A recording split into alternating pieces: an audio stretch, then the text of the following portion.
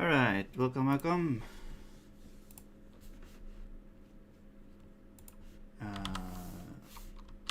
All right, let's continue here. So we are currently we're implementing this runic bash-like scripting language, and I'm currently working on the IR for it. And yeah, I'm currently working on the pipelines. Right now I got this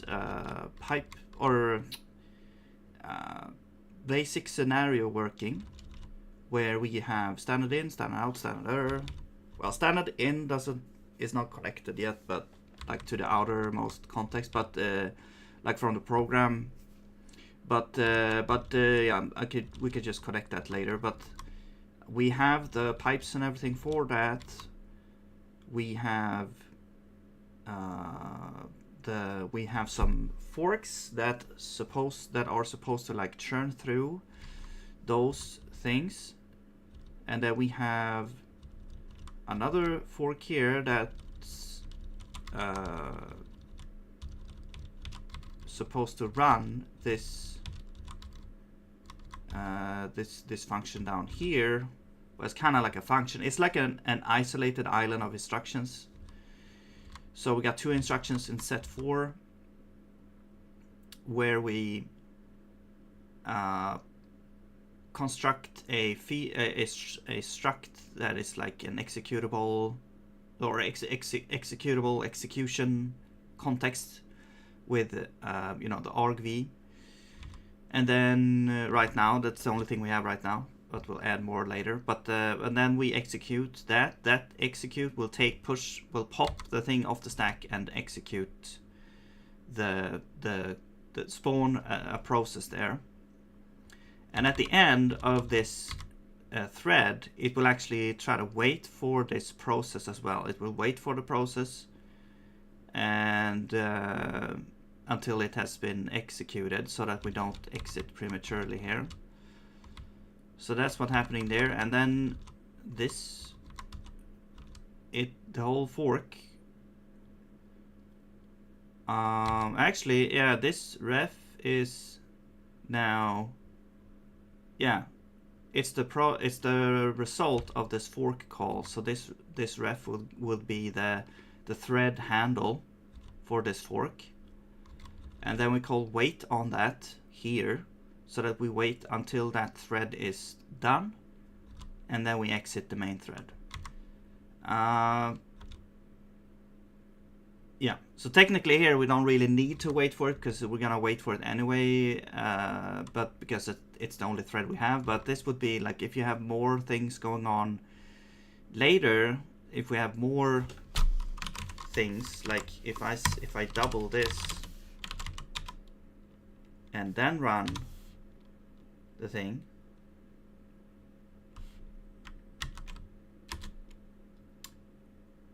Okay, I think this is what we got last time. Yeah, that's right. So it's kind of interesting because I forgot to actually investigate this. Yeah, it kind of got stuck, and then it did return after a while, after a long while. So basically the computer stood on during the night, and this got, like, we got a result in the end, and it looked fine actually. It looked like it actually completed, but for some reason something is processing here. I have no idea why it says shell return -2. Maybe that's like a signal. I have no idea. But now it's stuck again. So maybe we could like kill it.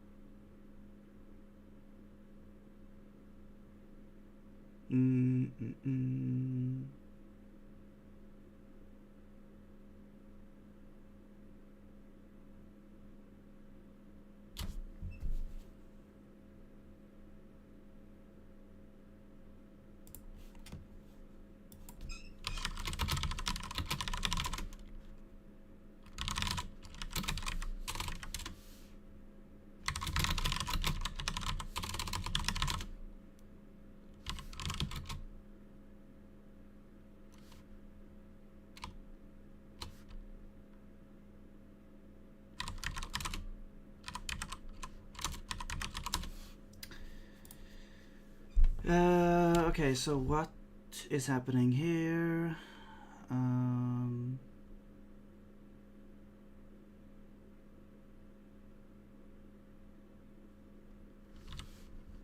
Second.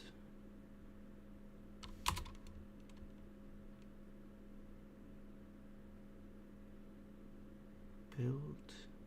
Zig.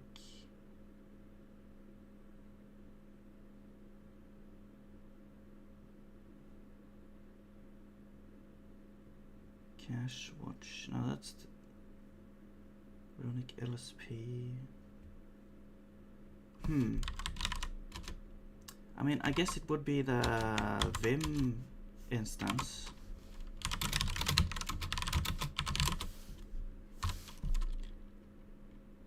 Yeah, look at this. Let's try and just kill that.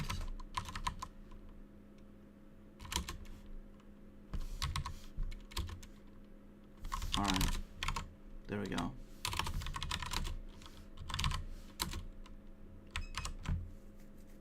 It's a shame because I would like to know what's happening, but I guess we could try and figure it out.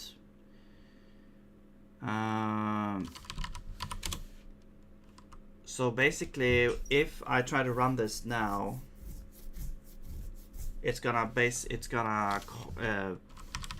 well, it doesn't even need to be two, just one. It's gonna process something that takes like forever. But when we looked at the output, it didn't really look like it was anything going on too much. So, not sure what's happening there. Let's see. Where would we go? Evaluator, probably.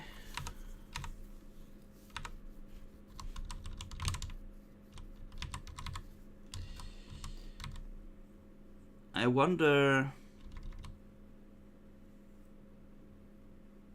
if we should have like a maximum somewhere, like a limit. Let's say you're in a blocking.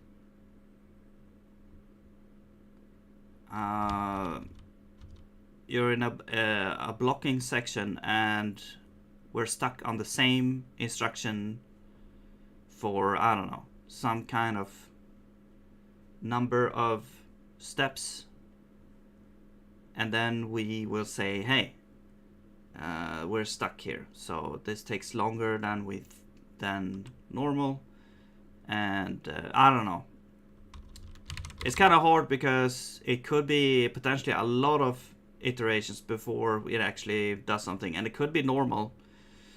And it could vary greatly, I think. And so it's...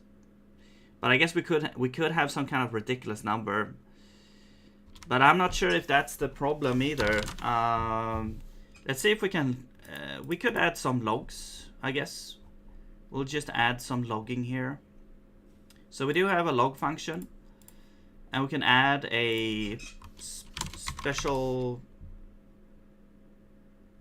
We can add this log thing, which is like generic. So we can have this instruction name. We could... I mean, we could get the current thread and all that as well, if we want. We could have a special function. We could have like log trace.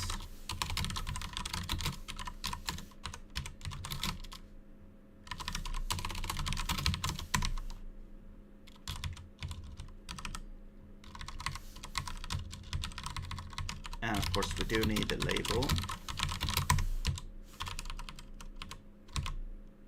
which is comp time.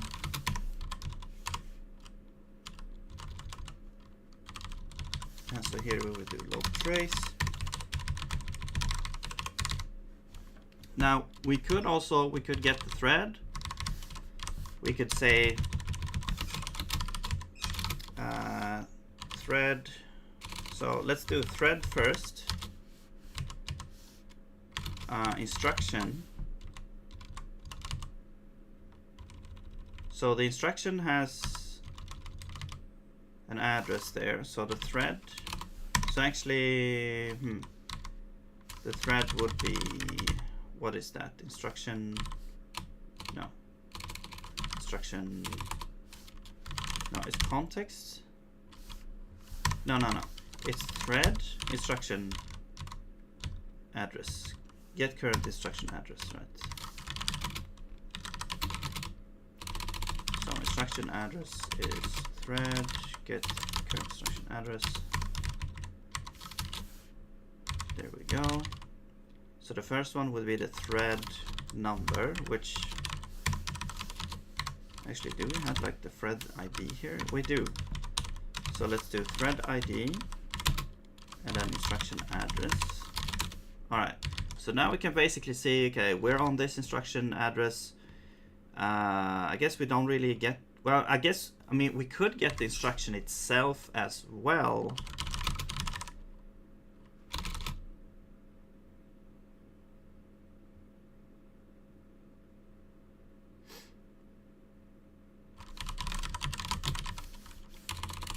Current instruction.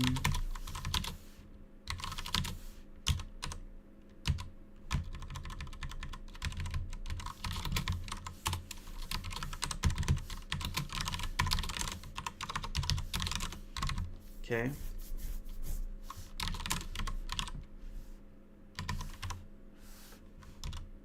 And oh yeah, the label is down here.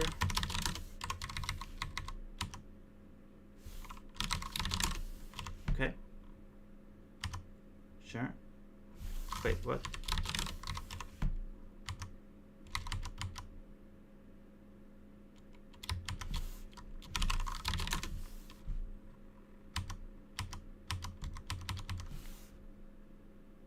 Huh?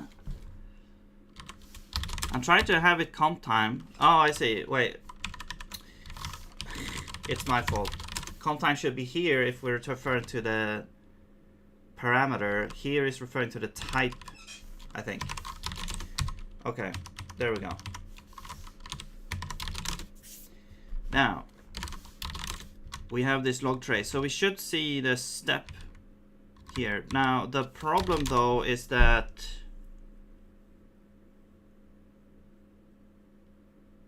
well, actually, we don't really need this right now. I'm gonna remove this right now, and I'm gonna exit. No, I'm gonna open session and see F6 is run debug logging, and we're gonna run this command here.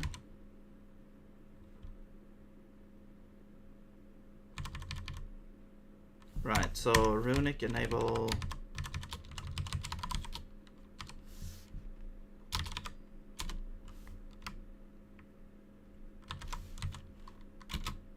And then IR2. Yeah, see, it's stuck in some sort of loop here.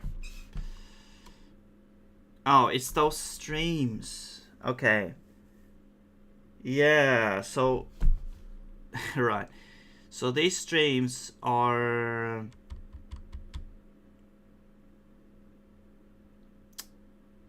interesting now because right, so basically we have these three threads running at all times, which is standard in, standard out, and what we want to do is we want to, at the end, if we don't have any threads left, or I mean, I guess if those are the only threads left,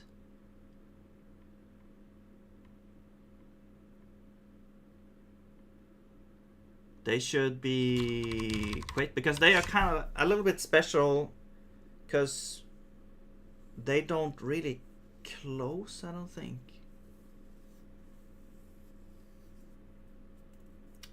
Alright, this needs to be a little bit... I need to think a little bit on this. I'm gonna grab a cup of coffee here in the meantime. BRB.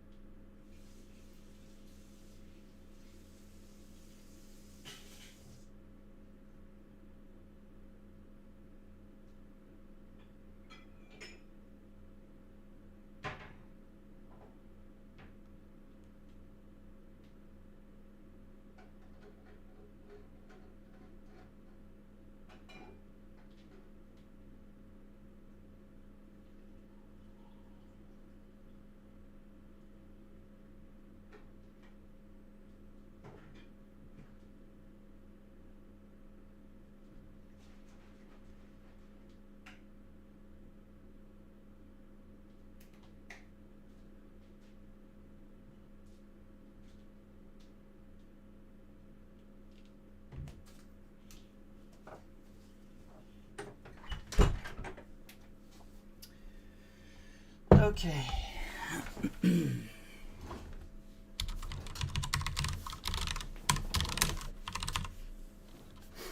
All right. Oh, excuse me. Again. All right. Because I was thinking also maybe we could embed it in the IR somehow. Like that behavior. Not sure how though.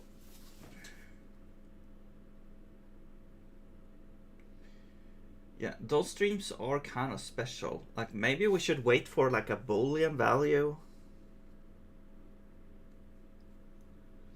Like at the end of the main. No, that doesn't work. We could have other threads that's still connected.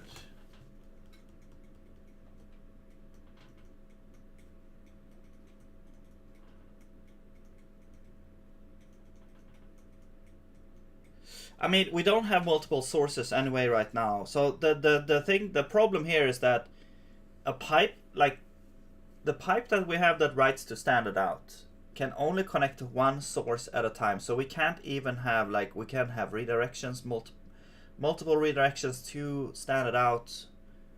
We cannot have, you know, background processes that all connect to standard out, because we can only have one connection. So I need to build that before we can have that anyway. If we want to solve the problem right now, we could basically say at the end of the main thread, I guess we could check if the main thread has ended. Yeah, it's gonna be some kind of temporary fix here.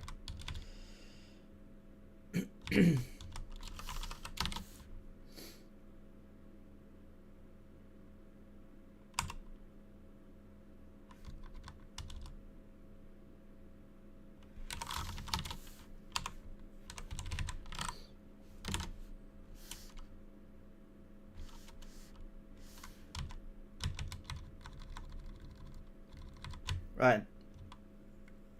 The main thread ended. Wait.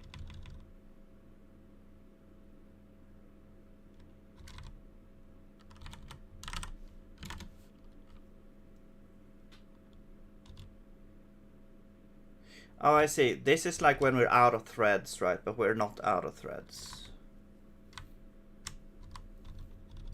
We are not out of threads, yeah. But we could check, like, we could check the main thread. If the main thread is done,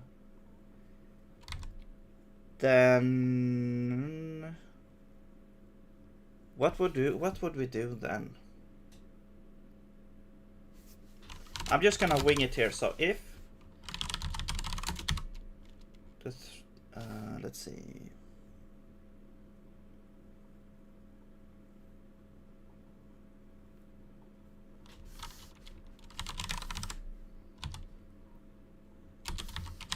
So 0 is the main thread. So if the main thread is done,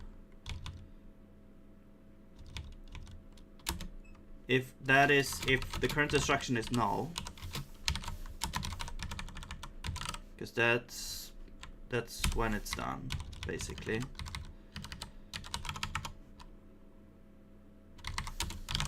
Is main thread done? Whoops. Slap on the wrist. If main thread is done, then what else? We want to check those streams. So basically we could do context threads item 0, and then we have we could get the ref value. The address would be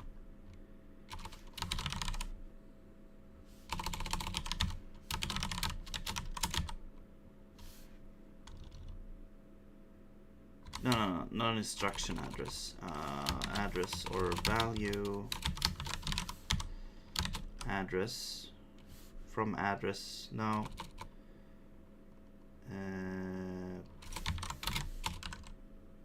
No. What was it called? Location, right? Location. And we have stack 0. So that's standard in.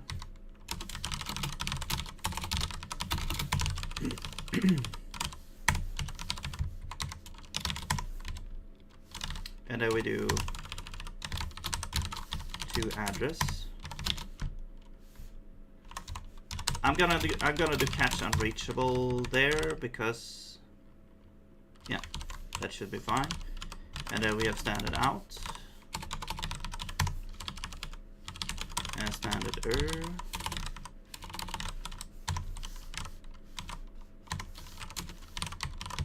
Whoops. Right, so that's those, and we get the ref value of standard in address. No, not the ref value. This is the stack. So that would be like private stack items. No, actually, we could just do this. We don't need to do all this crap. We could just get the stack, first stack here. There we go. That's standard in. And this is a value, right? Yeah. So this is standard in value. Standard out value. Standard value. There we go.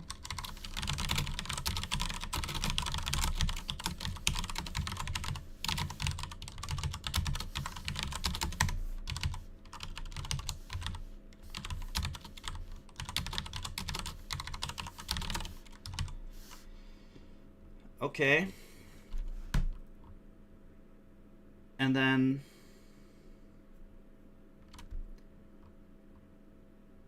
we will see if we will, now we want to get the pipes.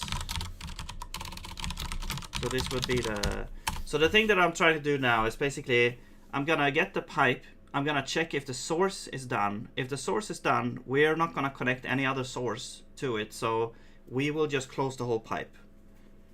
Hopefully. Although the pipe is not really closable. Although we could I guess we could force a quit. We could force like a close on the stream. Yeah. Or on the thread.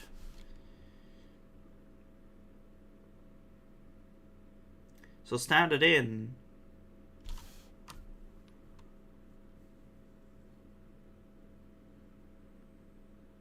But standard in, does standard in ever close? I guess it standard in doesn't close. But if we're at the end, we won't process anything standard in anyway. So I think standard in, we simply close it. Okay, but this is a pipe, so we're just gonna grab out that. And this is standard out. And then standard Alright, so we got the pipes. Standard in. We're simply gonna close. But the problem is it has like well, no, actually, we don't actually do anything with standard in. What we do is we say we get the standard in thread, which should be thread 1, and we close that.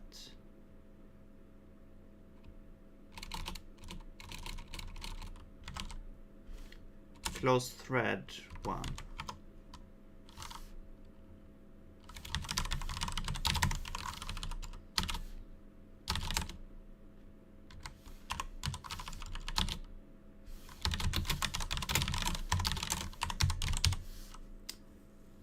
Okay, so that just closes that. Whenever the program is done, we just close standard in.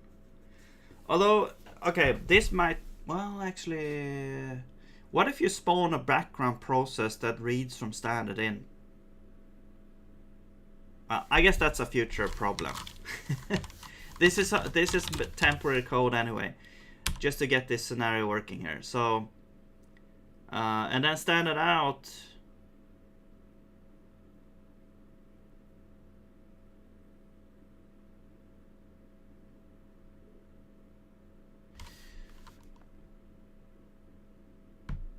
I think what we'll do is, what we need to do, we just need to do one more forward.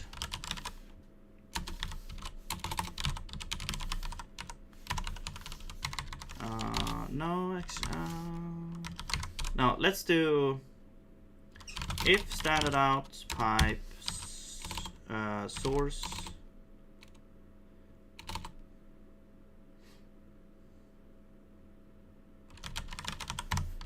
Let me check one thing here. When we close the source, do we set null? No. But we could check if the source is closed. We could get the source and we'll check if source is closed. Then then we close the thread number 2. Okay, and then we'll do the same with standard error. Okay, thread number 3. There we go. Now those should be closed.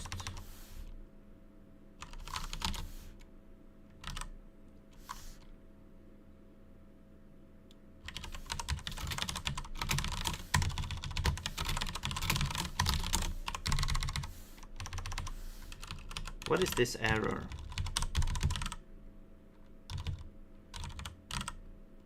Oh, it's this.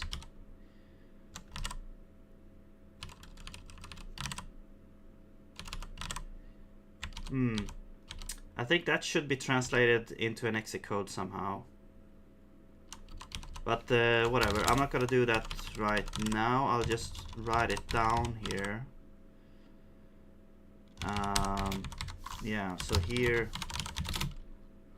translate wait error to exit code. All right.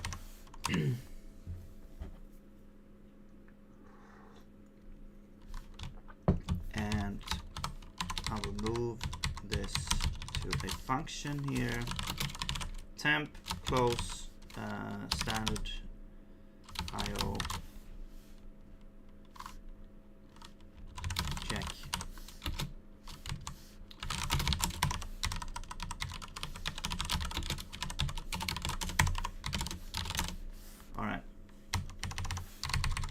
call this here.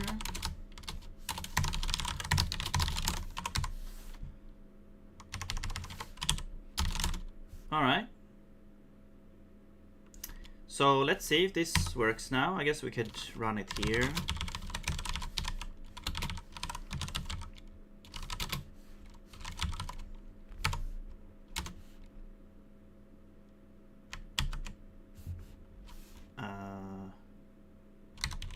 Oh wait. No?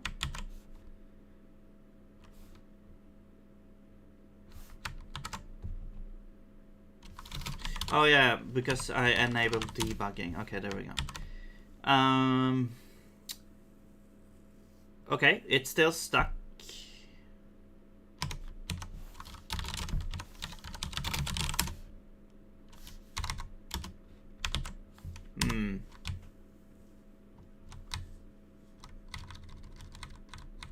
So are we closing them or what?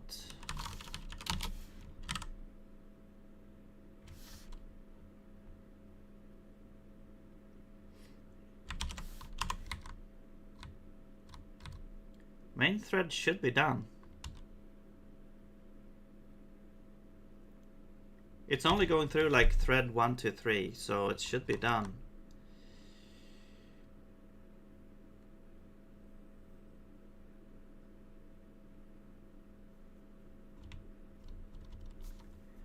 And I want to try this actually. What happens if we disable verbose? It's gonna write hello and then get stuck. Yeah.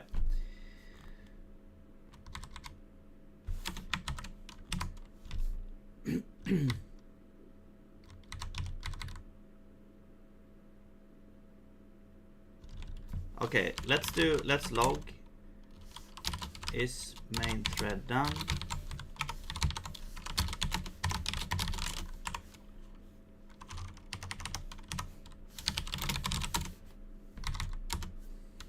False. Okay. It's false. So what is the current instruction? Maybe it's because it ended on exit or something.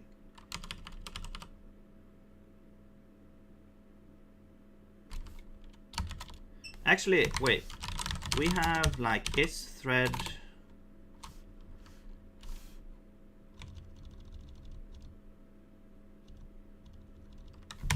Wait, I thought we had like is thread active. Oh, it's not public. Okay.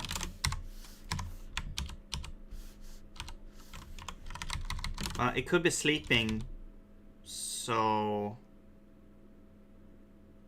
that's not a good. I guess we can add one that checks if it's closed.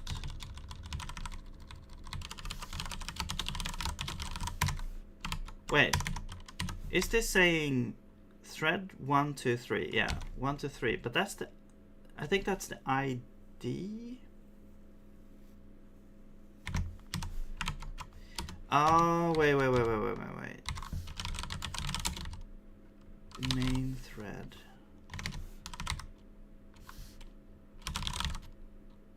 Get thread.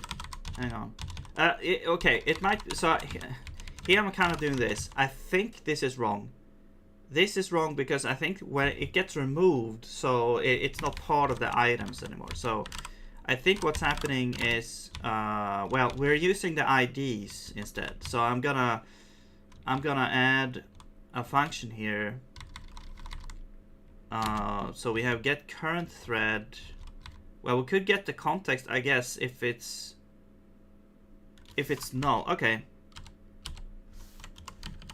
So main thread would be context get thread context. And then the ID is 0. So the ID 0 means main thread. If we don't have the main thread, it's closed. But then if we don't have main thread, we don't have these things. But we could get them from the other threads. So if this, so let's do is main thread done is equal to if this is equal to null.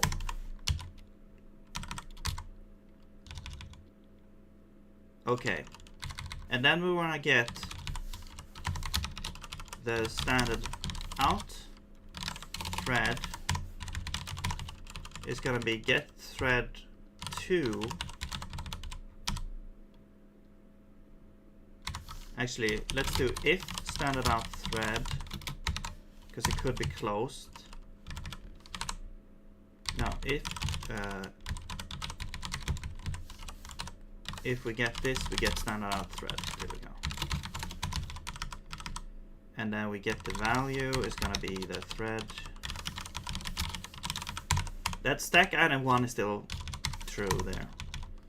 And then we get the pipe. And then we do this.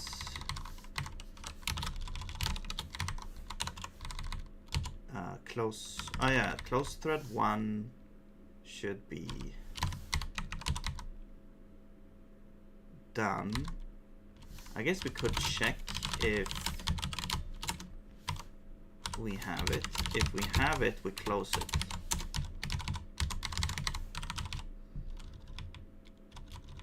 Although this lookup is extremely slow, but it's like there's only 3 items there anyway, so this like loops through all the threads. Like I should really change that to a map instead, but right now it's a list. But anyway, so if the thread is done and if we have standard in open, we close it.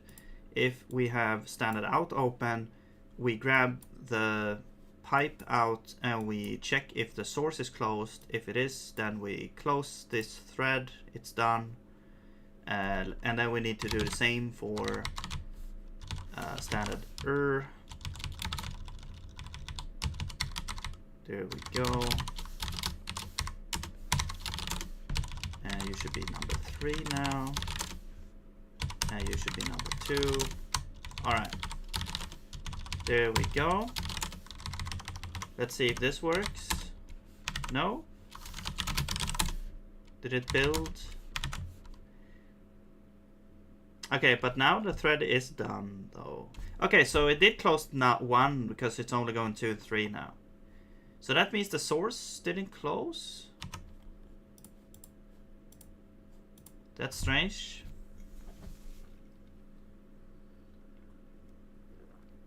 The source should be actually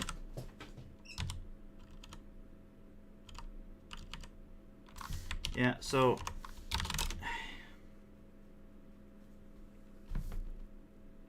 the source should be the echo output. Does that mean that the program didn't, that we never called wait on it?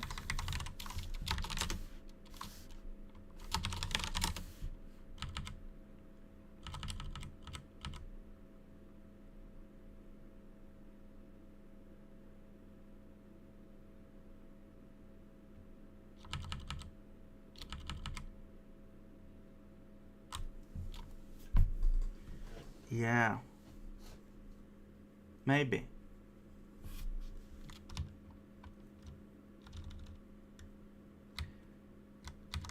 No, that should happen automatically. Yeah, that should happen automatically in the forward.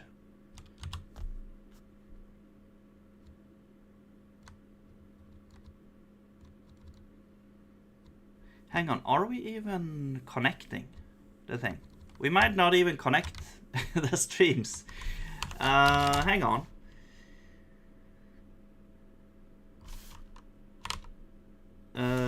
Compile exec.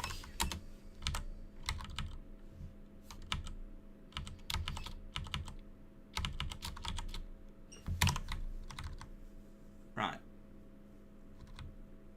Yeah, okay. So what's missing here is basically so we do the fork and standard in, standard out, standard error is forwarded in the fork. But when we do the exec, we're not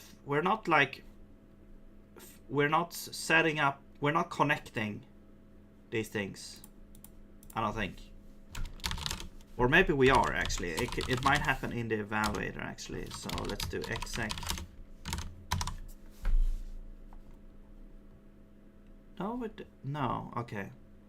We don't do anything here.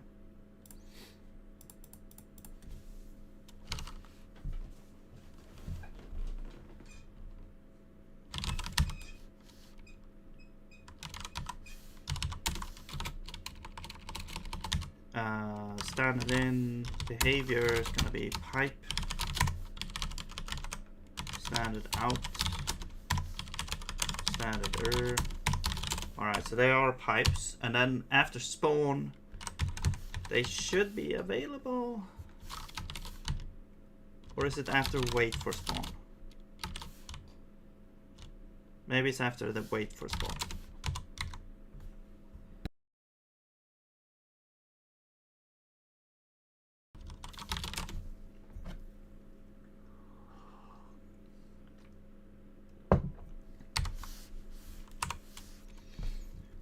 Okay. Now we'll grab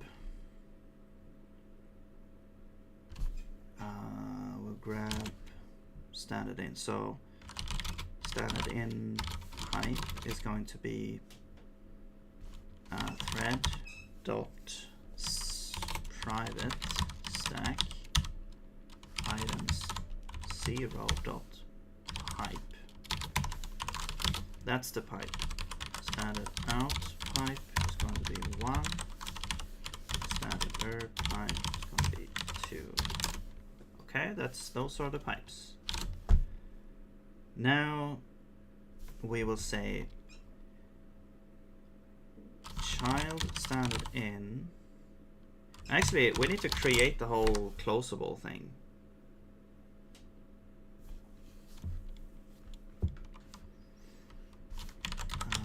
Let's see, process.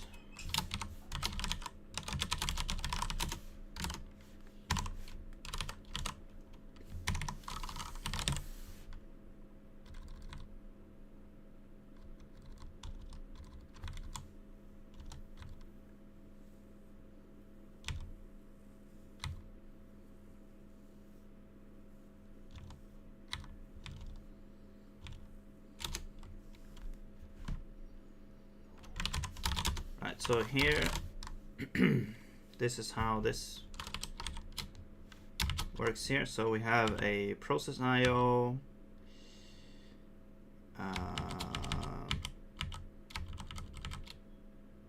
Now this is a different part of the program, but I need to copy some of this logic here. So we're creating this thing. We are also creating a place for the child. Although we should have a place for the child. Anyway, well, what is this entry? Oh, that's in the process thing. I'm gonna copy this and go back.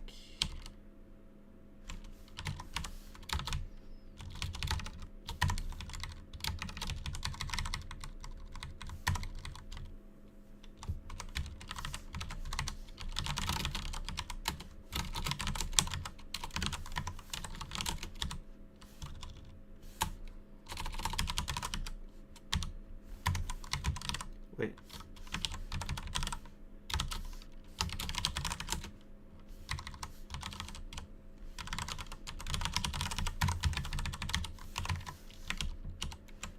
Alright, we need that. Whoops.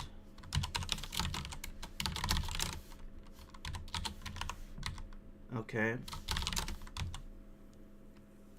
So now we have our interface for like a process that has like standard in, standard out, standard out pipes that are closable. This is a closable itself. And I guess, yeah, we do need a way to kind of store this, I think. Well, I mean, technically this allocator is like in an arena, so it's like, but yeah, okay. Let's worry about that later.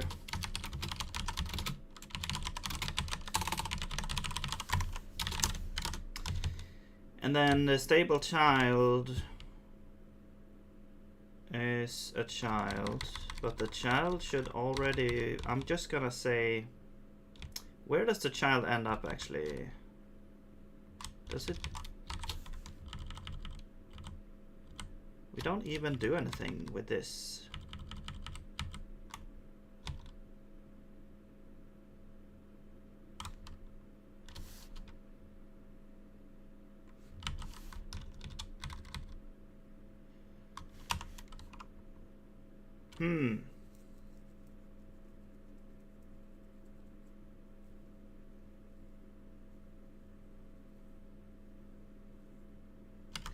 I guess we could do this. We could store it here. Oh wait, but we don't have a child thread anymore. Or do we actually?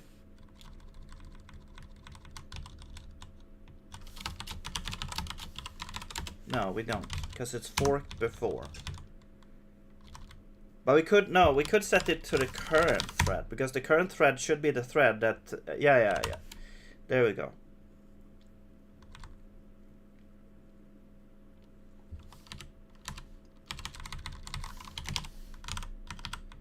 So I'm gonna do this. I'm gonna set the current process there, and then we don't need to make this stable child.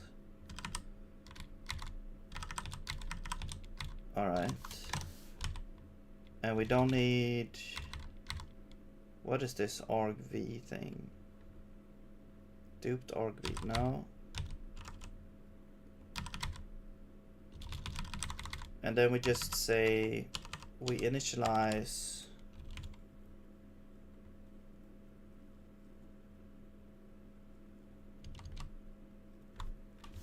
and then this has to be a pointer, so it's gonna be thread private process. Or what are you actually? You're just a thread context, but you're a pointer, so that's good. And this is optional. Ooh.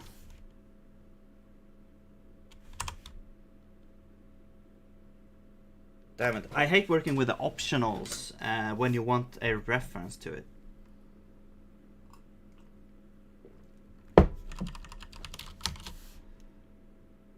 Because it's like you want a pointer to the inner value, not the optional.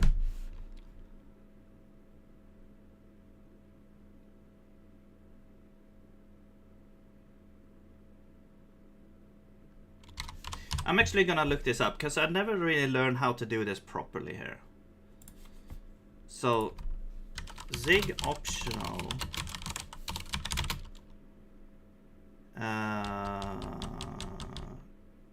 address or reference.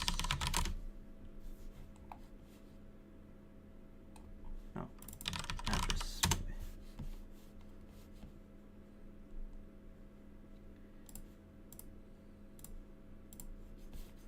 What is up with zig optionals? Trying to.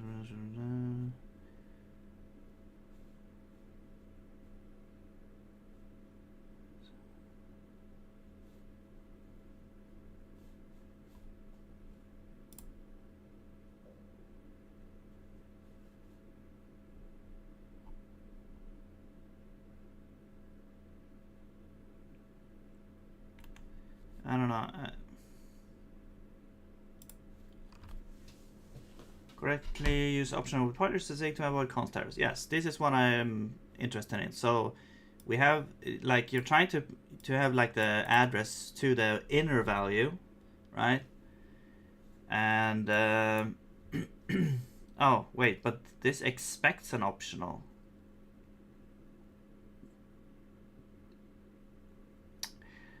Oh, I see. This is a different issue.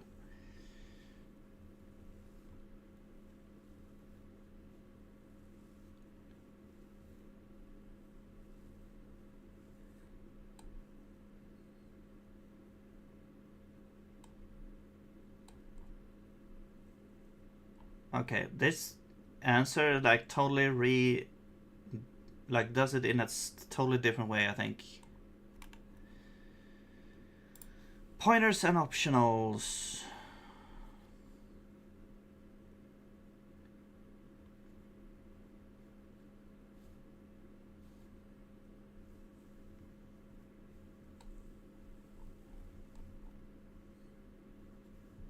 I just look at the examples. Whenever I read this, I just directly go to the examples to see, okay, what's happening in the code. Because it's so much easier. Like, all this text is like, I don't know. This explains things a lot better for me. I don't know. I might go back there if there's some details that you need to do. But the examples are where you need to look. Or at least for me. But this doesn't have any optionals. Right? Or it's just explaining pointers, I guess. And constants. Okay. Optionals. Here we go. Yeah. Optionals. Optional pointers. But that's an optional. Okay.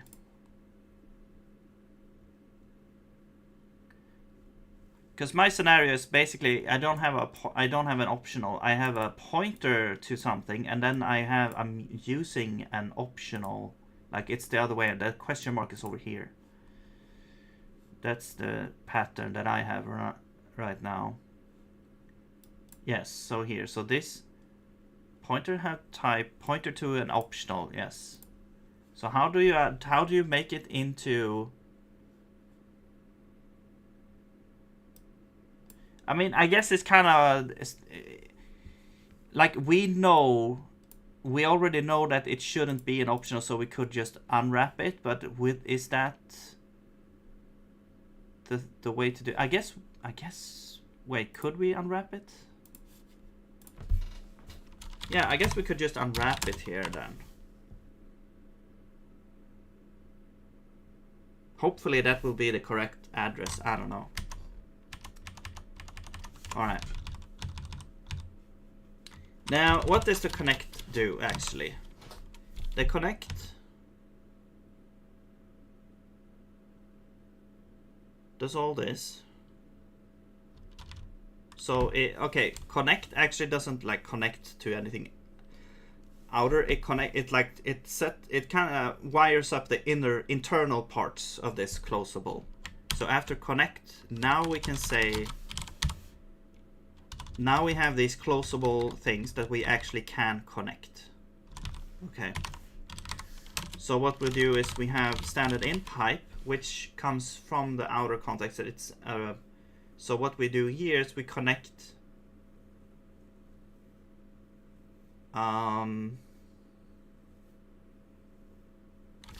actually we would process IO standard in.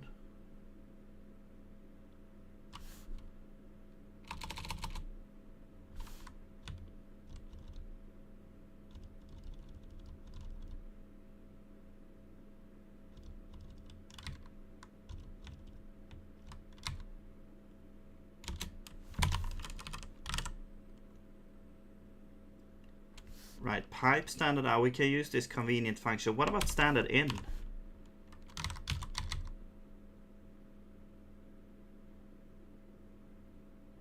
I guess we never did that. No, we should have.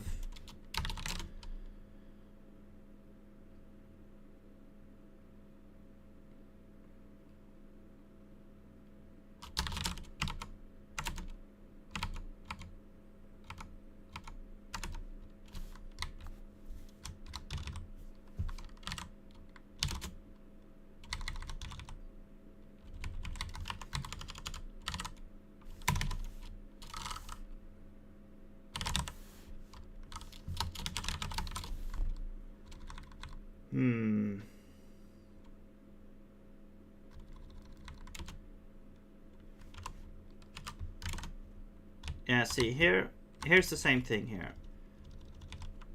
Standard in is there. Let's see what's happening here. So connect. So what is this standard in coming from? It's from the for context and we connect destination to closable standard in.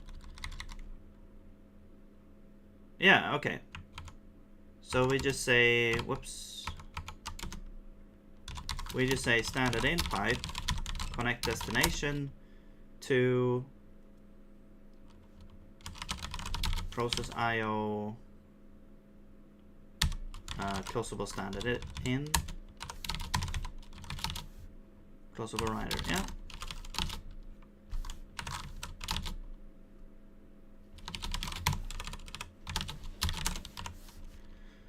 Okay, and then what else are we doing?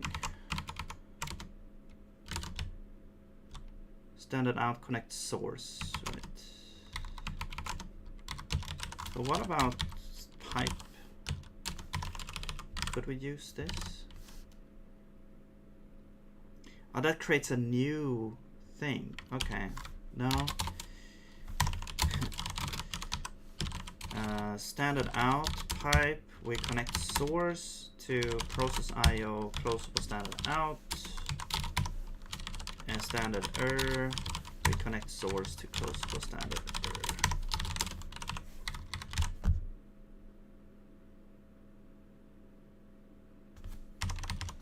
Okay, so now those pipes should be connected.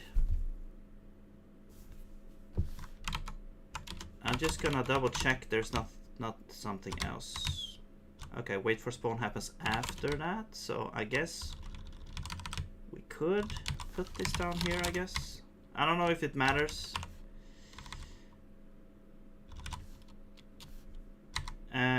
Also, let's actually do stable child is thread private process question mark, just so that we can refer to this afterwards. If something modifies it, we will use that instead.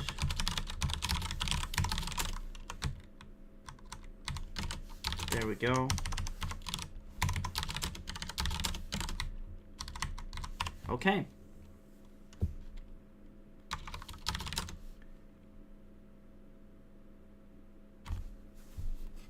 Oh, something happened with my thing here. What the hell?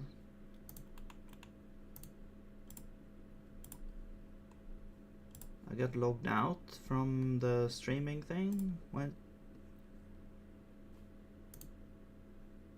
Okay, there we go. Now we're back. Not sure what happened there. All right. Okay, so we have the things. Does it work now? Well, no, I guess. No more instructions. Main thread is now done, probably, and then we got a thing here. Parent process RB0.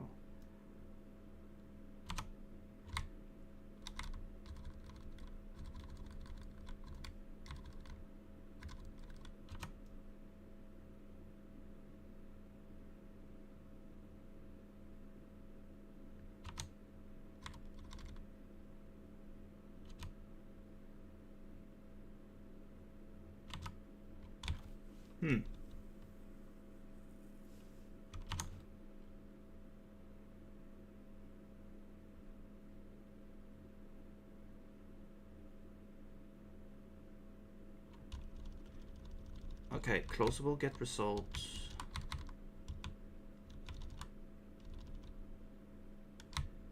Step, run instruction. So it's trying to run the pipe. Wait. Evaluator 373. Okay, so it's the stream instruction, and it's trying to forward the source. I guess it got closed or something, perhaps.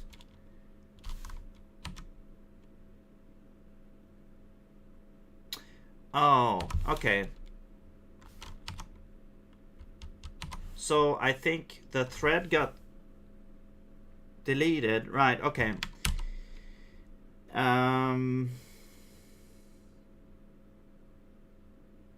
So this quote-unquote stable child is actually not stable. It's not stable at all. Okay. So actually, we should maybe have this as a pointer instead. Yeah.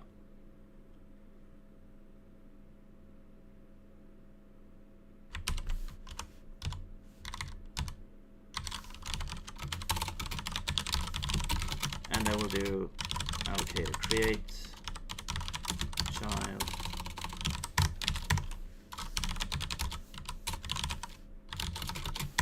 Actually, let's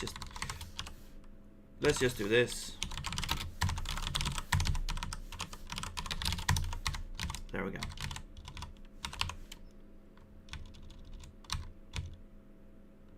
And then this is equal to that. Yes, and we don't need to do this. We can say child here now. There we go.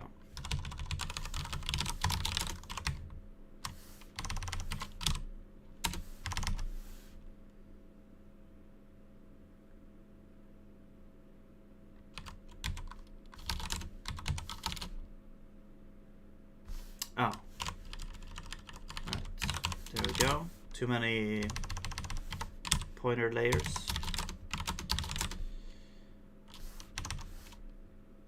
And now it should be stable. Okay, there we go. Now let's go back to our debugging thing. And oh, we didn't get an output though.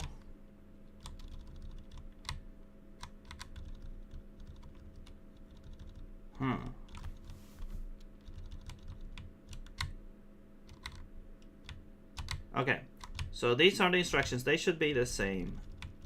And then we're running. So we're pushing this thing here. We're forking. Actually, you know what? One thing that we're missing, we added last time, we added a new instruction that we're not doing. We added the forward standard instruction, which we should create somewhere at the end here. Well, we could do it here, I guess.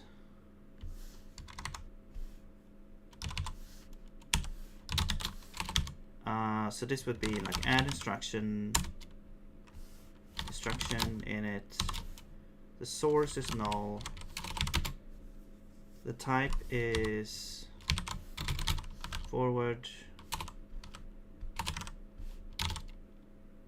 standard. Now, did you have any? No. So okay, so it should be like this. There we go. Oops. Yeah. So this forward standard in standard out standard error to the, or yeah, it forwards the pipes that we have in the stack. It's gonna connect those to the actual standard out standard error. All right. Now, did we add that in the evaluator? I think we started at the evaluator. Yeah. So this takes these stack things. It will get those pipes out, and it's gonna connect those to the outermost things here. So now it should all be connected. I'm gonna do zig build here, or not. What's happening? Why can't I? What the hell is?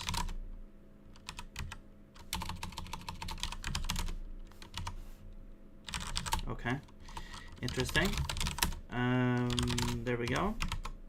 Now let's go back here and we run it. No, still no output. Okay, but now we have the forward standard here anyway.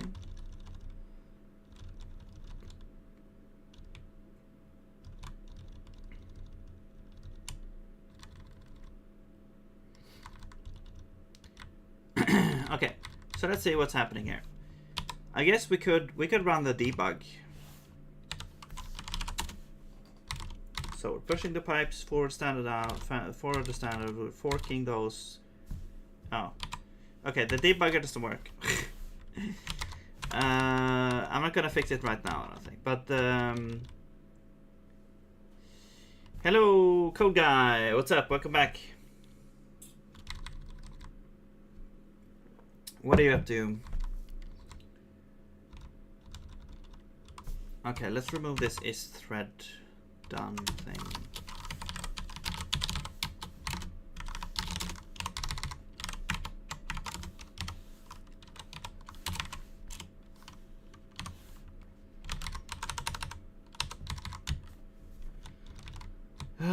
So we're fucking, and now since we spawned like a bunch of stream pipes or threads like in between each, now it's gonna say stream null for each of those.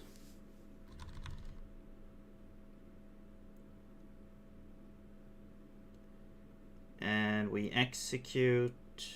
No, we're making a ref, yes, and we're forking that. Pushing the context, the executable context. And the main thread now waits for this thread.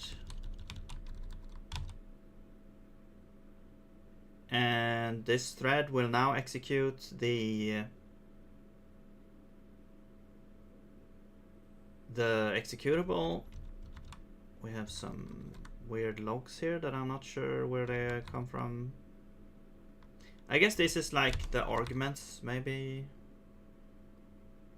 Yeah, get slice. It's like when you're trying to get something from the data, read-only data. And then the main thread exits, apparently. Wait, why is it exiting already?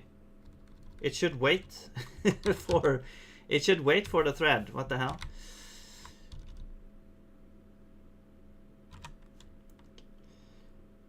I'm not speaking. Can't you hear me? The sound bar is saying that you should hear me.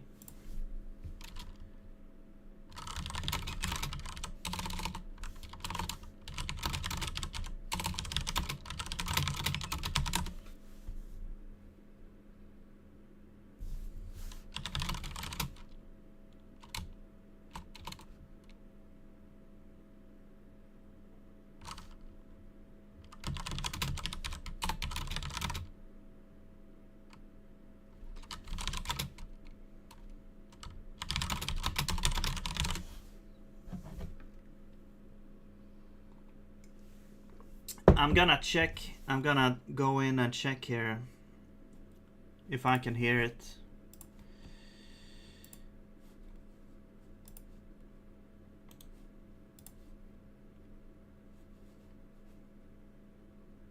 Also, I'm gonna test. I added a night bot.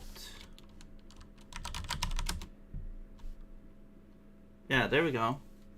Well, okay, it only works in Twitch though.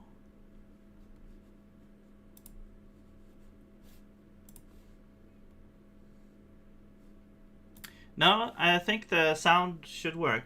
Oh, there we go. It does work. Cool.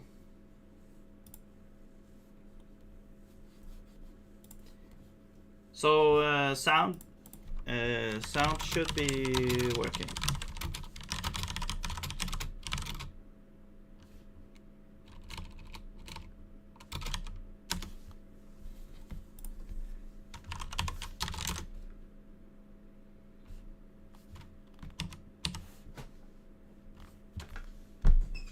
Okay, so we'll check the evaluator. So we have to check like the main thread. Why is it continuing even though we might not actually be done, maybe?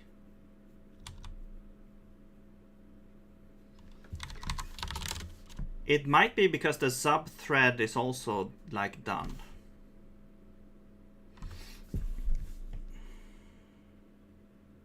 No, but the exec command should be blocking until it's no, wait. How can we do... I mean, we could add a wait for process as well. Or wait for closable, actually.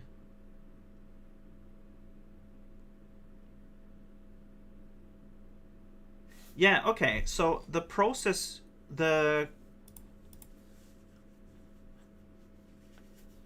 okay, let's do this.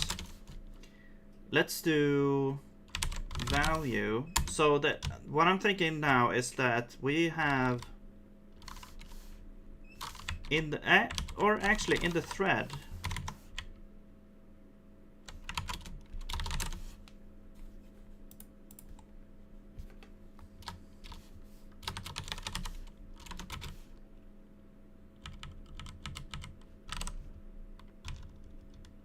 see, wait for is waiting for a thread.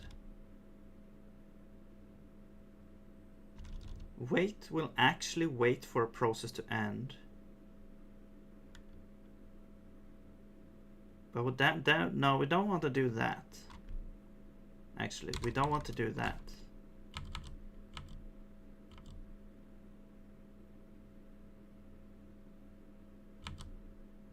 Oh, when we close the thread. I see. But, okay.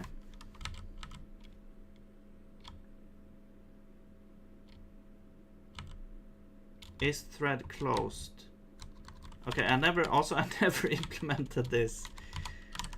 Did I even use this here? No, I don't think so. This is basically if it's in the list.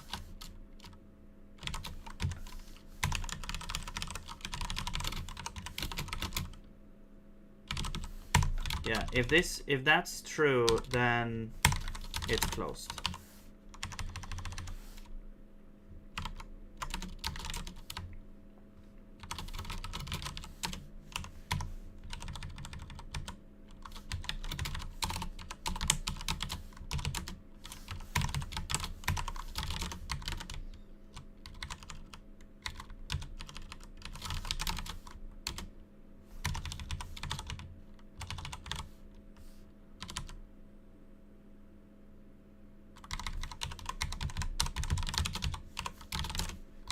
Wait, if thread is closed, then we close it? No, if it's not closed. Right.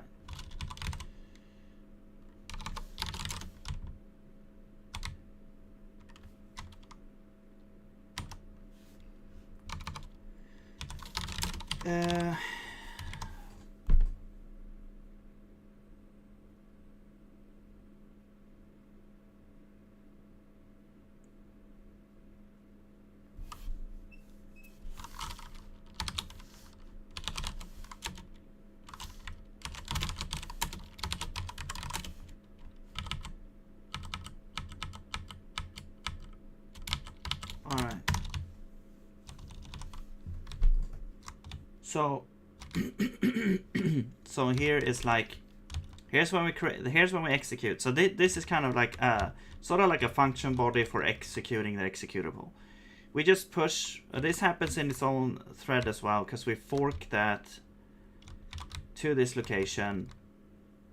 And this is the only thing that happens in the thread. We push the executable call context, which includes like argv and stuff. And then we execute it, which should pop that and use the value to be able to call the process and all that. I just need, man, there's just so much things to think about here, but what's gonna happen? So what the problem is that then the thread apparently just exits. Now, what do we need to do in order to make the thread kind of wait for this executable? So the idea that I had was to store that process IO, the closable process IO in a value that we could then kind of wait for.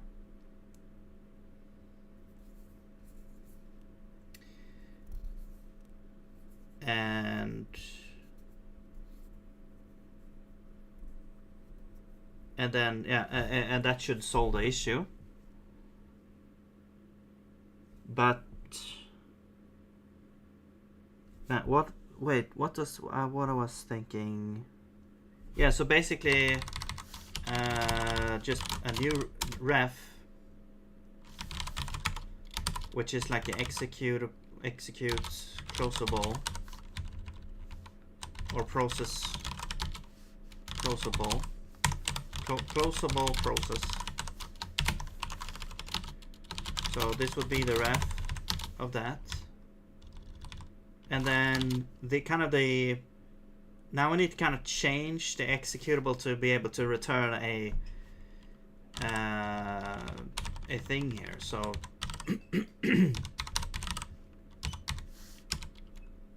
so result should be stored potentially in some location, just like the fork.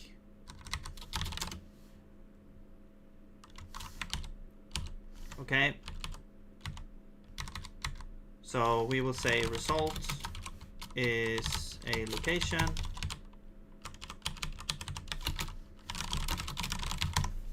There we go.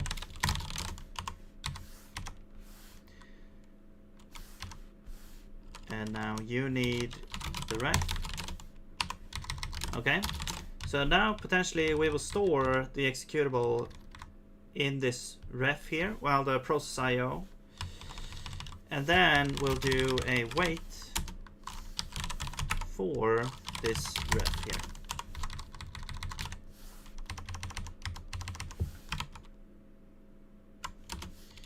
Hello, Two-Step. It's going great, thank you. How's it going yourself?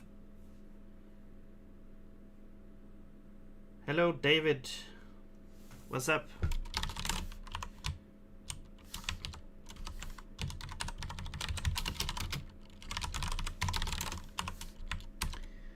Okay, so now we need to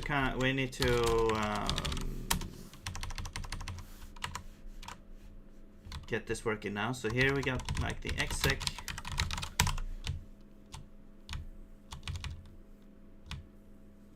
And after all this, we will say exec.result. So if we have that, we wanna how do we do this? I think in fork we do something similar. So this would, yeah, we'll do this.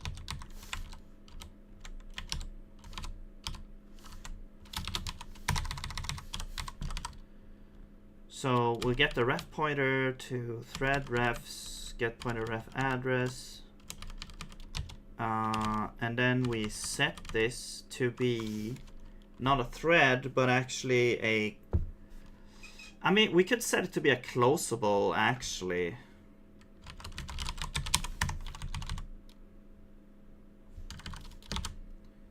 Which would be like process IO closable.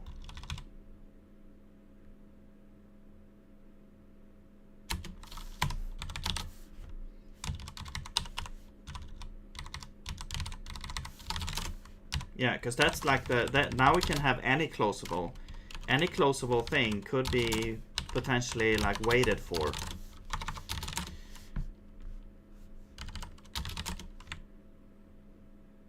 But now we need a closable here, so we need a closable. I mean, I guess this would always be an exit code.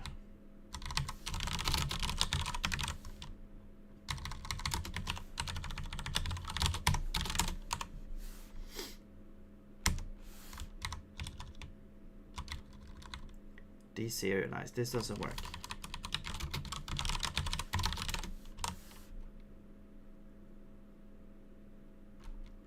Zig version is 0.15.1. Learning out Prolog. Awesome. Still working on Runic. Right now I'm working on the new like IR compilation thing for Runic, because I realized I needed well, it's gonna be a lot easier anyway to implement certain things with an IR instead of just evaluating the AST directly.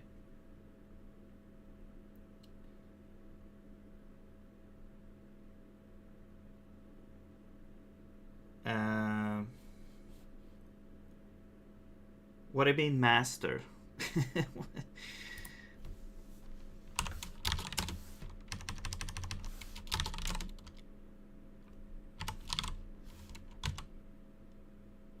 Where did you see that?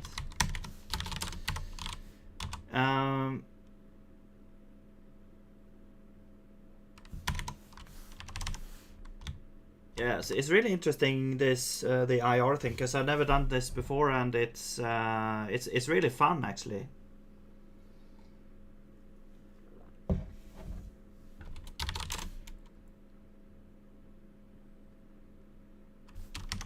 Okay, what do we need to do now? So stream, no. Serialize also doesn't really work. Format, I guess we could have a closable is a closable. Actually, the closable does have a label, I think.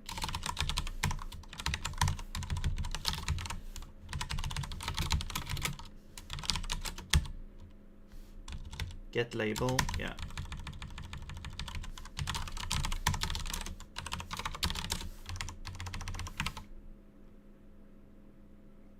All right. Now we need to go to the wait instruction, and we need to be able to, yeah, we need to add support for closable.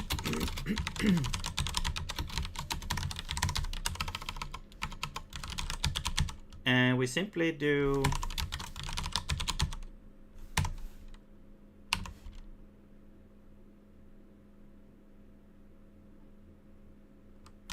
so basically, if closable is closed, we return continue. Otherwise, we return continue no instruction count. So this would block. This would basically keep it at the same instruction. Next time we still have the wait instruction. It's still a closable. We still, if it's still closed, or if it's still open, we continue to wait until it's closed. Then we continue and move on.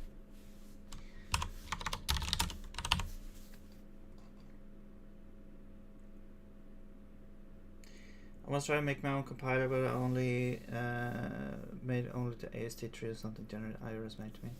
Yeah, I've never done it before. It's really interesting, but I think if you're gonna do it, I think you need a little bit, or it helps at least, I think a lot, to do a little, learn a little bit of assembly code first, because you get kind of, or at least that's how I build this up here. I mean, my IR is actually not really meant to be then compiled to assembly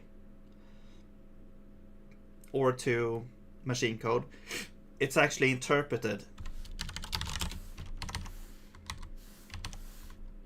But if you're gonna do an IR, I mean, usually you would, I guess you would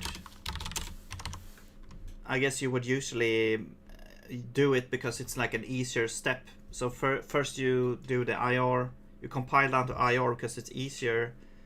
It's the same thing as that you build like a lexer for making tokens, so you don't have to deal with the raw bytes directly. So you make this tokenizer get tokens. That's easier to parse than just raw bytes. And the same thing is true for compiling to assembly language, or yeah, it's easier to do it if you have an IR in between. Yeah, it's kind of like bytecode, I guess. Yeah, bytecode is also, it's like its own language that is going to be interpreted. So yeah, okay, well, my version is, I guess you could say it's kind of like bytecode, but it's not, because everything happens in the interpreter. It's like the compilation and the interpretation happens at the same time right now. Like I can't right now, there's no way to represent the compilation of the IR in some kind of intermediate source code. It has to be like in memory with everything wired up right now, but it might happen in the future. Like it will happen if I could make it fully serializable into a byte string. Then you could have kind of like a byte code that we then interpret.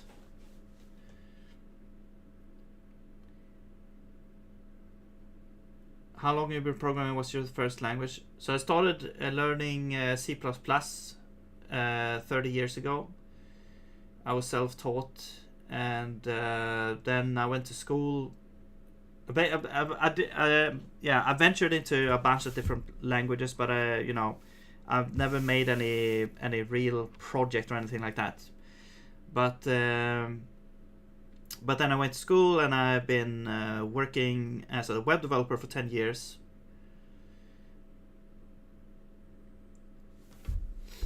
But I'm interested in all kinds of programming things. So, and making a language is like the ultimate programming thing to me. It's like, because it's, you're making the thing that you're trying to make things with.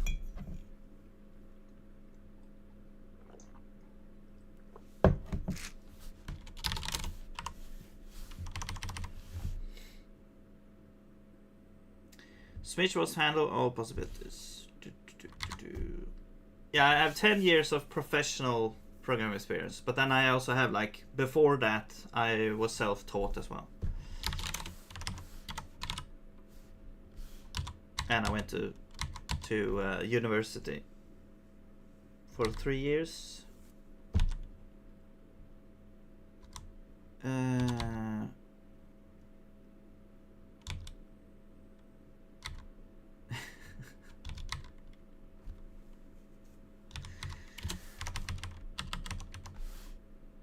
Okay, anyway, so what's happening here? You must handle all possibilities. Yes, if you are a thing, we don't care. Whoops.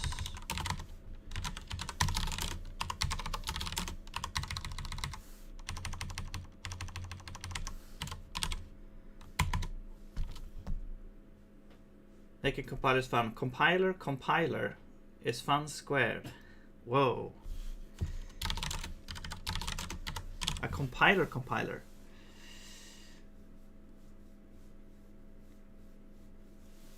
I just have a hard time trying to conceptualize what that actually means.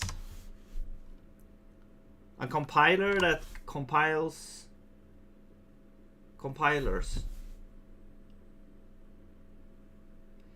I mean, I think, well, there was one guy in here who, or person who did something like that, actually, who did, well, it was more like a language to build languages. Well, a language to build your own syntax, kind of.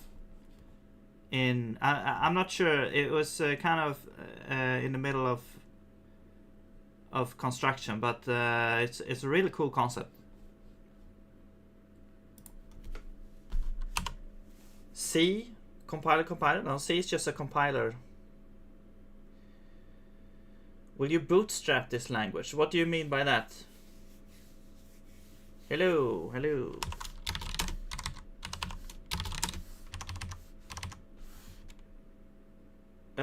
Switch myself.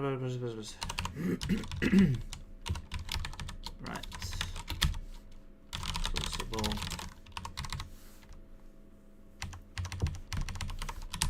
Okay. Now we go back here. No, now it should be good. Now we do like exec. Yeah, so we do set it to this, and that should be good.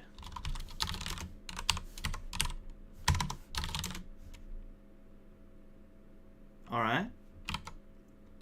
So I guess we'll try it now.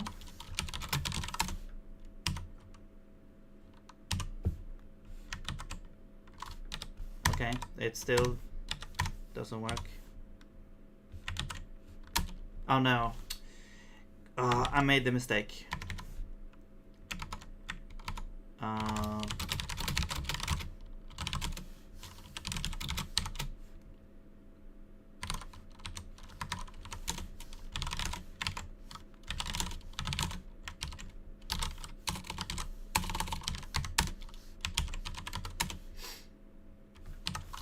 I need to do it here.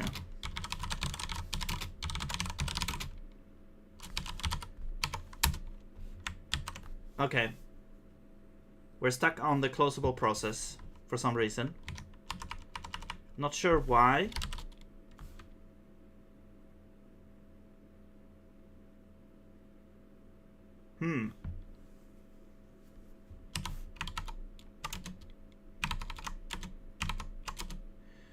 Hang on.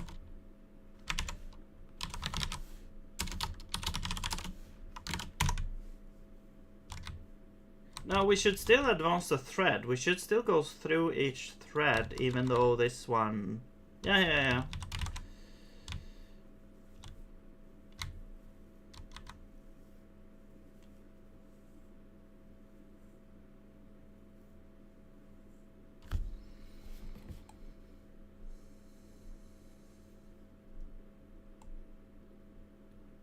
I mean, C as a compiler is building C, so it's a compiler.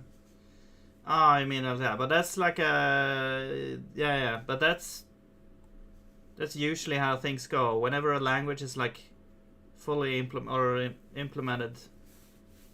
Oh, bootstrapping is rewriting language in itself. Okay, that's what you're saying. Like, yeah, okay, but I don't think it will be... I don't think I will do that. Well, I say that now, but the reason is it's like a scripting language. It's not really supposed to be able to do... It's not a general programming language.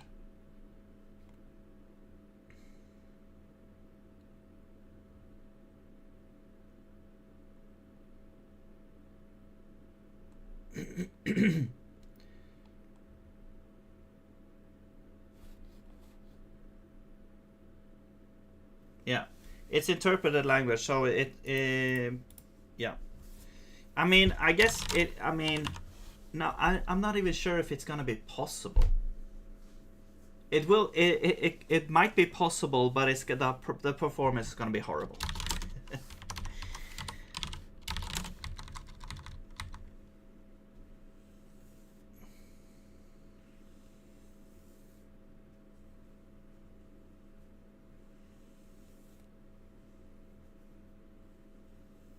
Python could probably be written in Python though, because that's a more general language.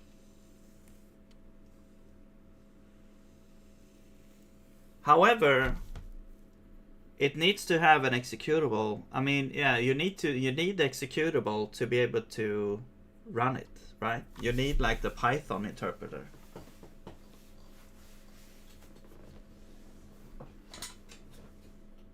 I mean, I guess that's true for the other ones as well. You need the compiler to be able to compile it.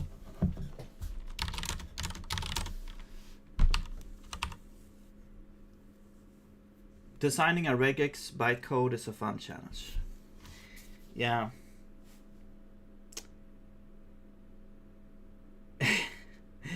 I might actually have to do that. I don't know if I'm gonna... I mean, I want to have regex as a matching thing.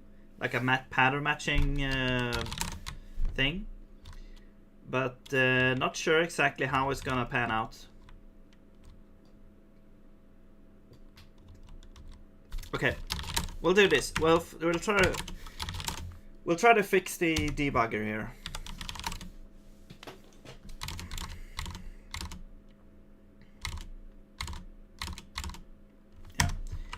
There's an error in the debugger.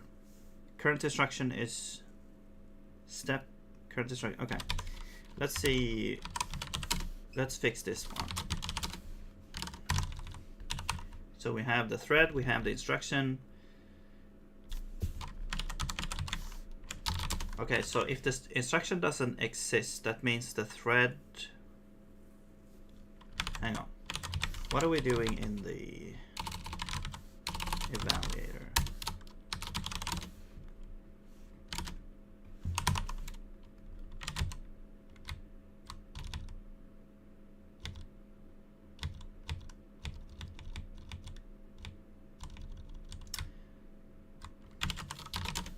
Wait, but we're just calling step on evaluator. Actually, what is this used for? It's only used for the print here. So I think if we don't have it, then we don't print the thing. This whole thing here is basically just for printing. So I'm gonna put this in its own function. Print or log or print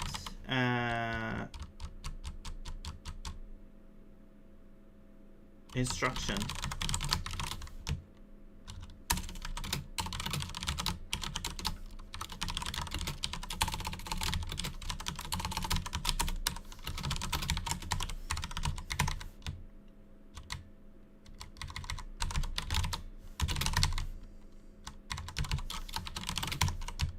And we're gonna say or else return here.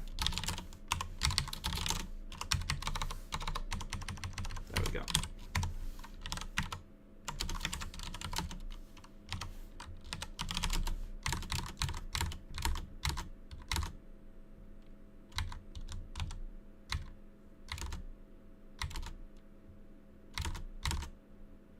Yeah. So you can see now that every time we fork, it's gonna be a little bit annoying. These things, maybe we could add, I don't know, maybe not. So we need to go through the streams here.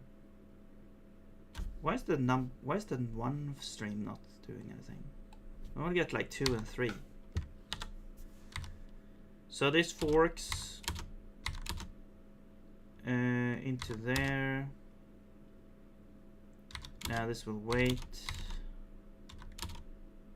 on the thread. No, and then it just goes to exit. This does not. Okay, the wait thing doesn't work. The wait thing does not work. Yeah.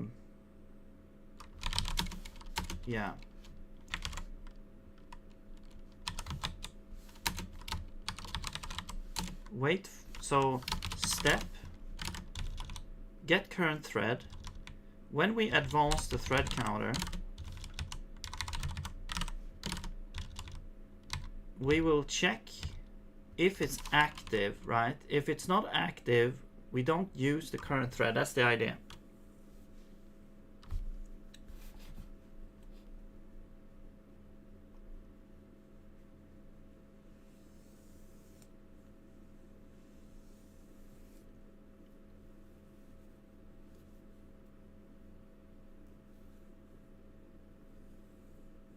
The first language is basic, it's just machine code.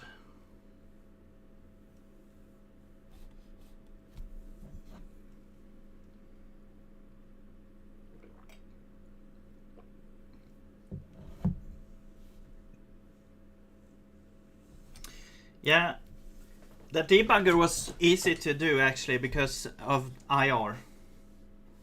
And I have like a flat list of instructions, sort of, that I can go through and step through. But there's a problem with waiting. With the thing that I'm trying to fix now is I have these virtual threads,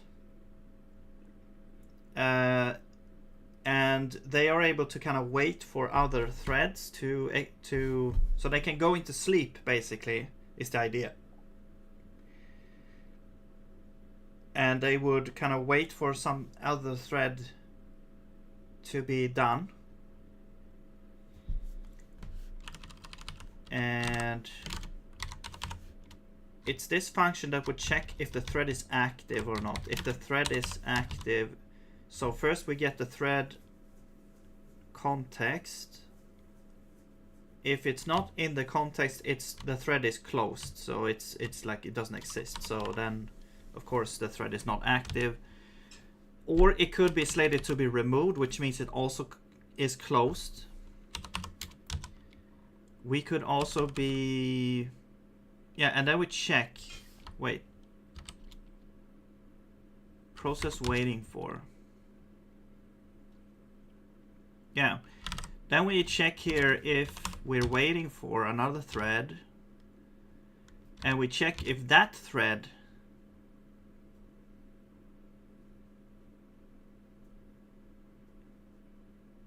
is either removed, then we're not waiting for anything anymore, or if the thread doesn't exist. No, wait, if the thread does exist still, we will return. Right. And I know that this is horribly not optimized or anything, but I'm just trying to get it work first, and then we can deal with this later. But this is basically, it's checking if this thread is done or not. So this is like going through all the threads, checking if the ID is waiting, is the same ID as this. And then if it is, then we just return. Otherwise we set waiting for to null because the thread has been removed. But there's something wrong here somewhere. Because it's not waiting. It's still. And if the waiting for is not equal to null, that means we're still waiting for something. So we are not active, right? Yeah.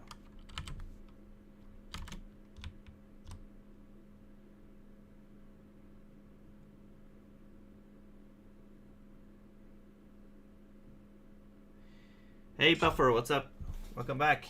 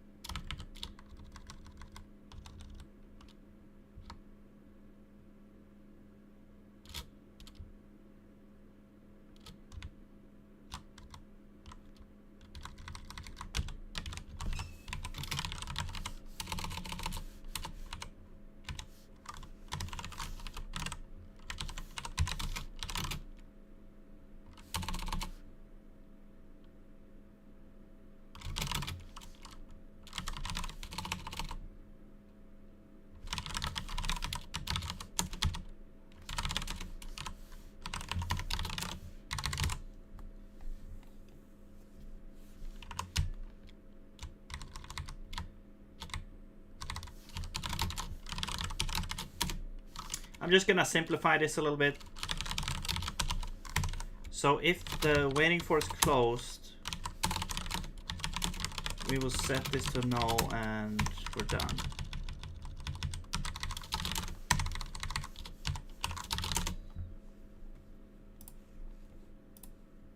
Okay. Now this part is a little. This part here is also. I need to think about what's happening here.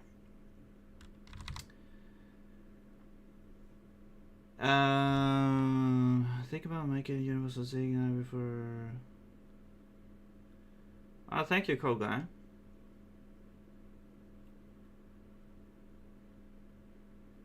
Think about making a universal zig library for reading and writing any file formats like ELF, images, read 3D models. I don't know if it's a good idea. What do you think? Universal zig library, reading, writing any file formats.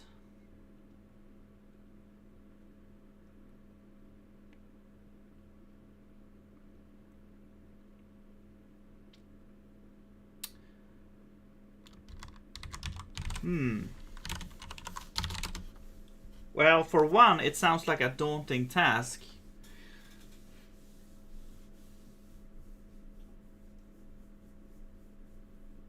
Okay, I got a couple of. I think.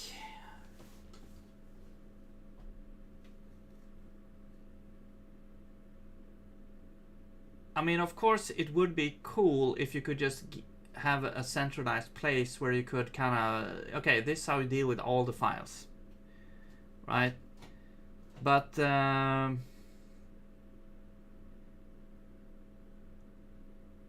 it's gonna be, I think it's gonna be a nightmare of a project, because new formats will constantly be added, and the maintenance is gonna be horrible. I'm just thinking about those kind of things. Like, yeah, it's gonna be tough.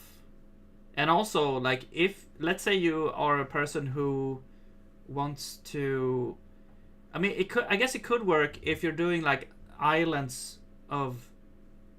Maybe if you could kind of separate packages somehow, like, because if you're a consumer of the project, you wouldn't want to install a library that like could do everything, because it's too big, right?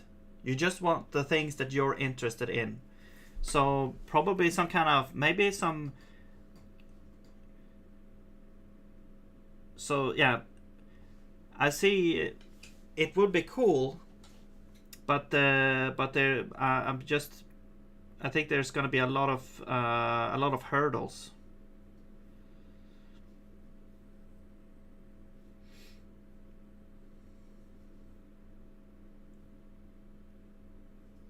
I mean, maybe you could start with the things that you're interested in supporting,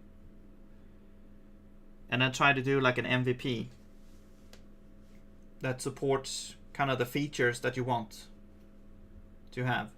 How long have you been coding Rust for? I haven't coded Rust anything, basically. I tried to make a web server once, but I failed horribly because of the. I think it's like something to do with a borrow checker or some rules with the language that I didn't understand. And the compiler basically just yelled at me for some async operations and stuff. And then I quit using it. I gave up, basically.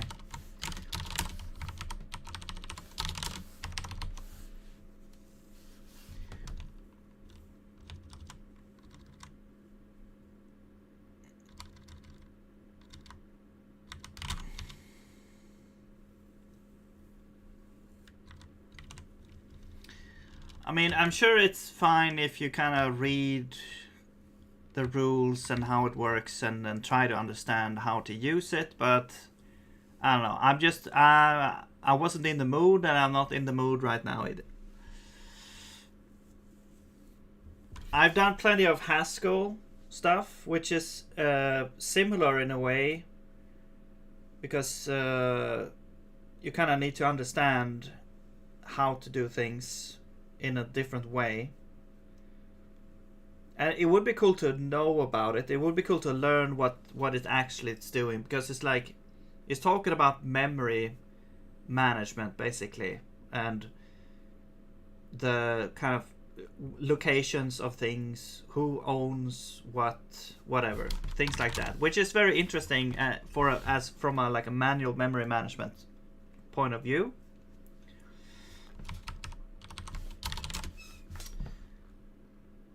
And it could be helpful to learn about some patterns and stuff.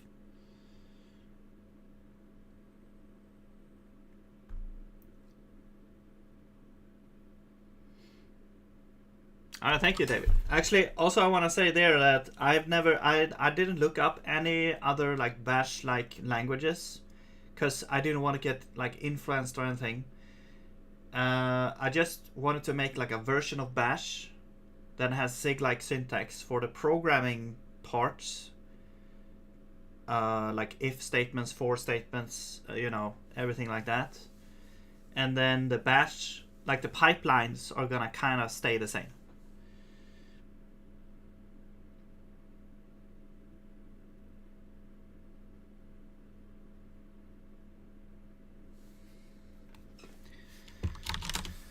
Okay, so let's see. While true. So here, basically what we're doing here is we're advancing the thread counter. So basically, it's kind of like the instruction counter, except it's for threads. So which thread is the current active thread? So first we're looping through. We're trying to find the next active thread, basically, what's happening here. So first we increase the thread counter by 1. Then we check, okay, are we at the end? Wait.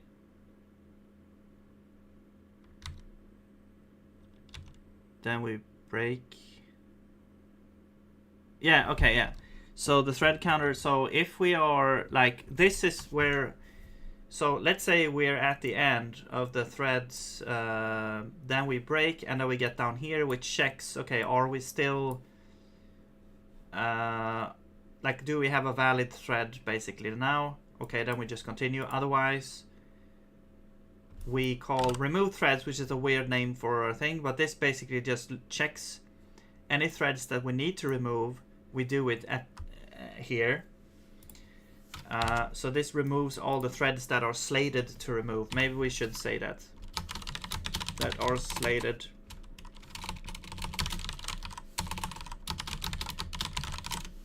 It's a little bit more descriptive. And then we reset the counter to 0, and we check now also if we have any threads left. We will continue. Otherwise, we don't have any threads left, so we quit. So this all seems fine to me.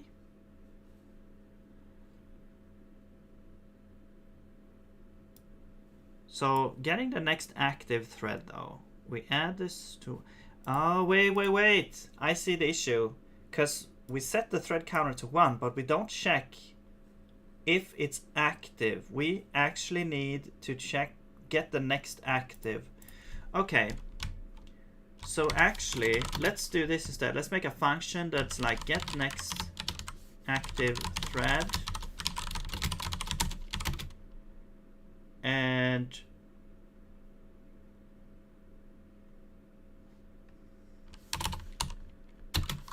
we'll get a optional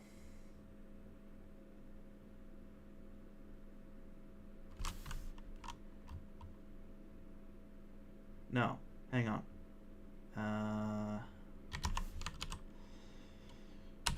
Yeah, let's just do the index. So it's gonna be like a thread counter index. So it's basically gonna be this.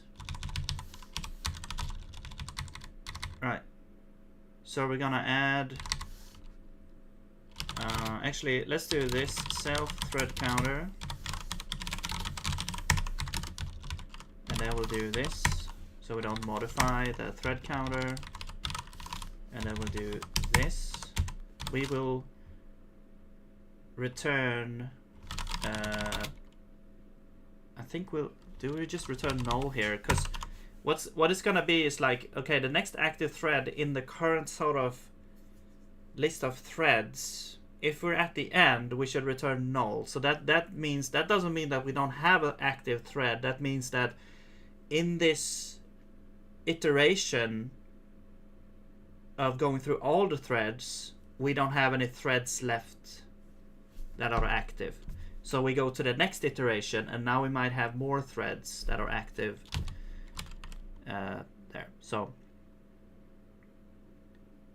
but now get current thread is not correct. This should be threads items I. And then is thread active. If it's active, we will return I. So either we return null or return I. So I don't think we're ever gonna get out of this loop here. No, because we don't break. Okay. So I'm gonna say, so what do we do now? We get the next thread is gonna be like if get next thread.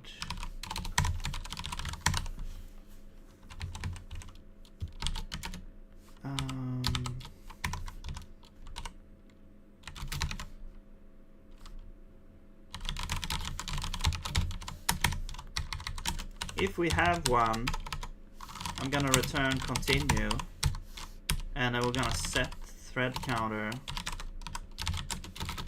to that.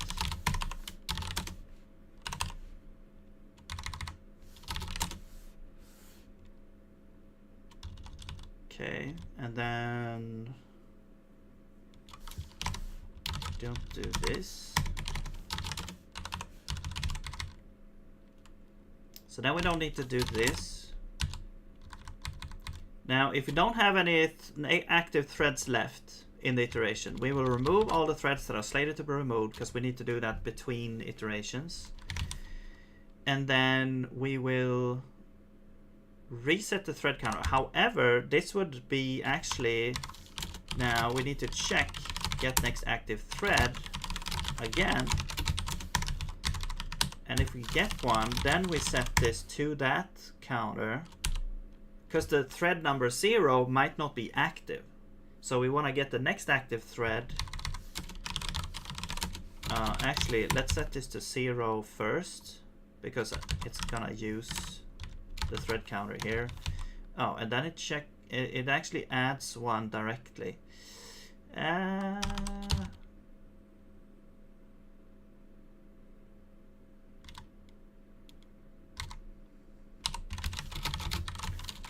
Let's do that at the end, at the continue instead.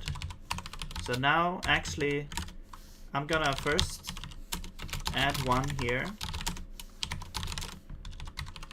and then get the next active thread by doing this. Okay, and then we set this to 0 and get it the next one there. Okay. And then it's like, okay, we might not have an active thread. Actually, you know what? Yeah, if we don't have an active thread, we go out. But if we do have an active thread, we return continue. But if we don't have an active thread, we want to check if the length is... No, this should be the same. Yeah, if we have threads left, this just means that, okay, we never actually... we never actually got an active thread, so all the threads are sleeping, basically, which shouldn't really happen, I don't think. I don't know. Anyway, but so we should basically, this should never happen, I don't think. It's like, yeah, if all threads are sleeping, we are going in here. However, this means that we don't have any threads left down here. Okay, there we go. I think we solved the issue.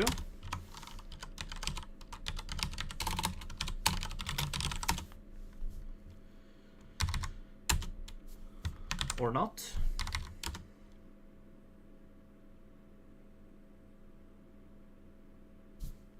Okay, we might have solved one issue, but maybe not all the issues. Let's see if we can get this to work now. So why did that step not do anything? There's a step there that doesn't do anything. That's weird.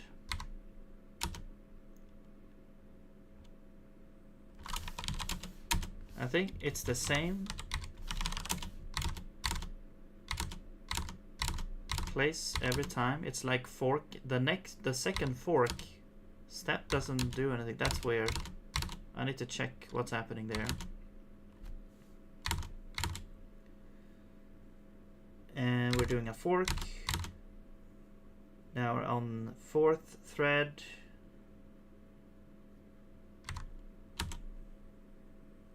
And now the main thread waits here. So the main thread should be waiting for the thread, for the inner thread.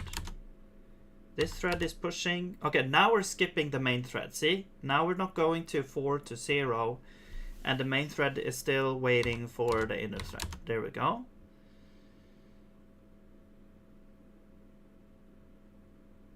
If all threads are sleeping, that's a deadlock. Yeah.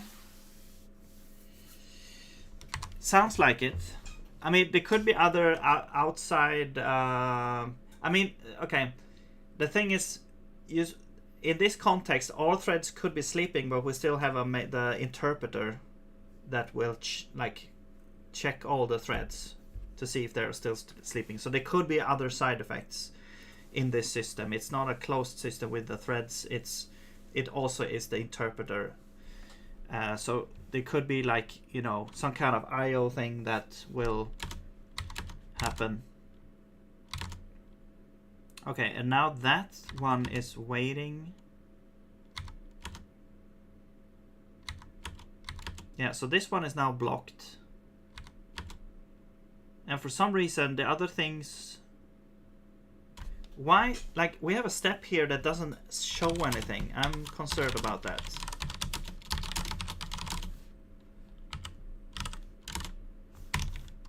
We should basically always try to show something.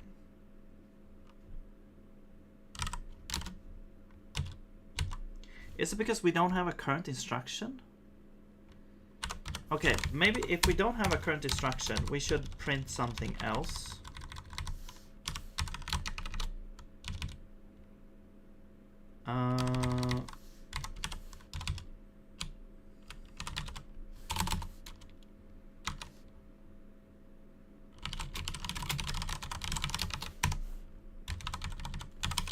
I'm just gonna say end.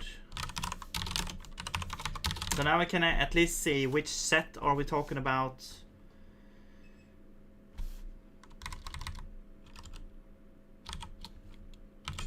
Yeah.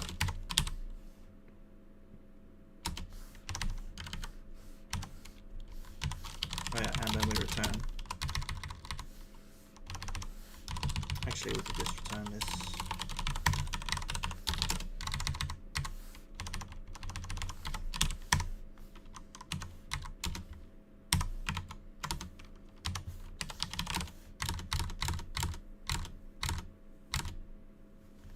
Okay, so the one ended immediately.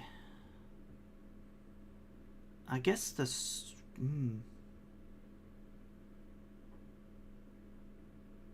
The source was no... Yeah, I guess maybe it was because it's not connected or something. I'm not sure. Hello, Samarth.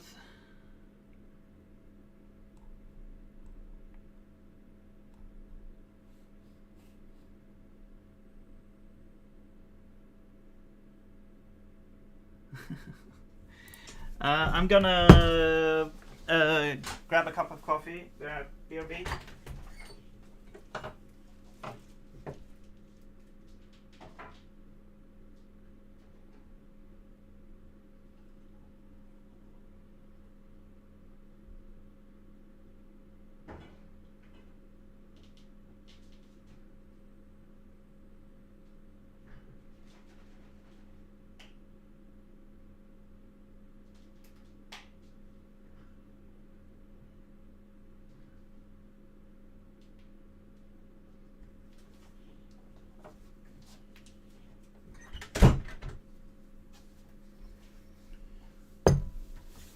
Alright, coffee.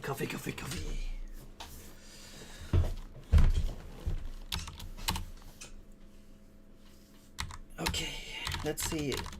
Let's continue here.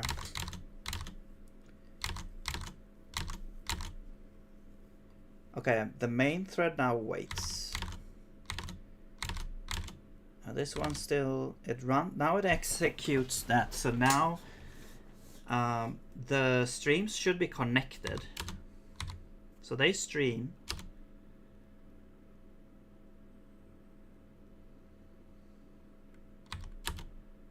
Okay, they still stream. Now, okay, standard error is apparently done.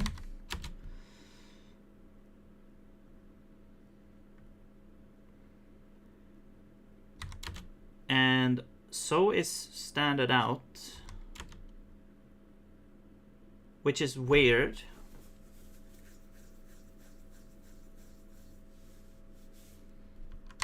And now, okay.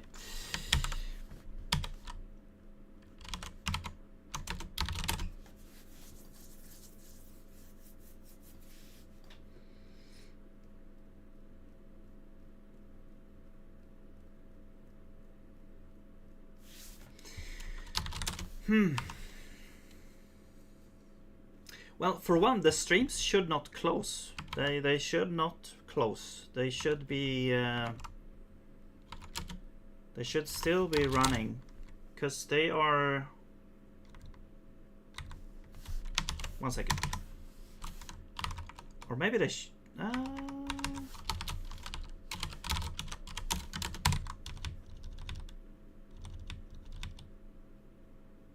no, okay, these don't close. These don't close. Well, this one might close, I'm not sure. Or they don't. No, they don't.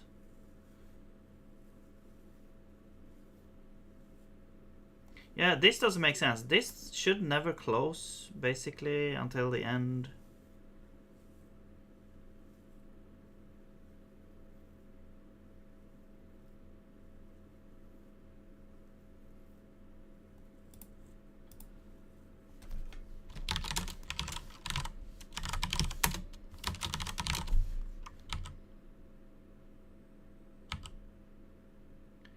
We have the closable, which never closes, so it's like it's supposed to never close,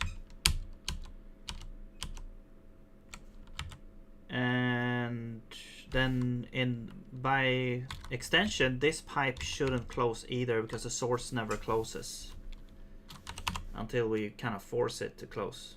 That's the idea, but for some reason it just ends. I'm gonna let's go to stream, and I'm gonna enable logging.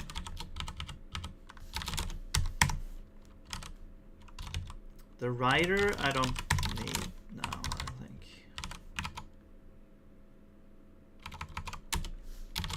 Okay. So we already have like the standard in, standard out, or well, yeah, we do have these things going on, okay.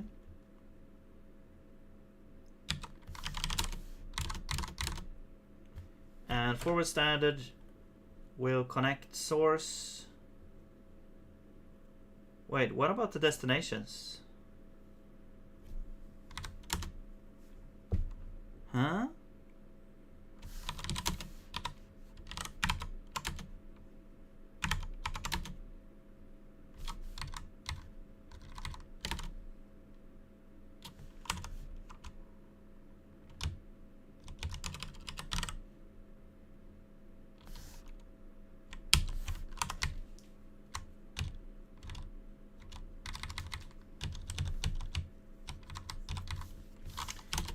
Okay,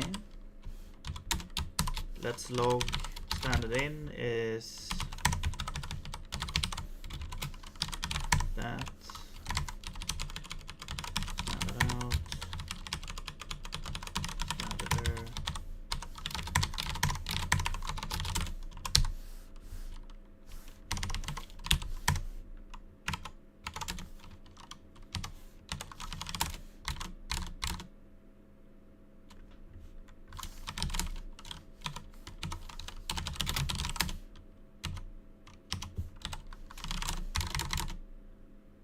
What the hell?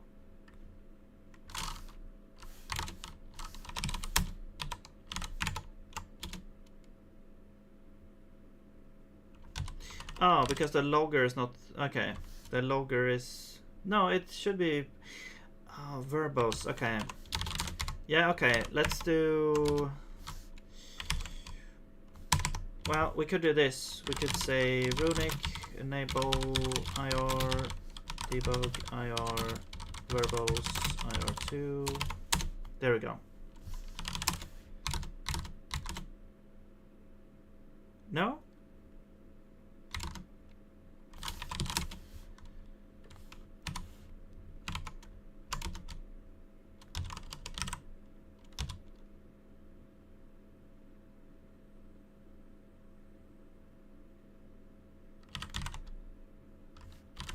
No, what am I? No, that's the evaluator. Yeah.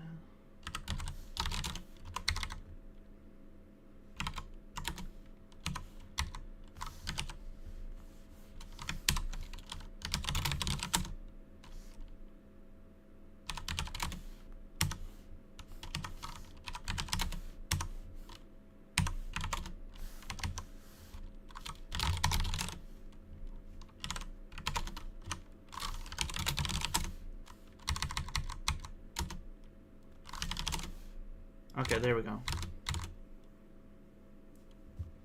So they are pipes. Okay. So why is it not connecting? Oh, I see what's happening. I don't restore the terminal after the debugger is... Okay, the terminal is still in like raw mode or something.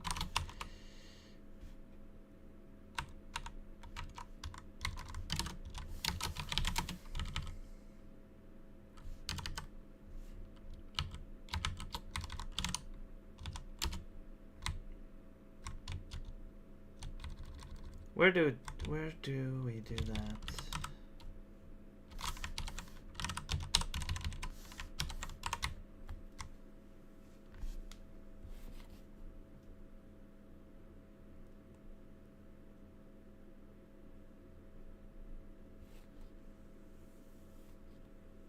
Well, it's the same time here.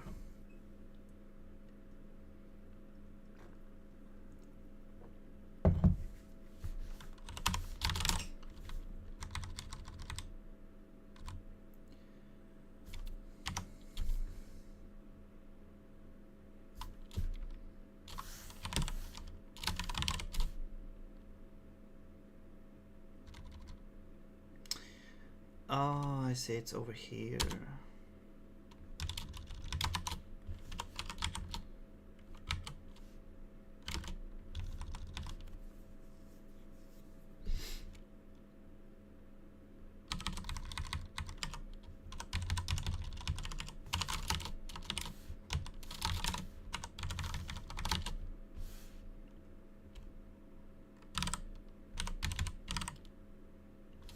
So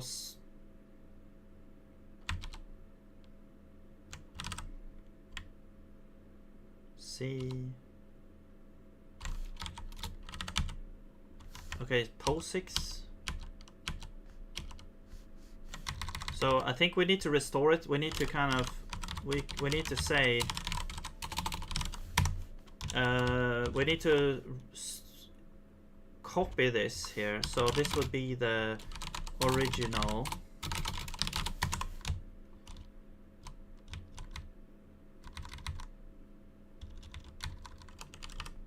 I guess it's an optional.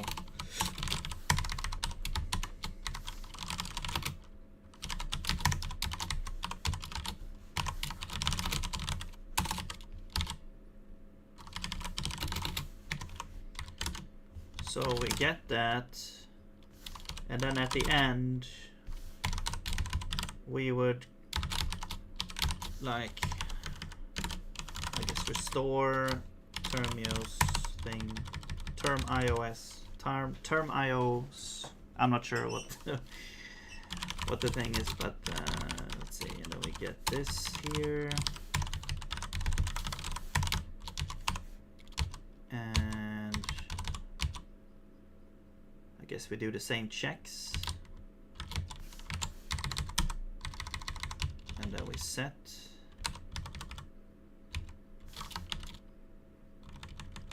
Not sure what the flush is, but whatever. Let's just do that.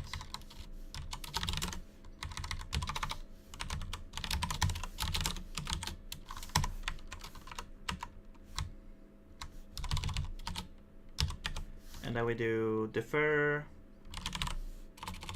restore, original, catch. We don't do anything with the catch. I guess we could log as something out, like we could log couldn't restore terminal attributes, so that at least you would know that something went wrong. We could actually display the error as well. Probably shouldn't happen, but you never know.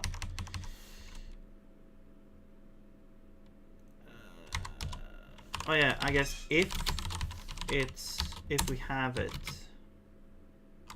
then we do.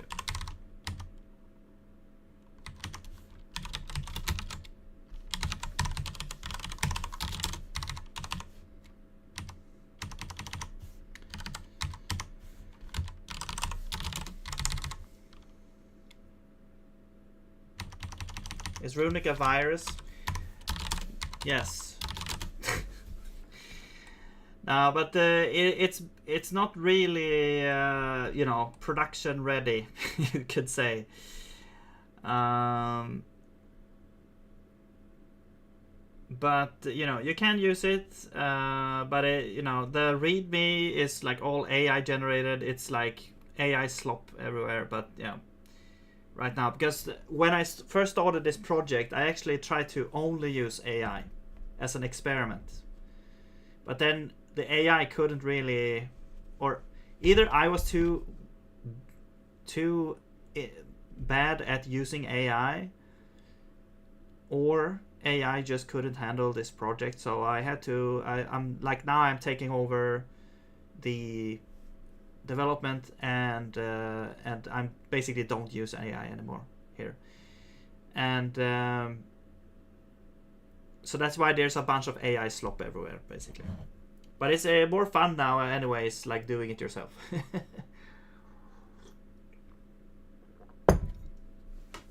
Alright, see you later, Samart.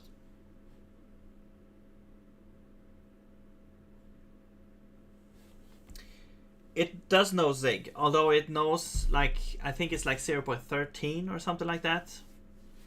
Like before the interface, the writer-reader interface rewrite,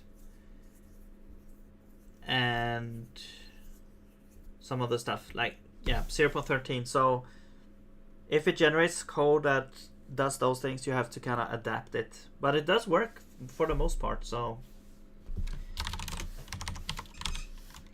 Alright, this should restore the thing, so let's now try this again.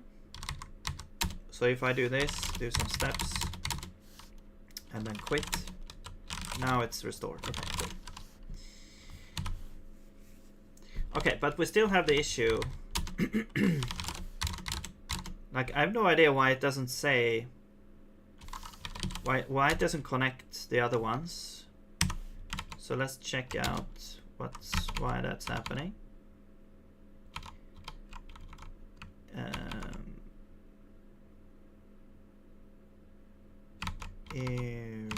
Here, forward standard. Should really be like standard IO, but whatever. I mean, it's easily fixed. There we go. LSP to the rescue.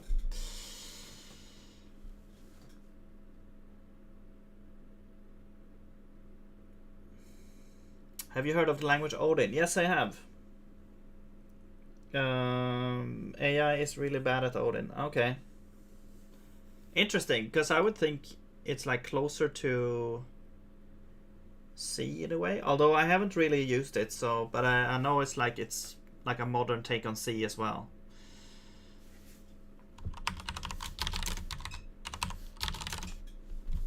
I would like to try it sometime,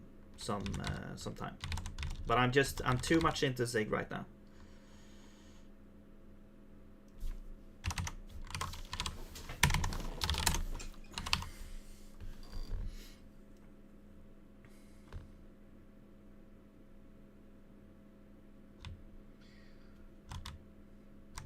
Oh.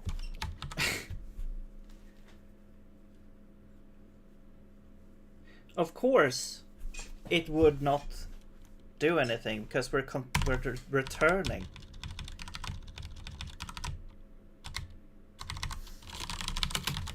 There we go.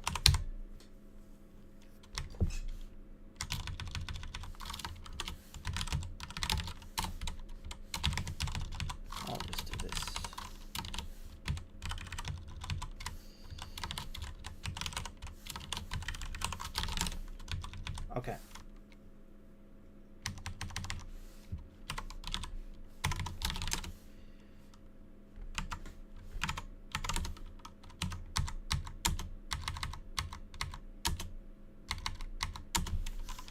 All right. Now we get the whole thing. Okay. Now it makes sense. However, let's see what's happening now. See here, ended stream. Yeah, the first. This is interesting. Like the first, it just ends. For some reason. I'm not sure why. Checking is closed gets us null. That's also weird. Okay, but let's continue here. Yeah, one. This has no source connected, which makes sense. No source connected, no source connected. Yes. So now we're creating that. We're forking. And yeah, now this one is waiting. Push. Here we go. Now things are happening. We execute, which executes the thing. We are connecting standard in, but it's already closed, so that's, yeah, I need to fix that. But then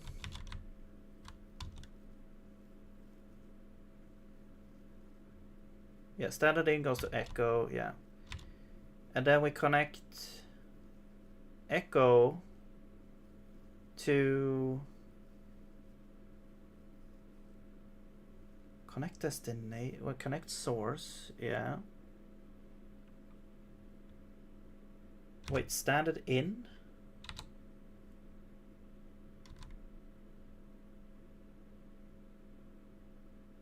Okay, it might just have the wrong label there because they are different reader-writer streams. And we're streaming that bytes forwarded 0. It's closed. No, this one is closed. Yeah, it ended. So the standard error ends immediately, which makes sense, I guess, maybe.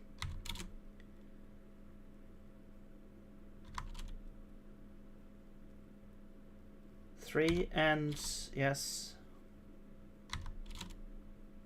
Okay, there we go. Now we get it. Now we get the hello. Yes.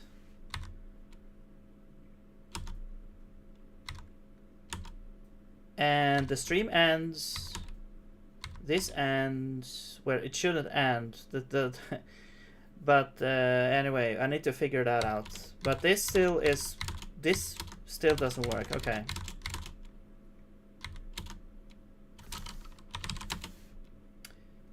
But if we do this now. Oh. Yeah, it's stuck.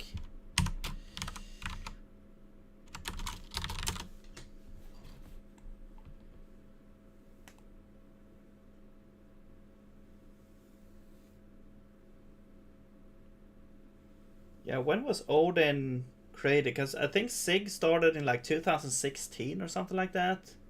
But it does have like 0.13, which feels like it's very new. Or it's like just, you know, a year or two.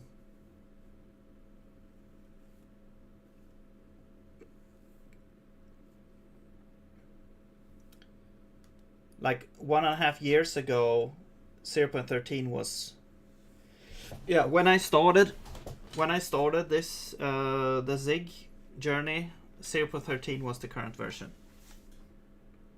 Which is what AI actually produces now.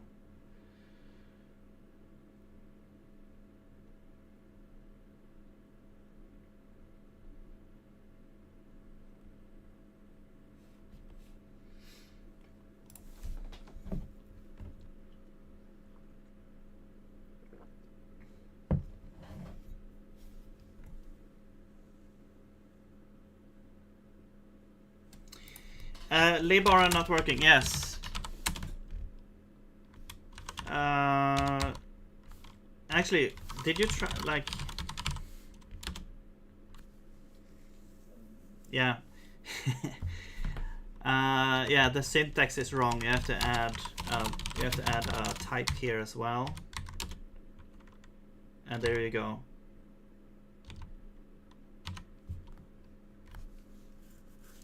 But yeah, this not sure. I mean, now I have the logs enabled here, so that's why you're seeing a whole bunch of stuff here. But let's see if I remove the logs.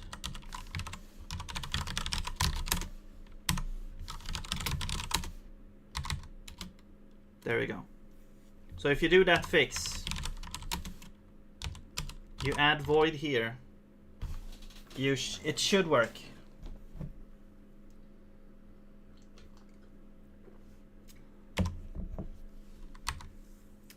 Double type. Yeah, that's interesting, isn't it? What does that mean? Ooh. No, but basically this is the functions in Runic are basically executables or processes. I mean, they are kind of mimicking the thing. So basically, okay, a simple explanation is that this is standard in and this is standard out. Thank you, piano. So the function can be connected to standard in, but this function says that, hey, the standard in is actually void, so we don't use standard in basically in this function. Is the idea. We don't have like checks for anything for that yet, and you actually can't use standard in right now, but that's the idea. And then the standard out is this type, so we don't really have return types. It's more like a standard out type, although the type here is wrong. It should be like a stream of strings or something like that, but it's not fully implemented yet, so you could put whatever type you want here and it will still work basically.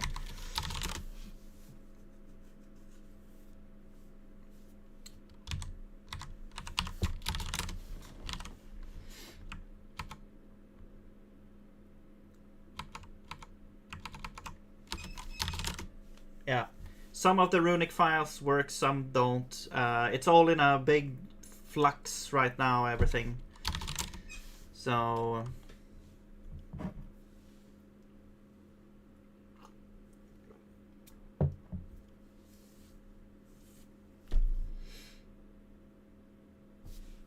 okay, where are we? We are trying, yeah, we're trying to figure out why some things are happening. Maybe we should start at the standard in actually, because that is really perplexing.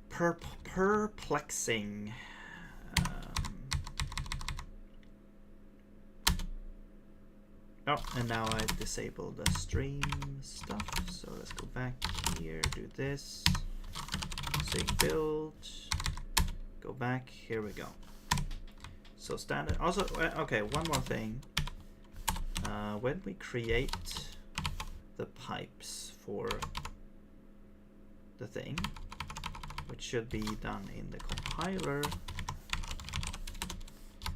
and we have like standard in, yeah, see, these labels are wrong. There we go. I'm just gonna make sure that everything looks good. Yes.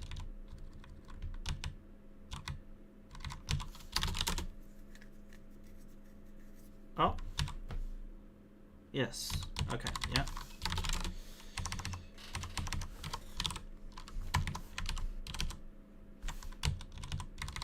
Cool. Now let's do this. So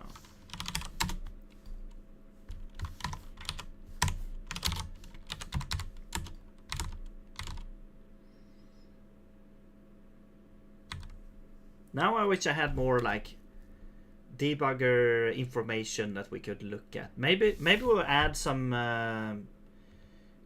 commands that would just, because I tried to do this whole 2i thing or 2e thing, and yeah, it was a mess. It took so long to get something working, but maybe we could just add, like, you know, threads command that will show the current threads or something like that. Yeah, I'm trying, David. It feels like it's gonna loosen up soon. I just need to get the pipelines working. That's like the MVP. If we can get, or the proof of concept, basically. If I can get the pipelines working, then in like this in the IR version, everything else, it feels like everything else should kind of fall in place. It's like the big things are the pipelines and making functions work with pipelines. So that is kind of the two major things that I need to work out. And once those are kind of complete, then everything else should just fall in place, basically.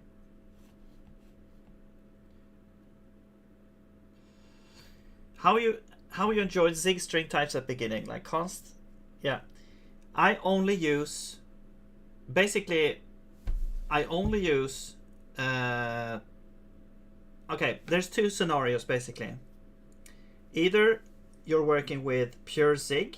If you're working with pure zig and you don't interface with a C library, you should only use the these two, where the first is for immutable strings and the second is for, I mean, this is what I'm doing. It might not be correct, but just to simplify things, the first is for immutable strings, the second is for mutable strings. And usually the immutable strings could be, they are like constants. The mutable strings are, I mean, usually basically like buffers, almost. If you're working with a C library interface, sometimes you have to use the 0 sentinel types. But as long as you're working with pure zig, you don't need to worry about that. So yeah, because I was interfacing with raylib and imgui, and the strings were a hassle because of the 0 sentinel nature and all that. So, but at least the kind of the types you don't need to deal with pure C strings. There's a type for, I think, like C strings, like pointer C. It's like a C pointer, C style pointer, something like that. I'm not sure. I never have to use that.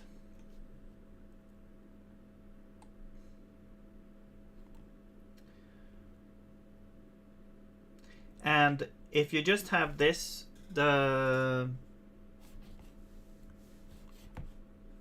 like the one with square brackets and the pointer inside, that is like a many items pointer. It's like a pointer to a list of bytes, but we don't know how many it is. So that's I've never used that one, really.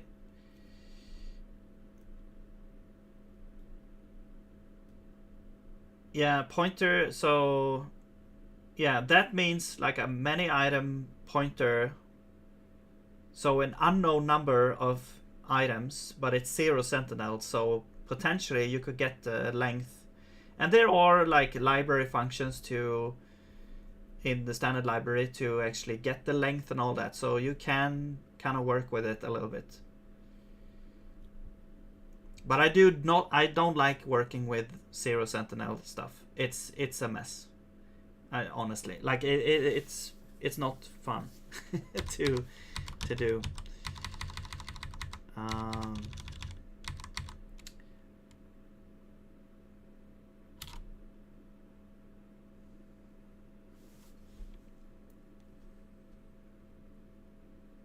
It's much easier to work with slices that have I only work with slices basically whenever you deal with stuff, and it's a lot easier.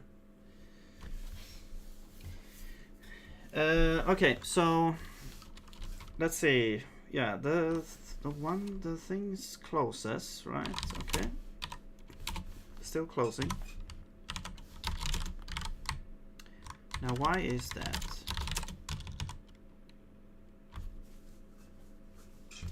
Let's see. So we have first we have this standard in.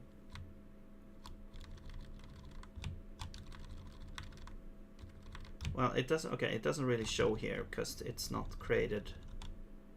We only have the like the never closing thing.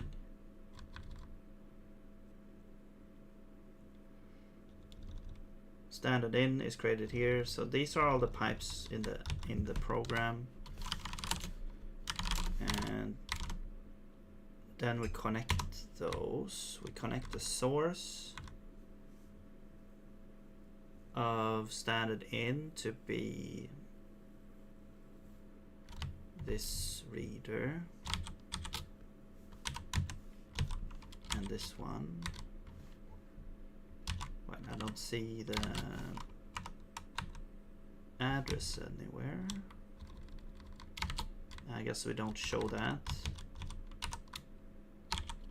but this one does. This one we do show here.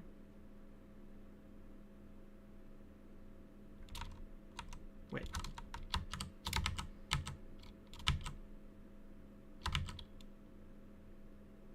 Connect destination. No, but yeah, standard out, standard out should actually be, they should actually be correct. So they are already correct. It's the standard in that is weird. Also, what I'm gonna do is I'm gonna go to the process and enable logging here, because I think we have a bunch of logs here as well, like when it's closed and all that stuff. So let's do that as well. I'm gonna clean this terminal up, and there we go. All right, snap. Okay. Now nothing should really happen with the forward. Yeah, standard in closes directly. That's weird. Is it because the destination is closed? No, I don't know. Anyway, we are forking, printing the ref, wait, push. There we go. Now we've done the thing. Closable init.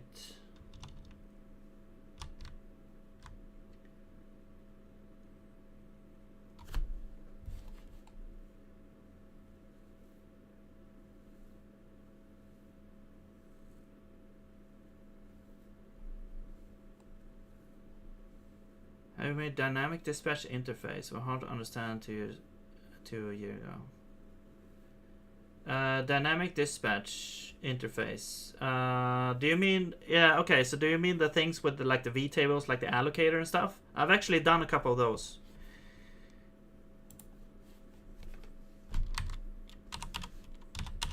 And it's like at first it's like you need to kind of wrap your head around it a little bit, but then it's like when you've done it a couple of times, it's pretty easy. But I guess it's now they actually introduced, like with the new IO reader writer interfaces, they introduced a new way of doing it. So it's not exactly like the allocator interface. The allocator interface works a little bit differently than the IO reader and writer interfaces. And I've done like both implementations, but I think I kind of I went with the writer-reader interface style.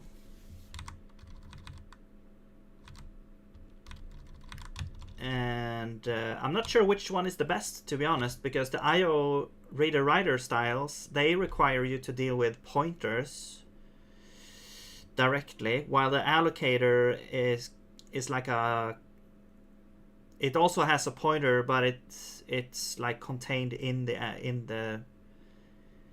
I mean, yeah, it's a pointer as well, I guess you could say. Ultimately, it's a pointer with a v-table.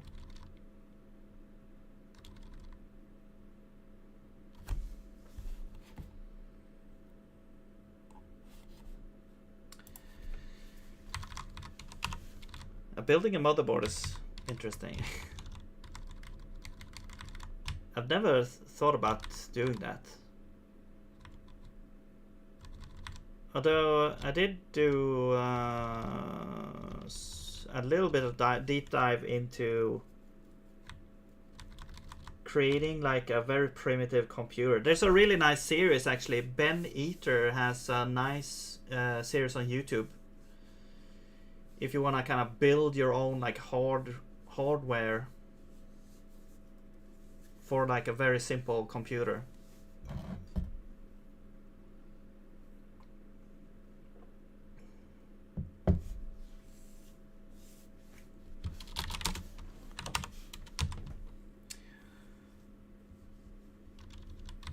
Using like an old CPU.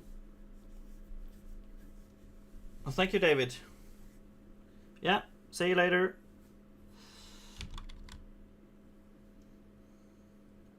Have a nice day.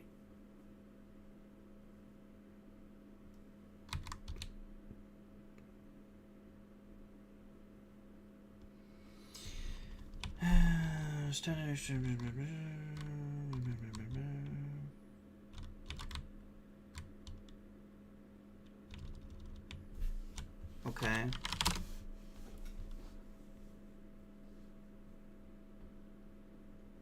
Started out, nothing's happening yet. We are hanging up. Wait, it's hang up.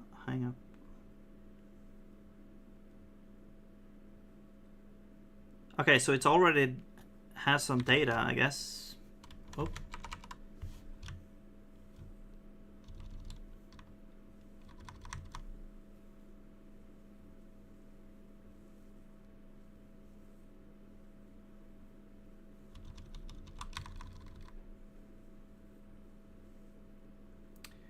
What the hell is happening?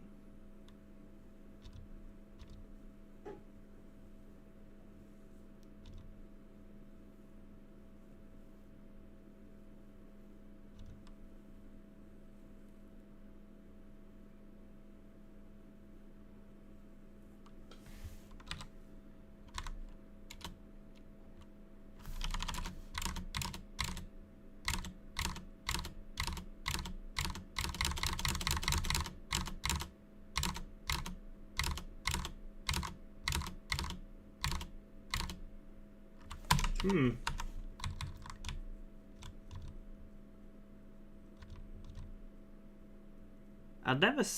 Yeah, this is weird. Like, why would this happen? Just because I enabled the logs for process?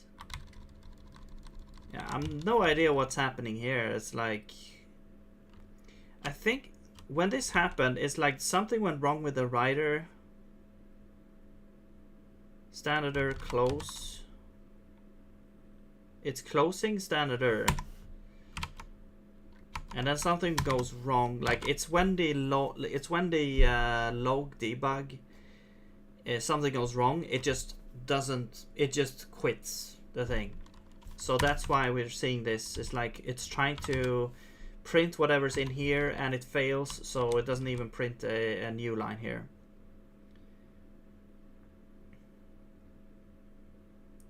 So let's look at where this is happening. Process close. So this is in process, and it's standard error close, and we're trying to print out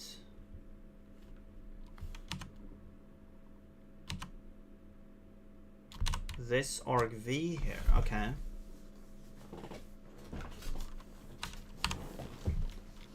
Right, is the argv spooking us again?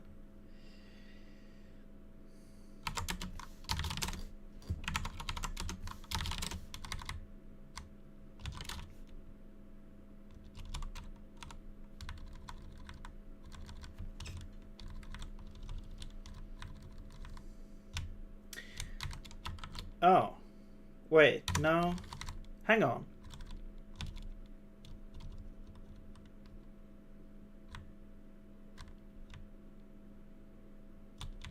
It's the child?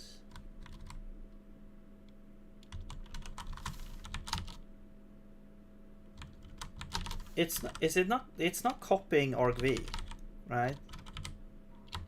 No, it's just taking argv in. Okay, so actually, yeah, we do need to copy the argv.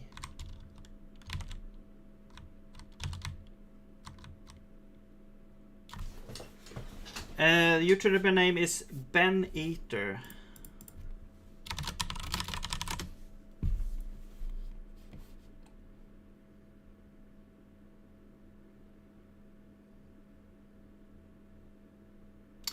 It's like it's building like a computer using a breadboard and wires and components, and it's like you know, one of the like old CPUs architectures, 6502 or whatever. I'm not sure exactly what it's called, but yeah, so it's a very simple, but it's like it shows basically how kind of how a computer works in a more like basic way. More modern computers, of course, have very advanced systems and stuff. I'm not even sure what's going on the motherboard, but yeah, it's a very like simple and easy to understand. I feel very good series.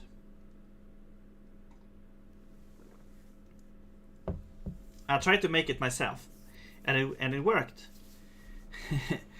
And then the next thing, it even shows you how to do, if you have one of those old monitors with a VGA interface, VGA connectors, then he also shows how to make a graphics card that could write to a monitor.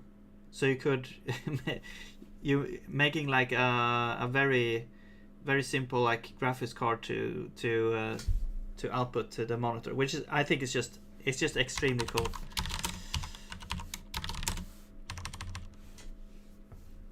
...2001 PC. Oh, does it? I'm surprised it still works. 2005. Oh, cool. I wish I had those kind of old systems left.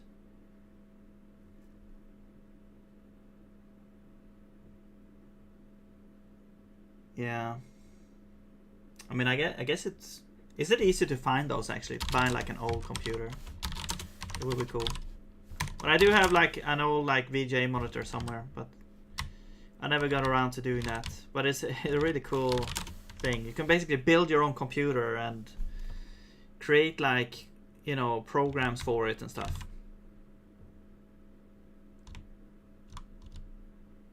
All right.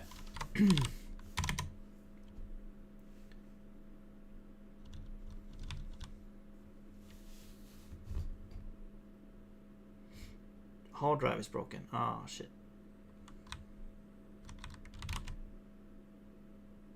Does it have USB? When did USB become common? I don't remember.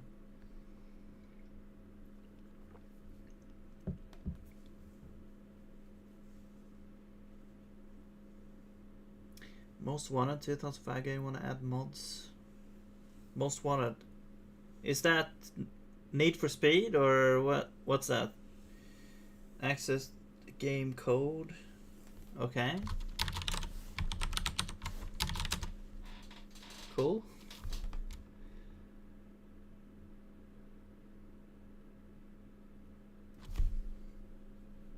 Deleted something, then computer crashed. Oh. Oops. Yeah, that could happen. Need for Speed, yeah.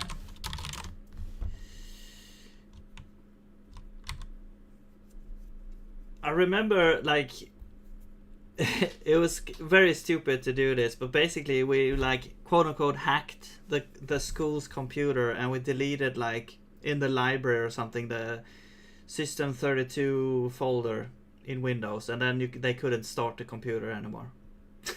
It was so stupid, but just one of those things that happened.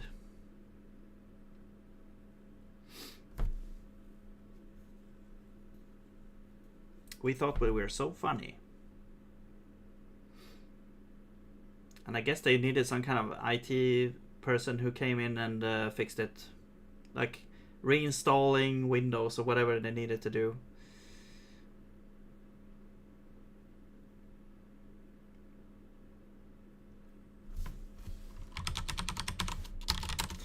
Yeah, but I mean, if I was working there, I would be so pissed. So I would, you know, I'm not condoning that kind of behavior. I'm like the old guy now who shakes my fist against shakes my fist towards like the younger generation. Damn kids. What the hell am I doing here? So what was the issue? The issue was something. Oh yeah, the argv. We need to copy the argv. So the argv is like, well, we're creating this array list here. We could just use that. We don't. Let's just not deinitialize. And then I'm just gonna add to do memory management here because it's like, yeah, we are allocating it. There you go.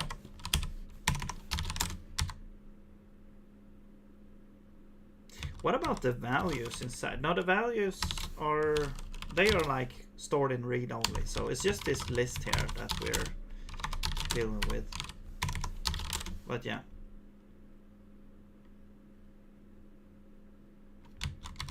I mean, what we could do is we could do, wait, we're doing to own slice.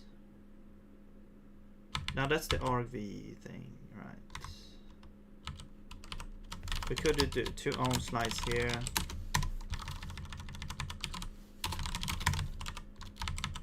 And then actually have argv is still here.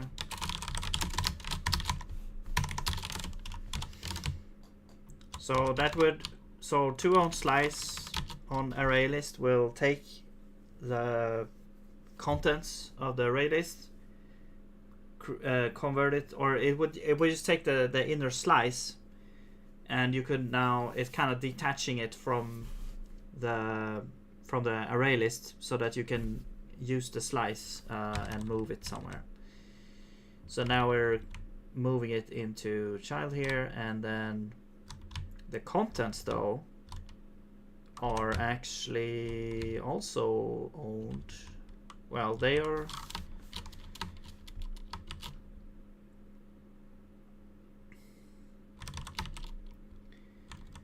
yeah, they are created here. Okay, well, anyway, it should be fine now. It's just that we are potentially, you know, if you're spawning a bunch of processes, every process will leak these argvs things. So, but whatever.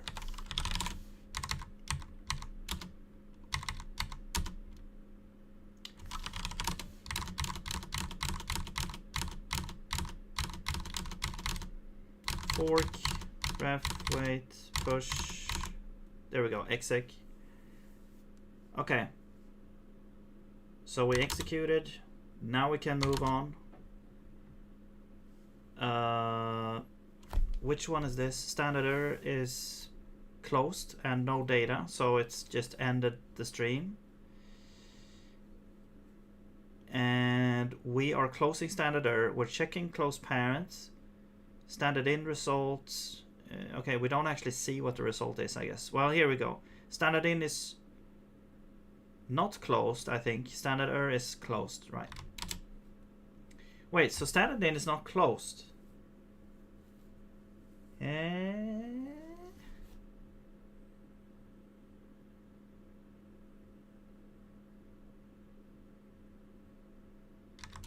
Okay, that might be why we are seeing. So here we get standard out. We have data and it's closed. but the data has still not been processed into the thing, I guess. Now standard error is closed there.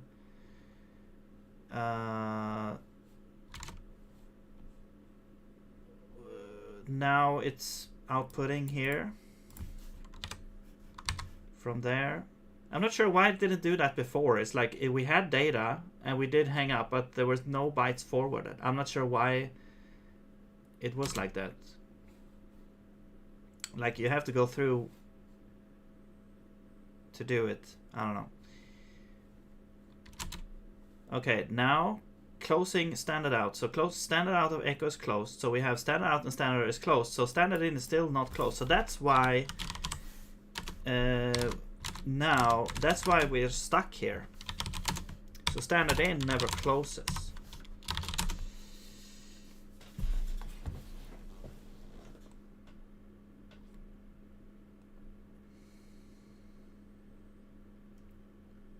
$300,000 files are broken.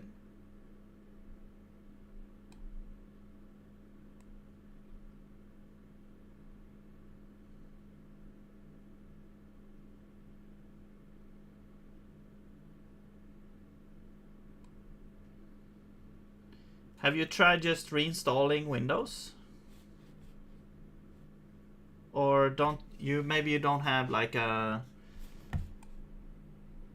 do you have Windows to like a Windows CD or something?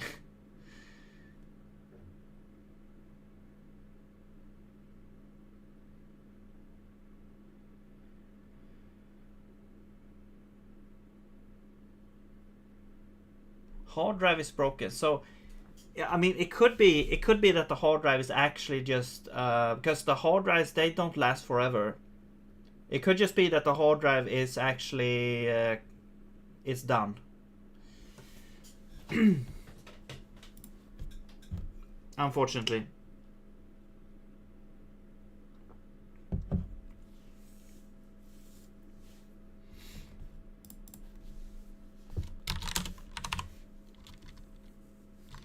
That is the unfortunate reality of those old computers actually. Like, I'm not sure if even like new hard drives can be like compatible with those old PCs. I'm using Windows on my PC, but in school we use Linux because those smart boards are very bad, like 8 gigabytes RAM. I mean, 8 gigabytes is not the irony is that 8 gigabytes of RAM is like it's actually quite a lot. But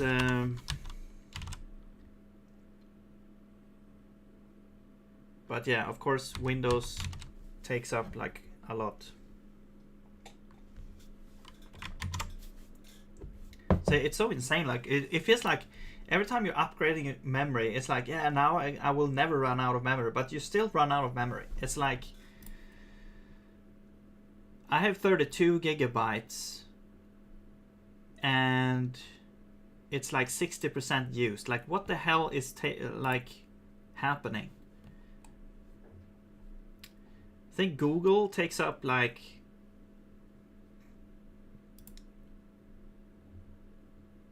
what would it be, like 20% or something?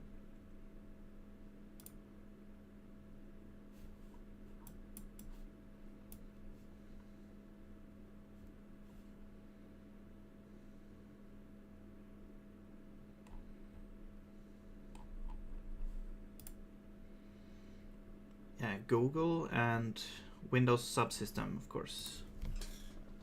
Oh.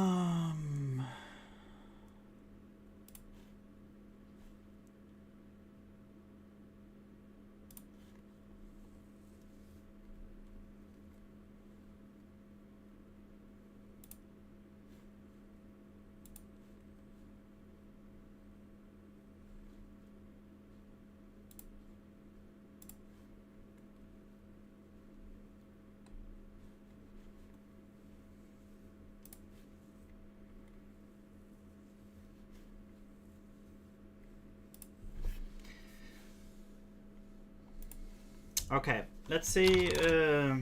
Sorry, I got distracted there. What is happening?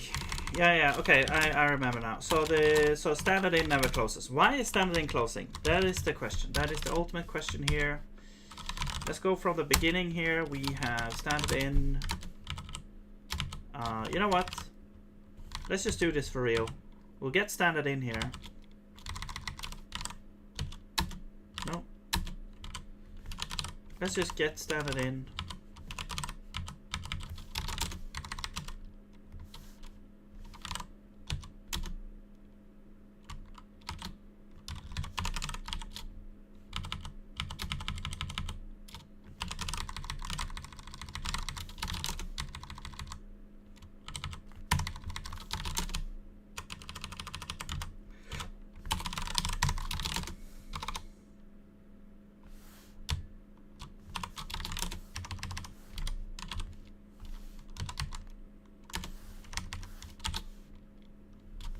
Right. So standard in is a reader, yes. So now we don't have the stub. Instead we just say standard in here. We could do wrapped, I guess.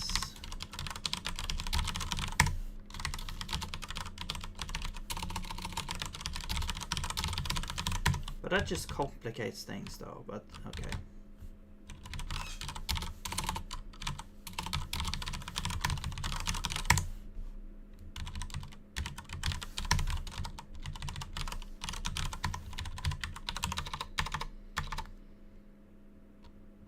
Trace, no, because that's a writer. It's not a writer, it's actually a reader.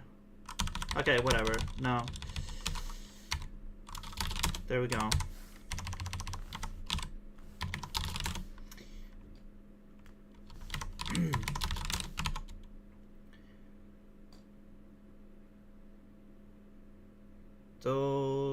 So then let's say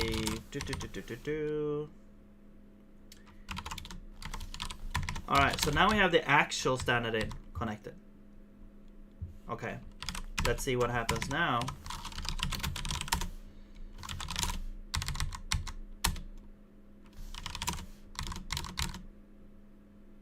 We forward. Oops. Bytes forwarded 3. What?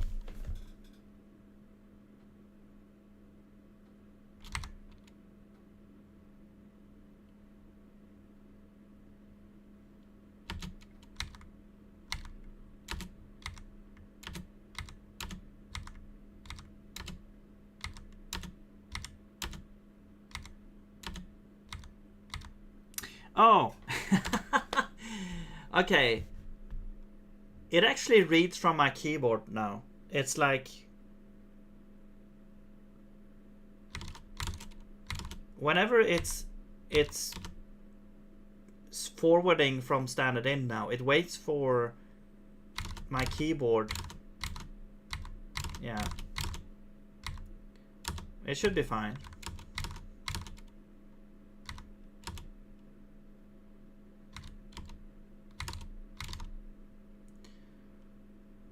But standard in never closes though. That's the thing. It doesn't... Wait, write failed?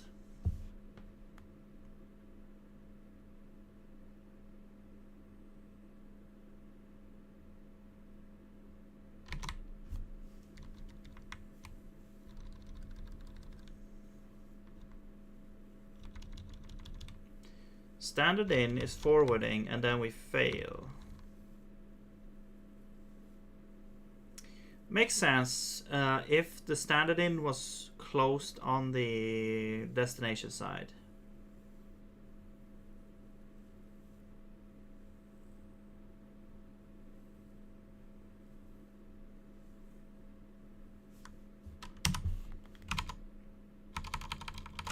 I don't think we've had this scenario before actually, so I think we need to edit the stream here.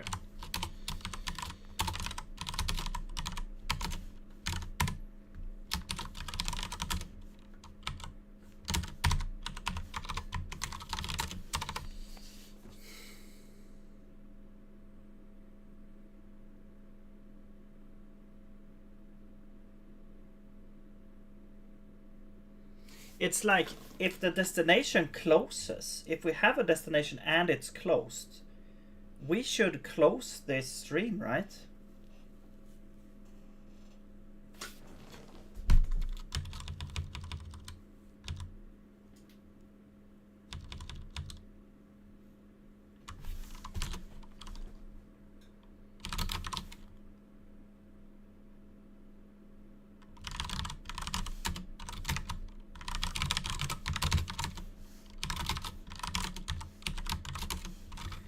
If the destination is closed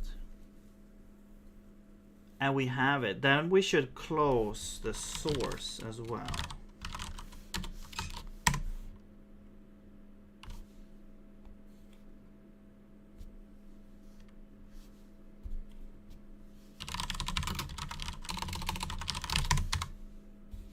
The problem here though is,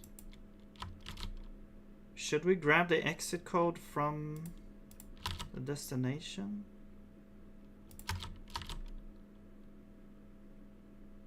I'm not sure.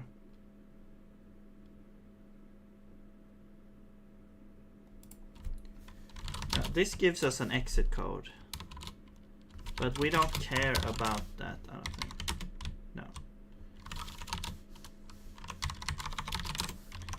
Alright.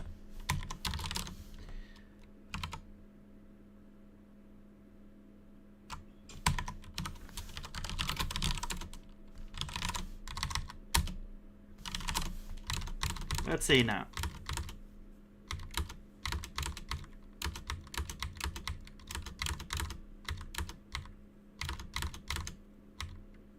Fork. Wait, ref. Execute. First standard error is closed. Standard in. Okay, standard error closed. No, we still get right failed here.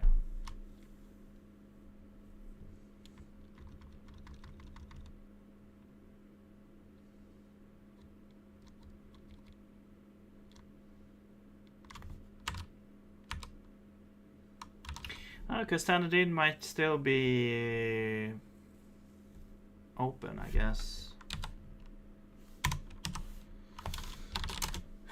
Okay, so standard in is like, well, standard in of the process is open in the pipe that I have, like my version of the pipe, but then maybe the file handle is closed.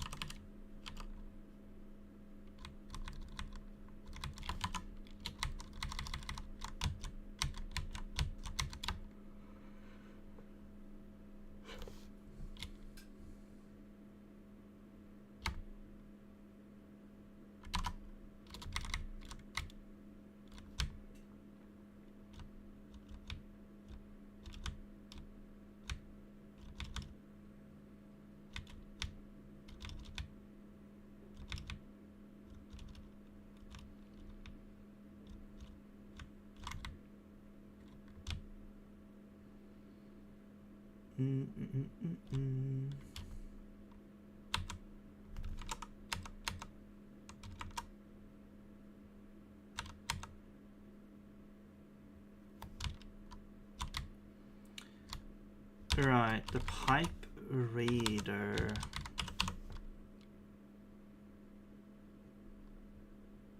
Okay, so actually, yeah, this pipe reader here is, I had to make this because the built-in zig library for streaming actually was like blocking in some scenarios.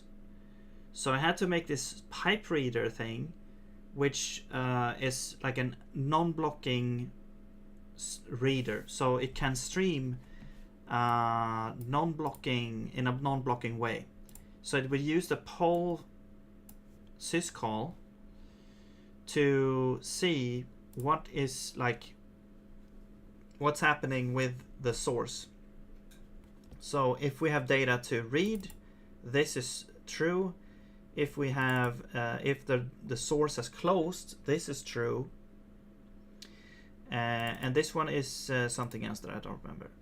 But basically we could look at these things to determine, okay, can we actually read from this thing, or is it closed? If it's closed, then we know that and we return that event. If we have data to stream, we actually try to stream this data, and we should be good. And next time we do the same thing. So this is like an async way of reading. But I think we also need now for actually writing when we're dealing with the standard in as well. Perhaps. Like, because that has not been a problem before, but now it's like when you have an executable echo that closes its standard. Like cat always kept standard in open, I guess, until the source closed. But echo actually closes its standard in directly, is what I'm guessing here. Which means that we have to check if that happens.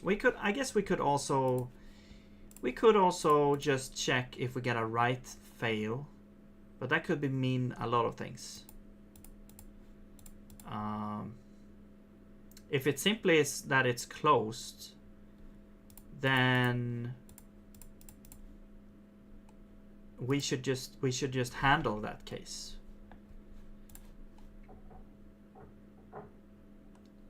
So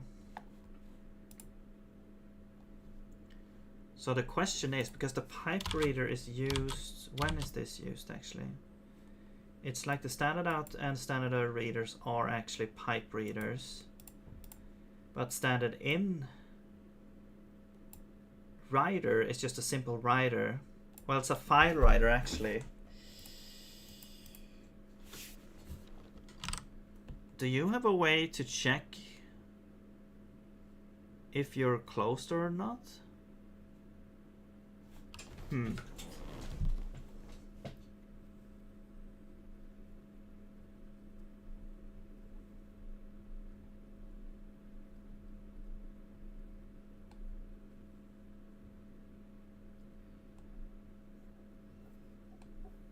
Like, I would assume we just get an end.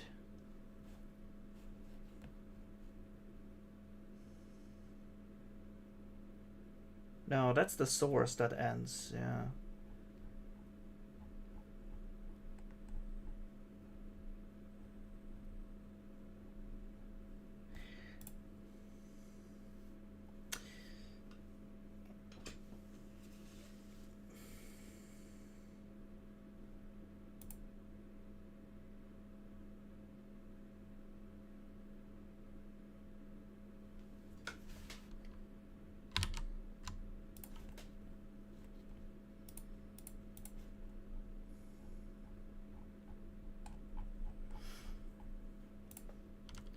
Okay, could we make something like this, but for writing as well? I guess I can try. Let's see. So let's do the pipe writer. We have the file. We have the file writer, and we have a writer.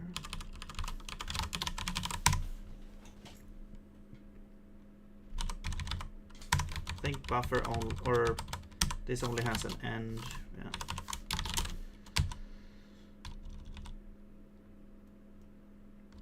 And it's not stream. Writer has, like, I think it's drain that we need.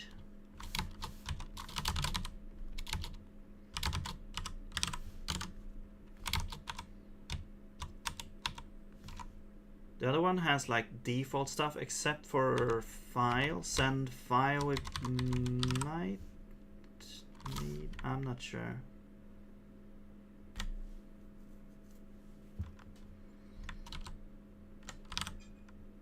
Oh, unimplement. Okay. I think the only thing we need here is the drain, I think. The drain function.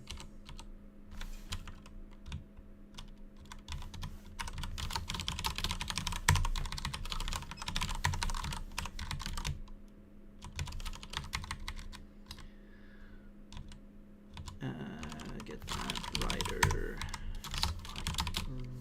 Writer. You're a writer. And for convention, we'll do W here.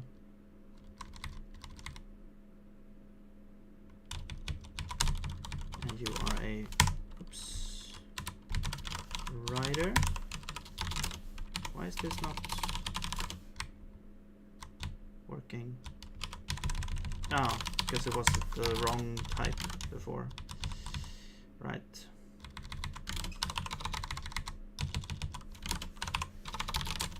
Okay. So we have the writer.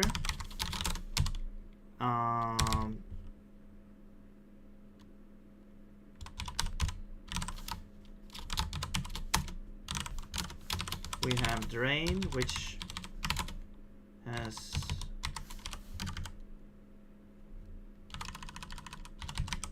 these things, the data, and splat, and return a usize, and this is a writer error, and I don't think, no, we don't have a limit. There we go. So those are the things we're doing with this. So the drain function, what it does is that given a bunch of data, it needs to basically forward it to whatever destination we're trying to write to. And it's kind of weird, like this data here is like a list of strings or a list of bytes, and then you have this splat thing, which is kind of like I think some sort of optimization thing, where splat means that the last item in this list of strings needs to be repeated splat number of times. So that's what splat means. And data is always at least one. It has at least one, always at least one item in it, but that item could be length 0.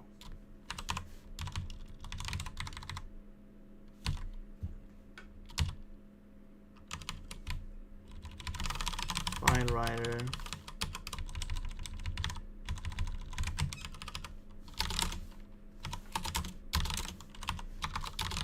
Alright, so we have file, we have writer. I guess we'll do the same thing here. We'll do like poll in. I'm not sure if. Okay, we're gonna do man. What is it? Poll, I think. Data to read. Poll out. Writing is possible, though a write larger than the available space in a socket pipe will still block. Okay, so how do we know how much is available?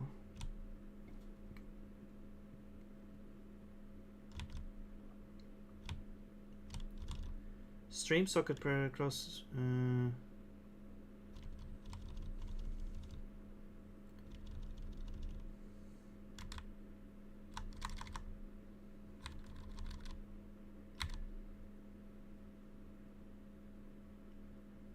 Pull out. So how do we know how much data you can write?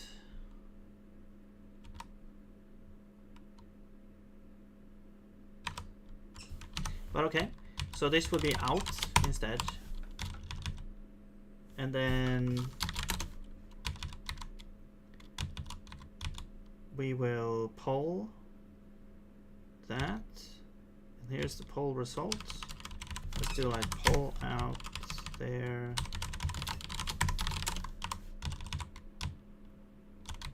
Success. And then we look at these and we check if we can write data. Then we will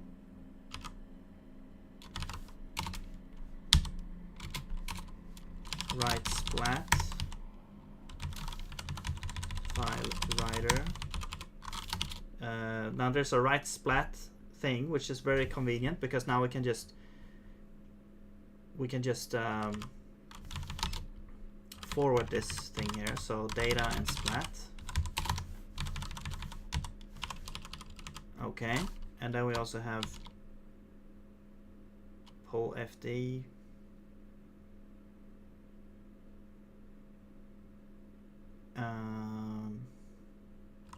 Or events, hang up, and val. So nval I think is like if the file descriptor is like invalid or something.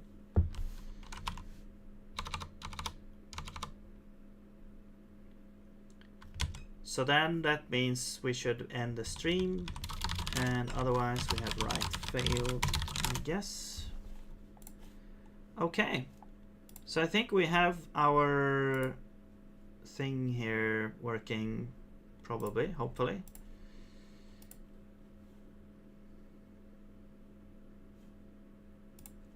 So that's our pipe writer. And let's change you to a pipe writer now.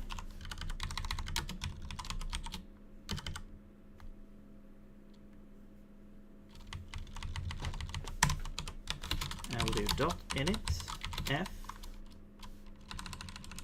with the buffer there.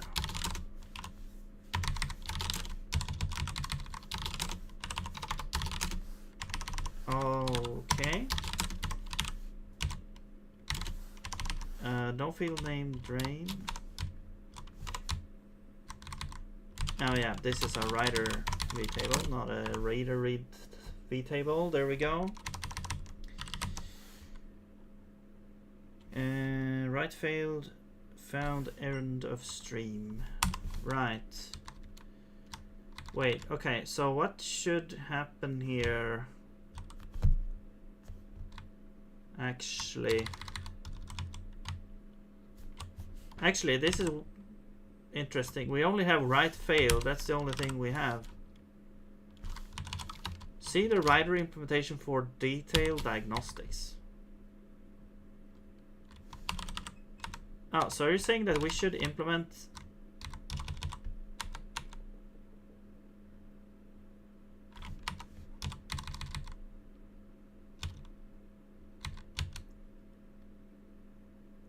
wait, number of bytes returned may be 0, which does not indicate a stream end. Yes, because it might be, we might not have written anything. A subsequent call may return non-zero or signal end of stream via write fail. So are you saying that write fail is always going to be end of stream?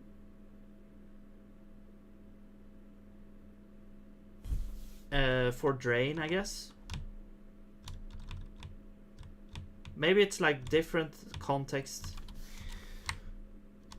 Okay.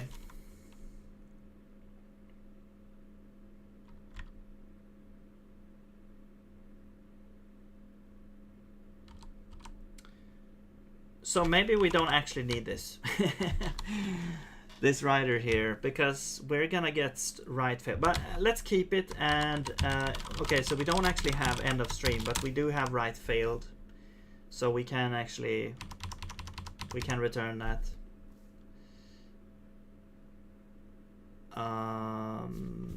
This is a writer. Yeah.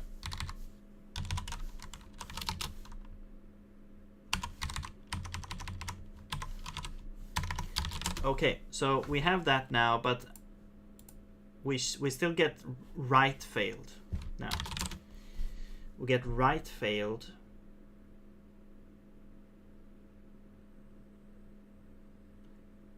I think when we try to stream, actually. So let's go to stream forward.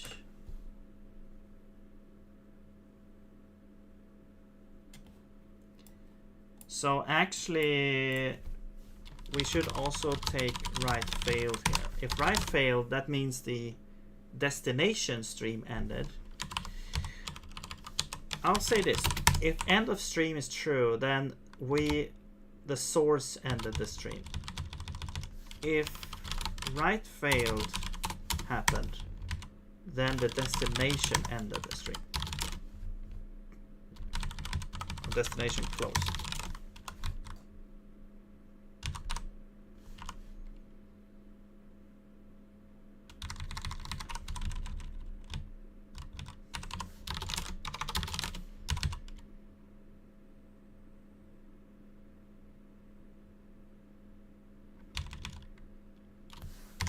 Okay.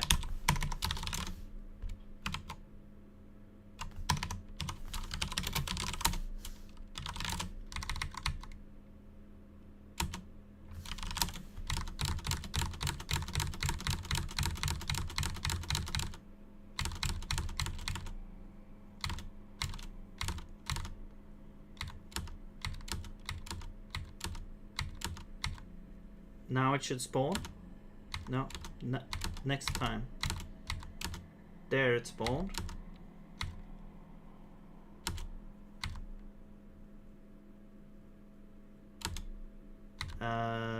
Standard error closed. Okay, so poll out is like it says that okay, you can write. Cool.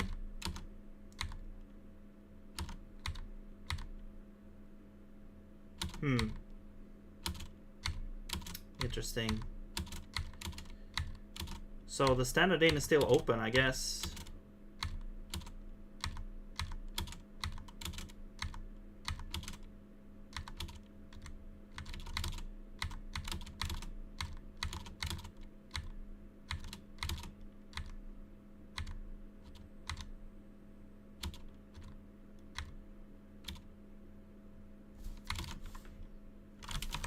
Okay. So, I mean, if you just call echo, right? I think it's closing its standard in. It doesn't care about standard in. If you echo like something into echo, it doesn't actually care about that. I think it just closes its standard in and then it's done. But why? So why is that not reflected here?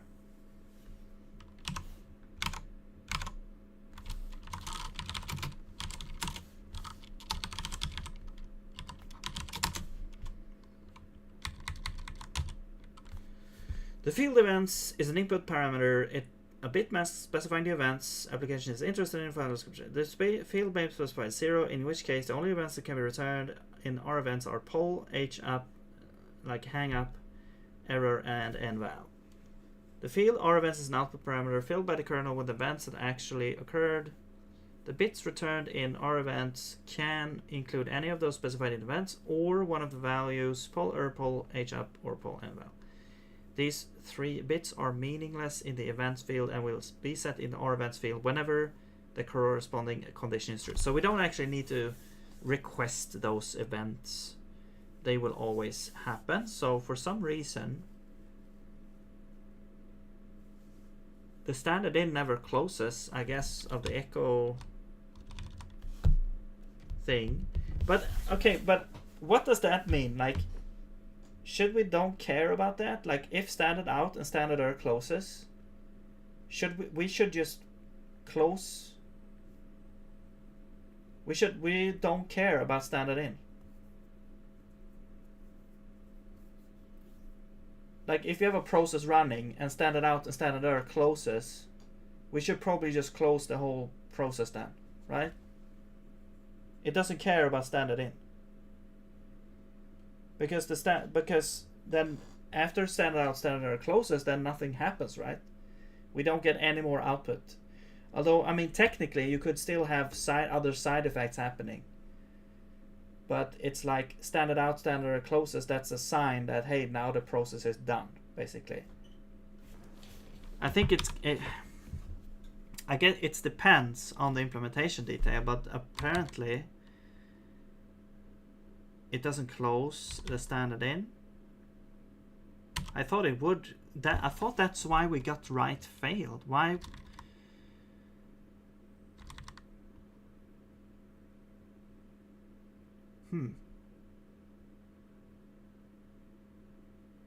Yeah, that's strange. Like now that we do a poll, we don't get write failed anymore.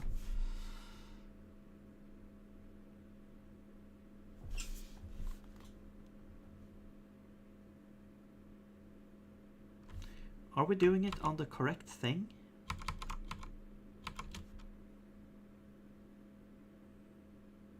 Yeah, it's the file descriptor of the process.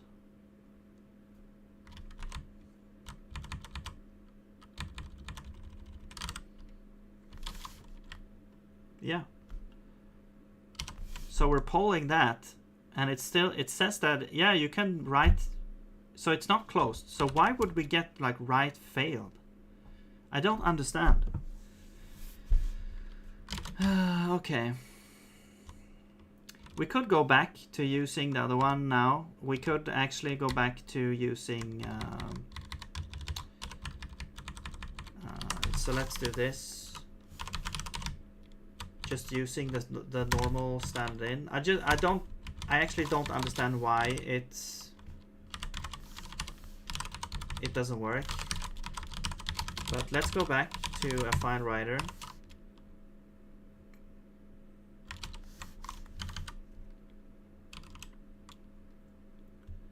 And then you're just gonna be... Wait, file, no, right, no. Writer, wait. Yeah, and a self-standing button. Except it's not a pointer, there we go.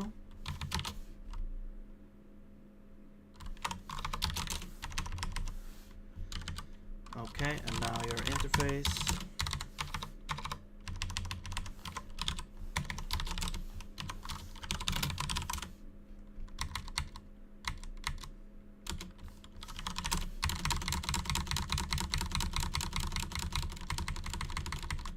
Maybe I should implement breakpoints.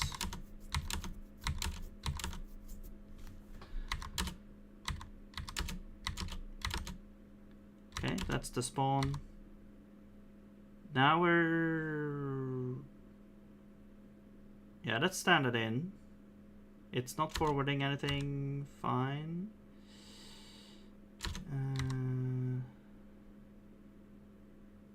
Standard error is closed. Standard in doesn't do anything, okay. Standard error process is done. Oh, and now we get a write failed again. What?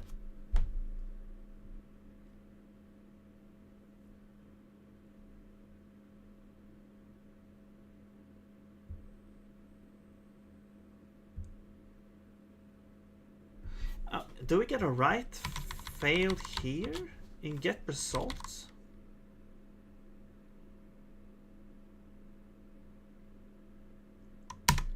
Process.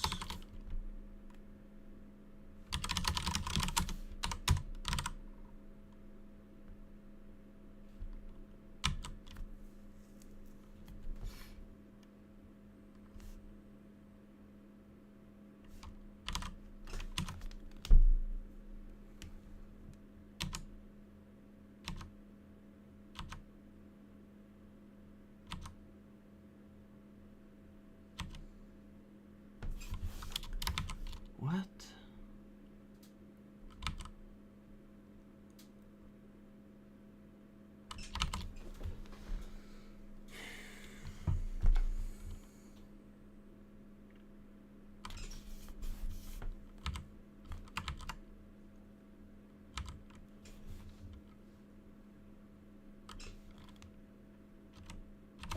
Okay, I think it's like it's going here, it's going down there, and then it goes here, and then somewhere in here we get a write failed error.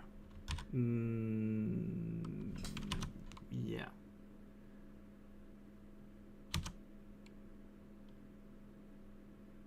Did the process exit?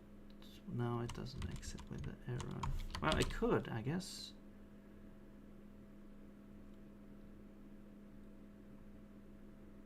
Do we see a write failed in here?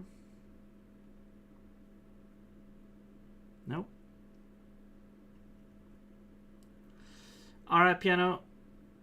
Have a good one. See ya. Yeah, I'm getting hungry as well.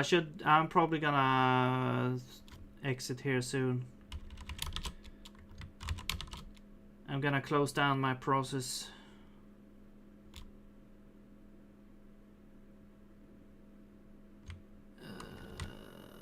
Because I'm feeling that my energy is starting to run out. Alright. It's always like that. In the beginning, it feels like, yeah, you're making a lot of progress, and then it's like, well, now we're stuck on something, and we're stuck on like multiple things. But we are making a lot of progress, though. I just want to get this working here, but let's see. If we could just make these basic things work, then we should be good to continue. Write failed. Where is write failed coming from? Like, this doesn't even return an error. It could be the exit code that gets write failed, though.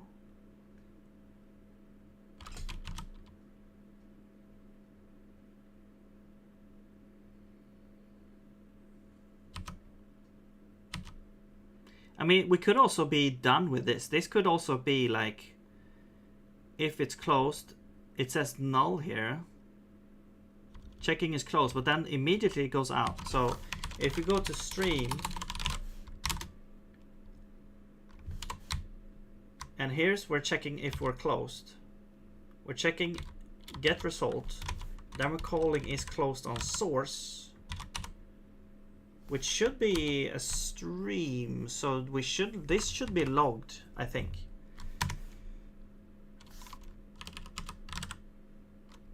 Or that's a closable reader, which should be hooked up somewhere that's gonna get logged. So I don't think we ever actually get here. But that is strange, because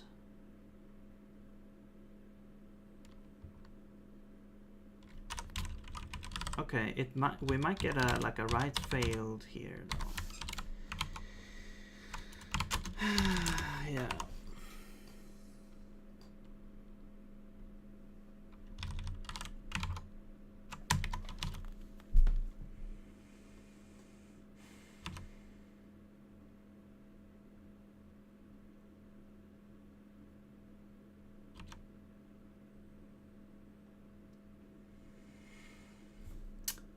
Hello, Kai. What's up? Do you use Helix? No, I use NeoVim.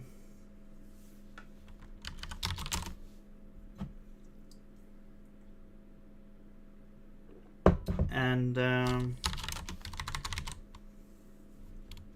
yeah, I've used it for a while. I've used Vim on and off for a while, and then VS Code.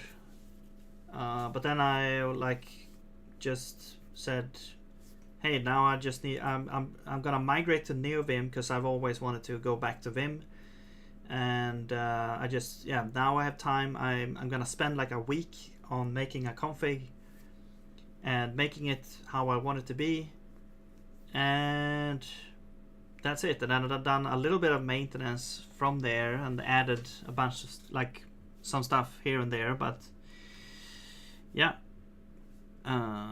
it's an incredible editor.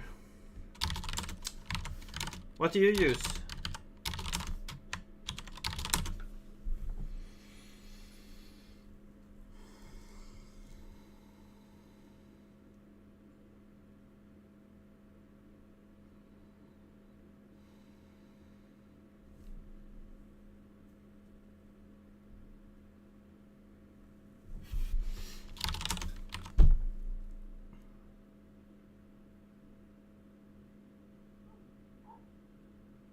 Like, I don't really understand what's happening. Like, why is it going out?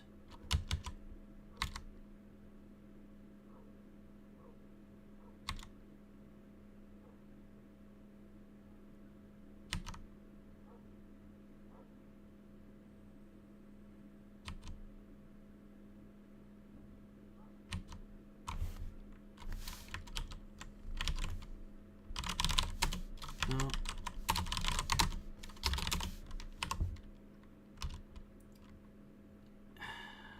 Like, this should log here. Wait, no. This returns null. And then we check. Wait, I'm confused. This says null, but then we already have the thing. We already have the result. So why would it say after here? That doesn't make sense. Oh, because... No. Get result is closed. I guess this does that. This gets the result.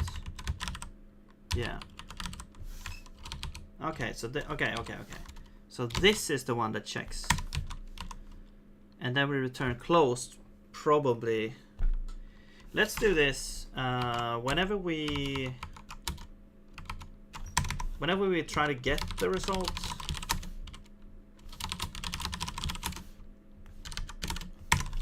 we also log that.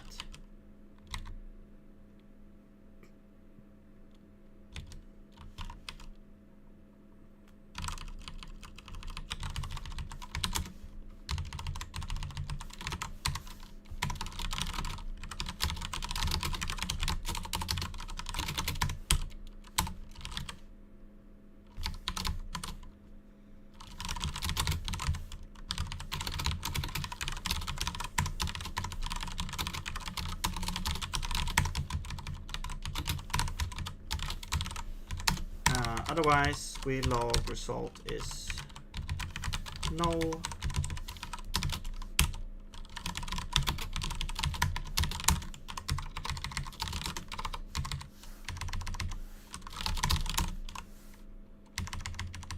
Okay.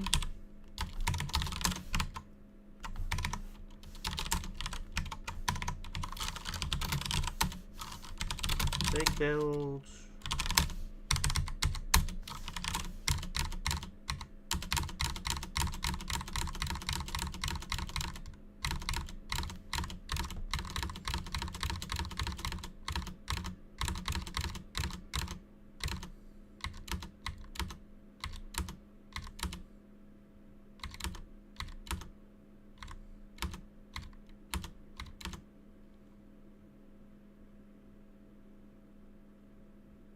Oh, is it when this... Okay, is it when the standard in writes?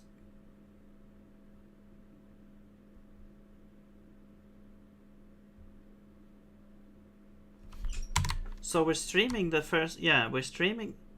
Oh, it might be the connection between the original standard in...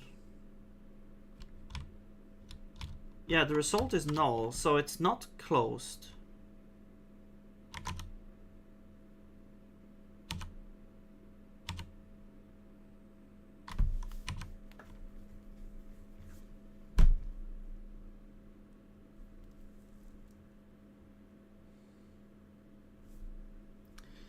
Wait, we have the reader standard in. That gets connected as a source to the process. No, it doesn't. It got connected to the pipe on the stack.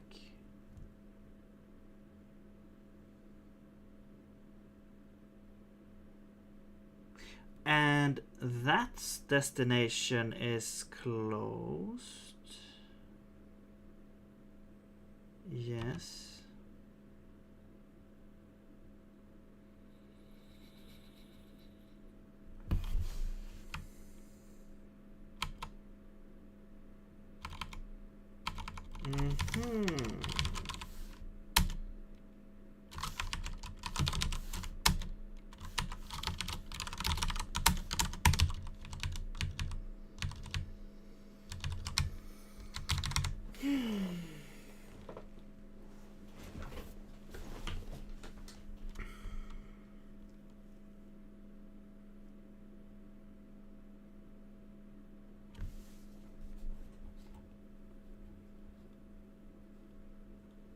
So this is the stack pipe.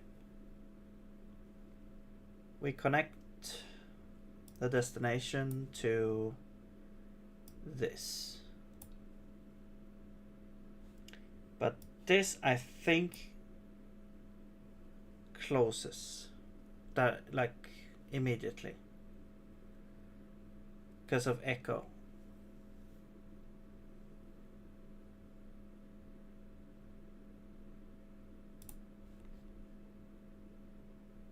But this pipe is still open.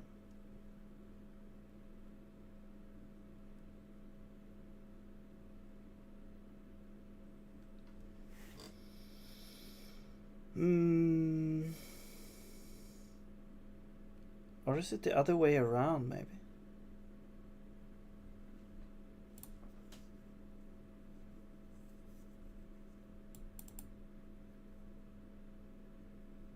So now this pipe should have a source and a destination. And the source is the actual standard in, and the destination is the process standard in.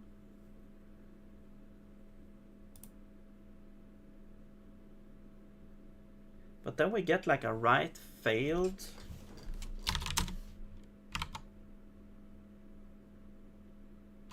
But where does that happen though? It's like we get this result is null. So it's not closed.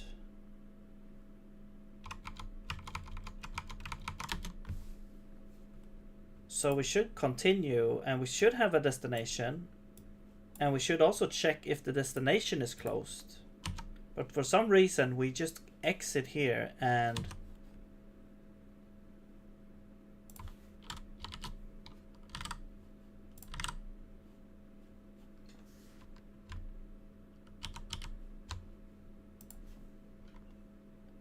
I'm confused.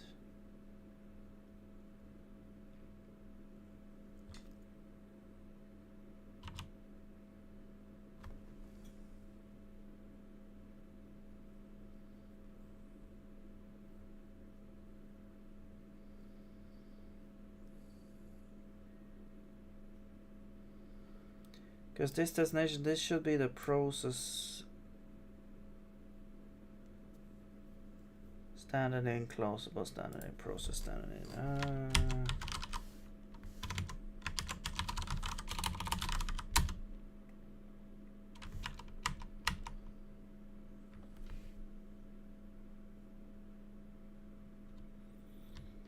Yeah, it's this one.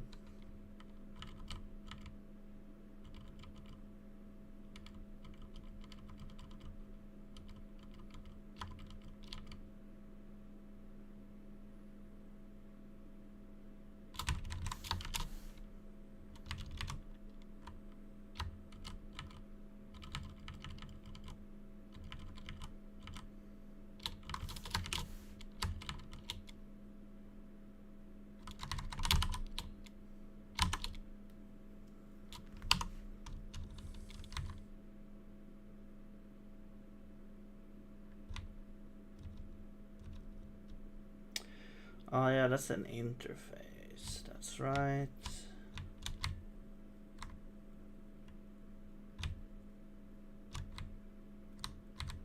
Yeah, so this should be logged. So why is that not logged out? Like that's what I don't understand.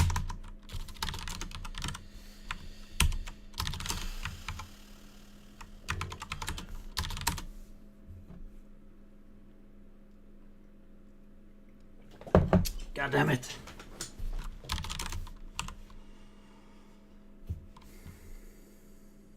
Okay, let's do some stuff here. Let's see. Do we get here? Do we get here?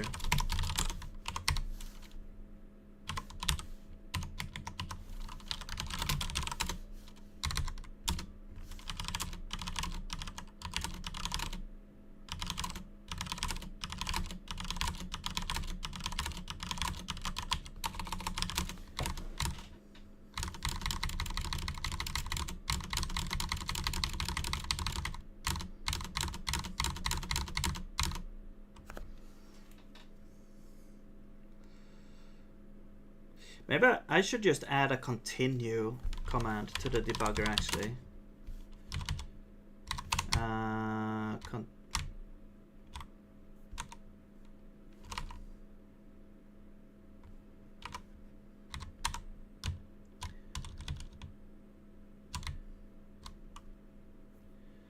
Where's the commands thing?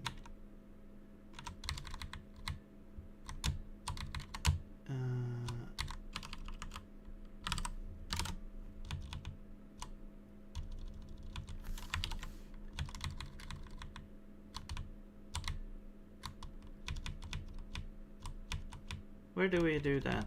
Process standard in, I think. Yeah. And then what else?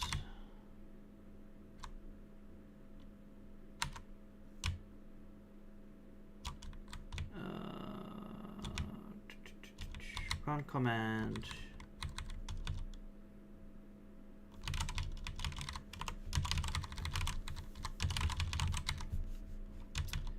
Parse command, handle command. So parse command, let's add a command called continue.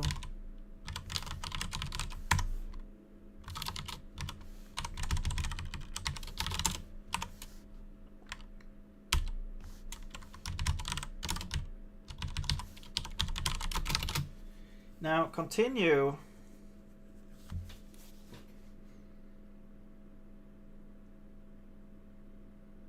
I guess it's not that simple because we kind of want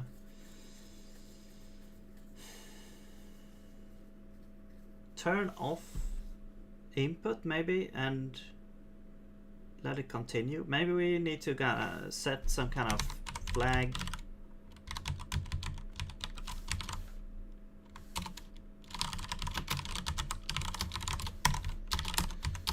We'll do this. What's the issue? Oh. And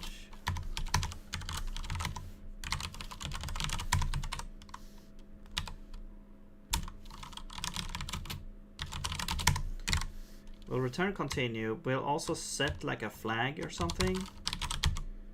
So is continuing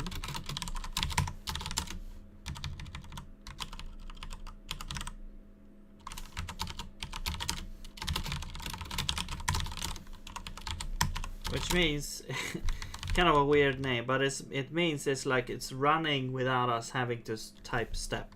So it's running until it hits a breakpoint or something. We don't have breakpoints yet, but you know, until it hits a breakpoint or exits. So where's the loop? It's over here.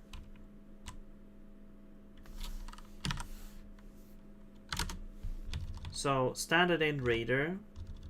We only need to do this if we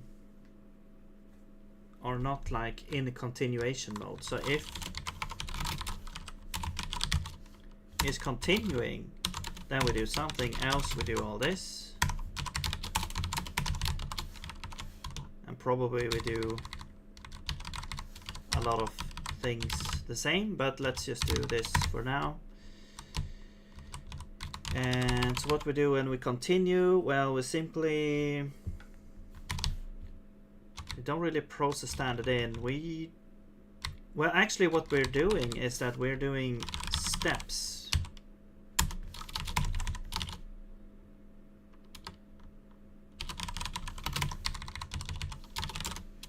Yeah, that's what we're doing.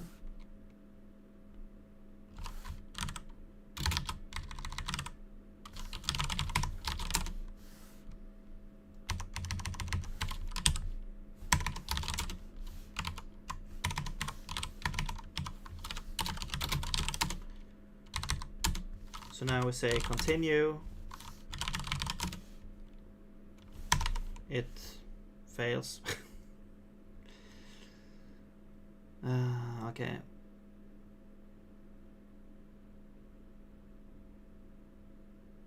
One, 5, 3. Update command.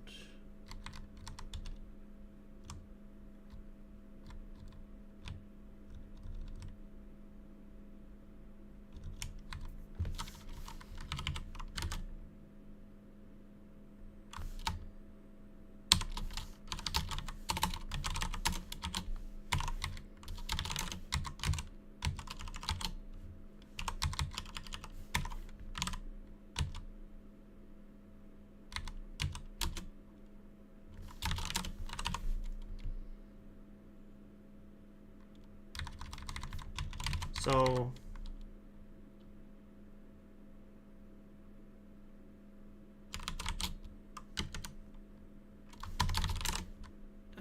so we run that.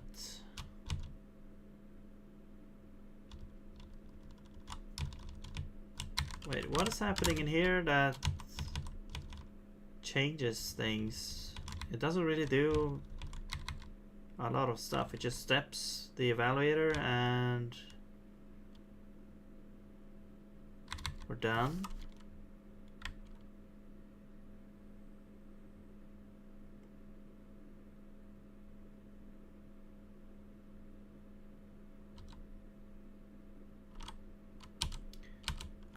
Like, I'm not sure why we get this error here. Larger than end index 0.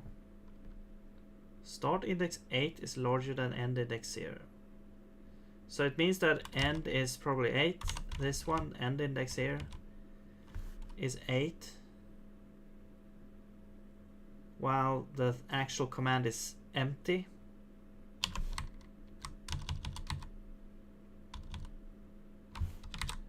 Okay, what if we say continue?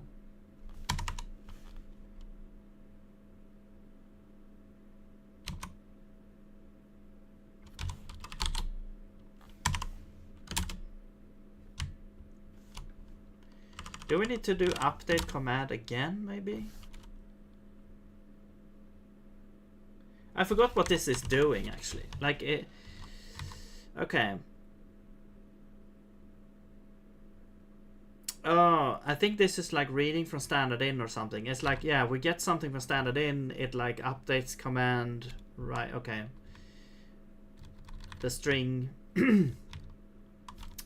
But this should really be... we get a running event here. I guess we'll have to do a try. We return that. We do update command, but we don't have anything from standard in. Let's try that, maybe? I'm not sure why we get in here in the first place. It could be directly after we do a continue command.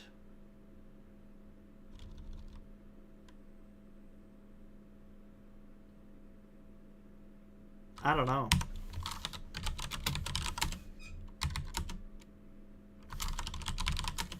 Yeah. That is probably it. Like, we get in here and for some reason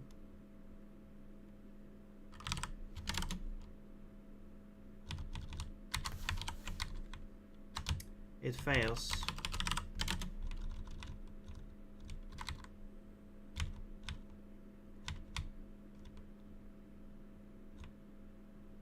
It's like, it's not anything new.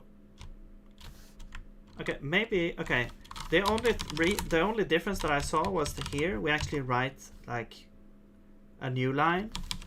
What if we write a new line here? It doesn't make sense to me, but let's try it, I guess. I don't remember exactly the inner workings of this here. Okay.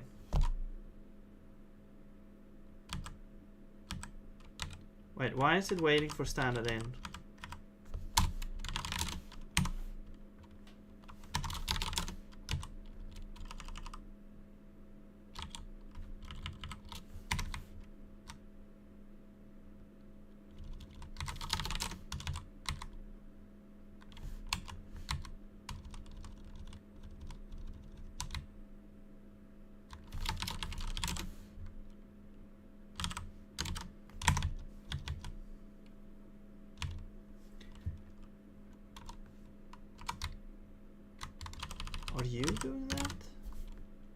we should already have standard in slice from here.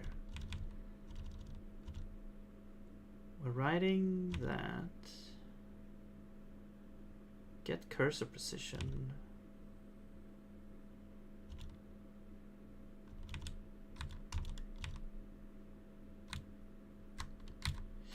I mean, I guess if the standard in slice is empty, do we even need to do anything? Like, what is happening here? We get the position.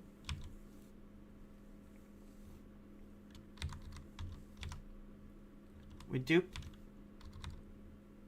something there. It should be empty at this in this. And then we do that. We write standard in slice, doesn't write anything. We get the position after, we write after there.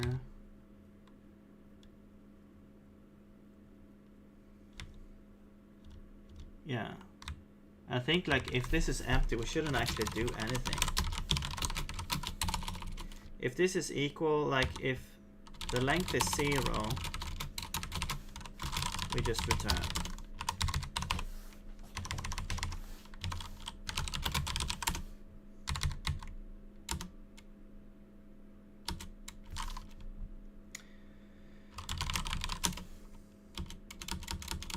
I still need to like press something. I don't understand where that comes from.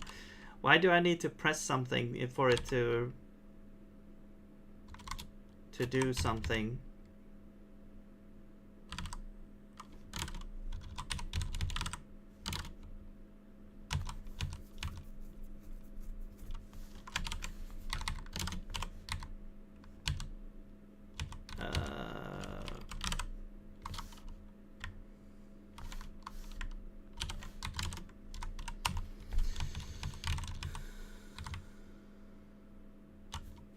Is it the... Oh. Wait, I know what it is. It's because the actual standard in is wired up. And it's like blocking.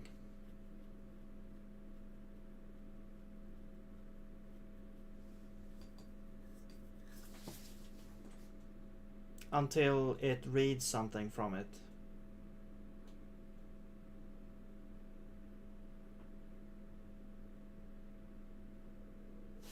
Okay. If, well, we could do this. We could go to runs. No, we could go main.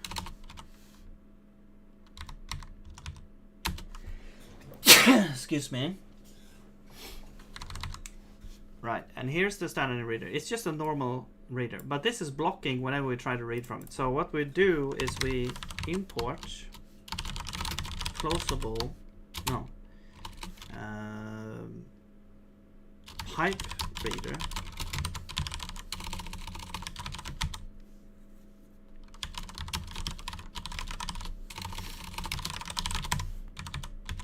Which is not public, so I'll make it public. Now this is a non-blocking reader that reads from a file handle.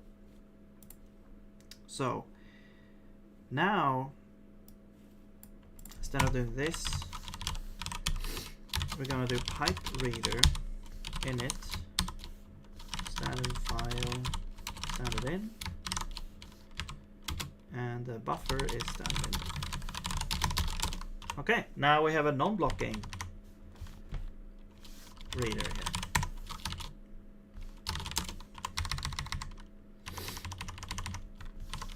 Okay.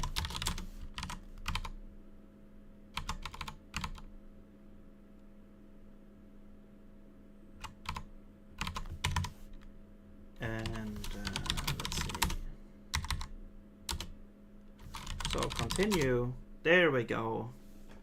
Wait.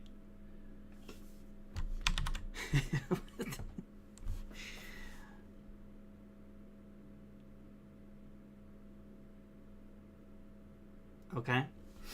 Should we also now make breakpoints? Because, yeah, we could actually try to do breakpoints as well. Now that we're in the debugger, and we could also try to do that. So I'm just gonna be 1 second. We'll do that.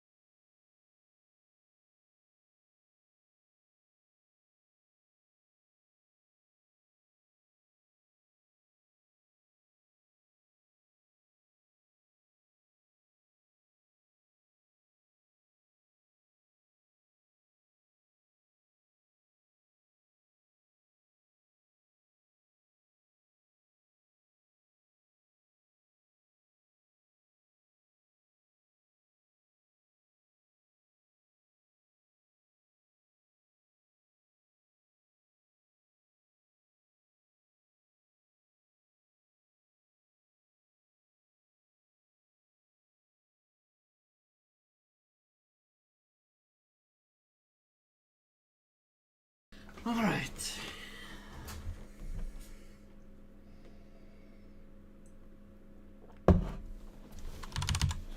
Let's add breakpoints.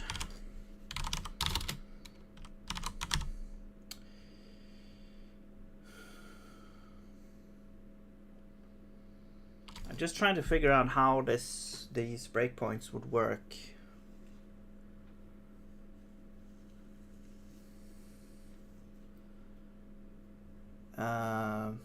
What the hell is this?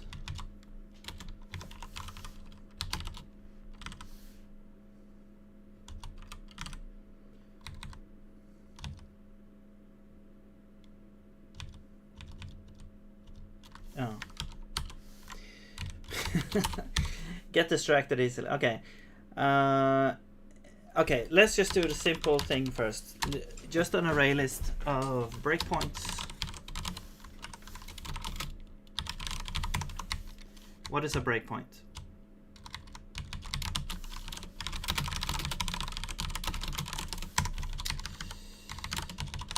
Breakpoint should have some kind of location. I guess technically it could have an instruction address derived from maybe a line of code. Like, we don't have a good way of mapping lines of codes to instruction. You basically have to go through each instruction and check where the source comes from.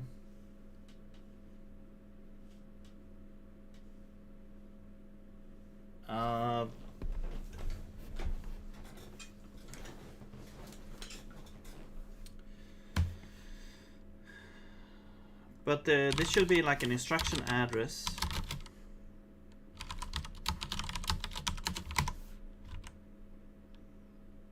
And I guess that's it. It could be, you could also like have enable, disable, but let's start there.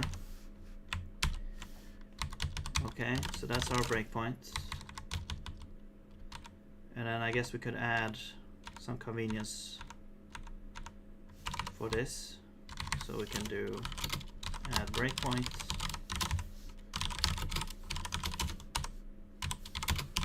And we will provide an address somehow.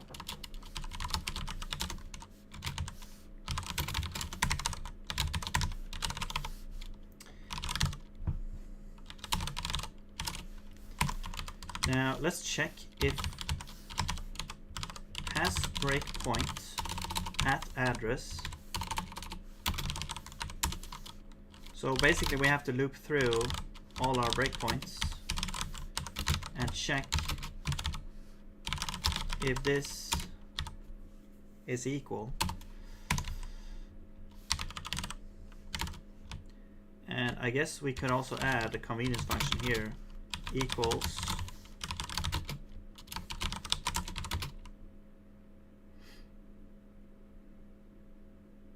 you know what? This is not a. This is actually not an instruction. It's a resolved instruction address. Yeah.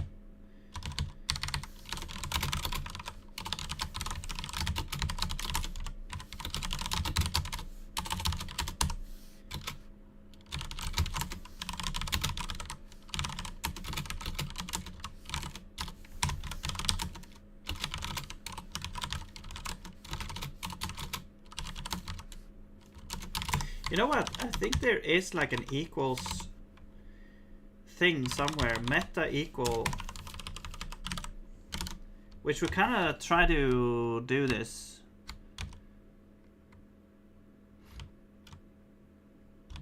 Yeah, I think we can just use the meta equals.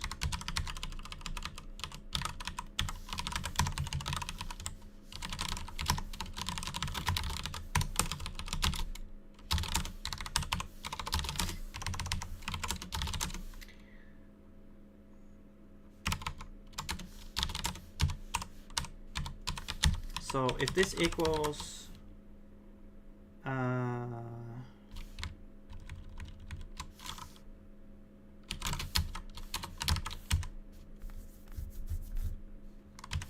this, which is actually resolved, now.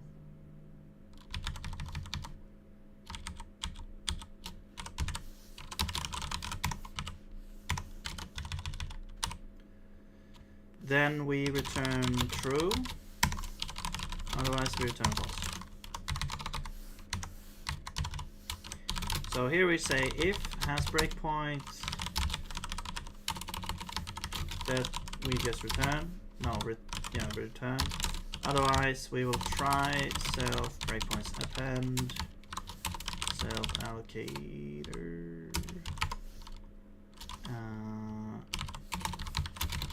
instruction address. Okay.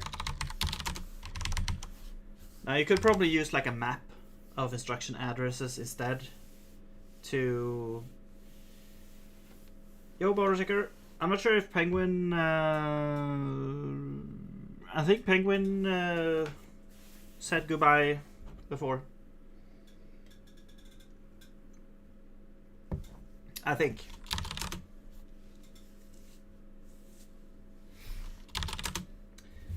Maybe. Or I'm dreaming. Maybe I dreamt it.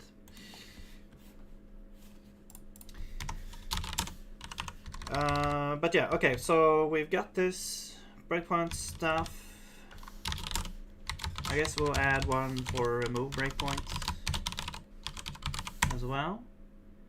And the insert, this should like now kind of be like an ID for the breakpoint. So I guess we can loop through our breakpoints and we can check if this equals this, then we would do it. Let's do a swap remove. It doesn't really matter that much. And we need the index, and then we return. All right, so that's remove breakpoints. Very simple implementation here. And then, yeah, so now we need the commands. Add.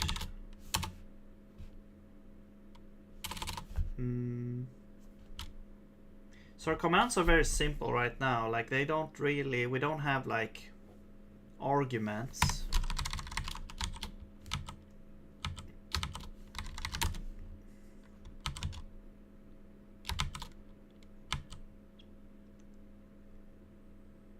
I mean, we could try to do that. It's just a matter of parsing here. So it's like if starts with breakpoint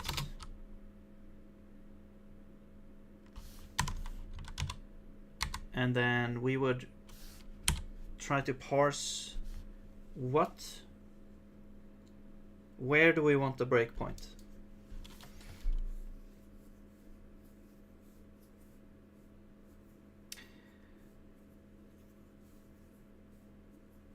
Let's do file.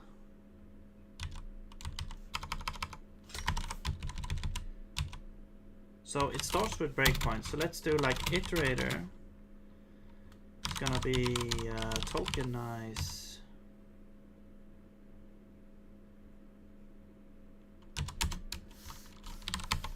And the buffer is gonna be the source. And delimiter is space. So first we have the breakpoint, and then we have the file name,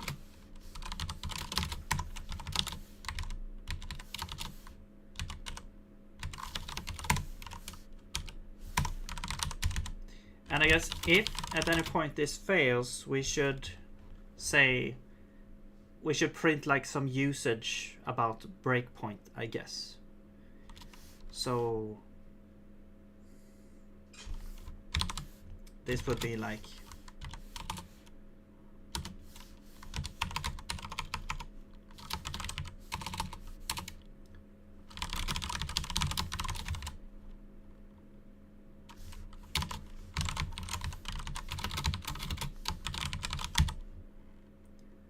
command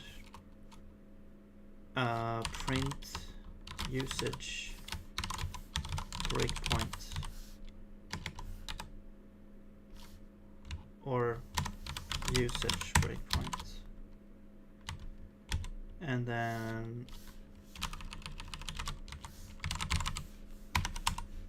that, and then we return null. Something like that. Next up would be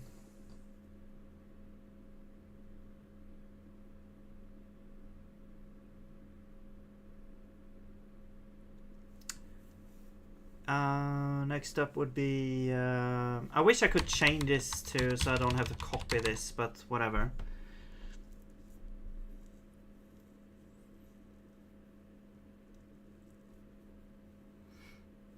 File and then line. Yeah, just file and line.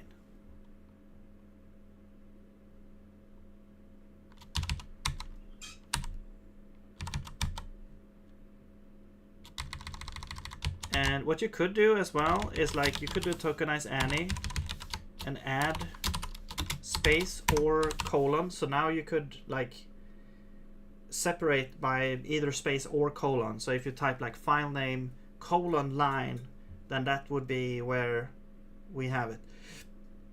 Or that would be also be possible. If you type file name space line, that also works.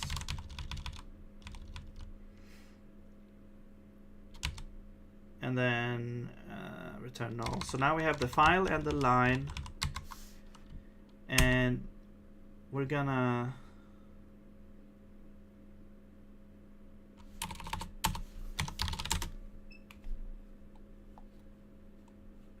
we're gonna say return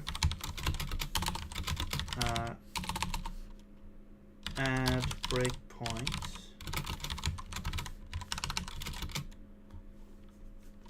file is file and line is line. Do we duplicate that? Yeah, let's duplicate it. Actually, do we have some arenas? I forgot. No. Let's do that and that. Alright.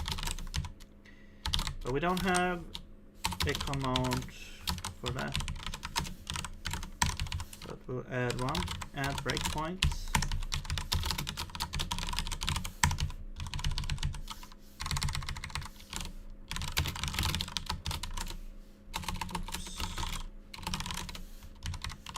So here we'll have file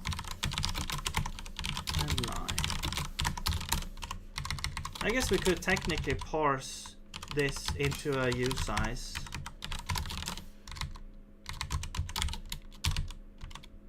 So we'll do like, we'll do this, and then we'll do line. This will be as string. And we'll do line is going to be standard format parse integer usize line as string, and then we don't need to duplicate it, so we can just do this.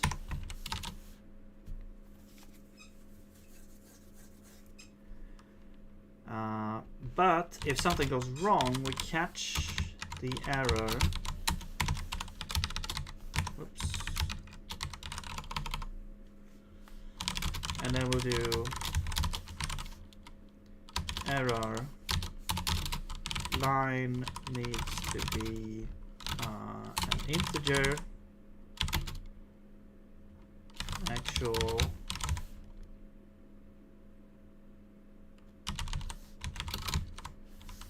line as string. And I guess we could show the error, but this should suffice, I think.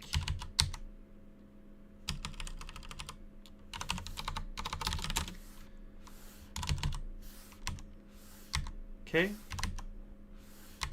Yeah. And let's also have usage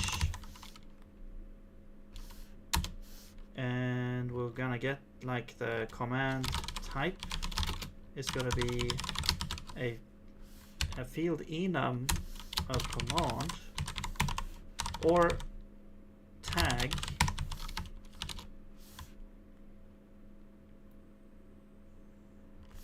we could use either one, I think. Yeah, tag is probably more correct, and then this would return a string, a comp time string, I guess. Yeah. Alright, so then we switch on this and we get like quit. Doesn't really have, like, all of these doesn't have any usage, so I'm just gonna do like, let's just do return here. But add breakpoint does have usage, so this would be, now what you could do is this syntax, which is like a multi-line string in Zig. Kind of a weird syntax. But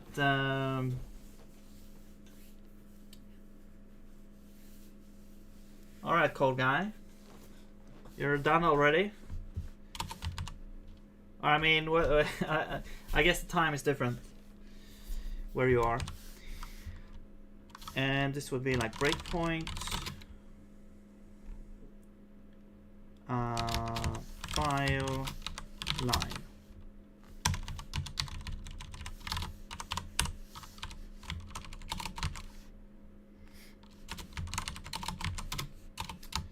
Adds a breakpoint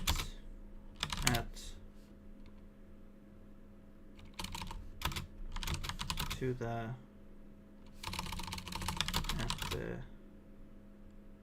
location. I mean, it should just be add a breakpoint. Adds a breakpoint.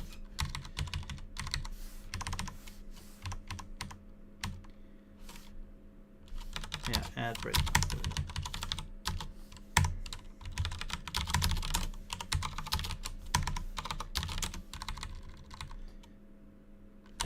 I guess we could do add like this, like you have to type add as well. I was thinking like, yeah, add and then remove. Okay, fine. So first, so now we need to iterate through 2 of those.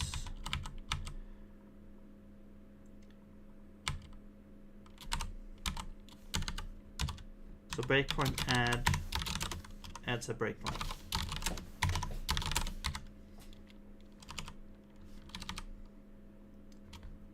I mean, I guess technically we could, breakpoint itself is a command and add is like a sub command.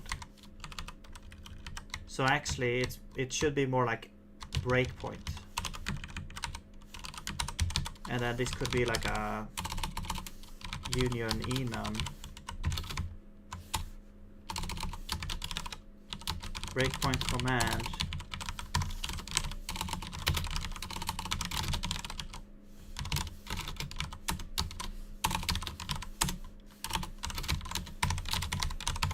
Or add is just one of these.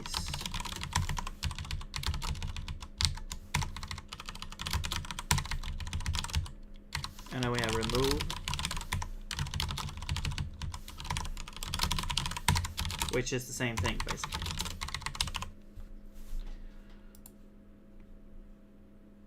And then this would be like breakpoint, and then we have like breakpoint add or breakpoint remove. I think this would suffice here. That's fine.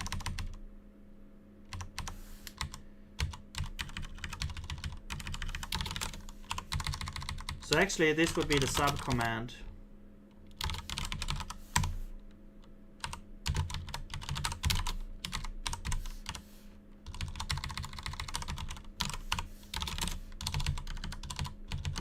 And then we also need to check what the subcommand is.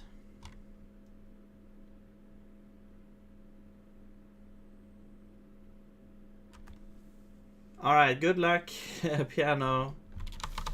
Have fun. Maybe.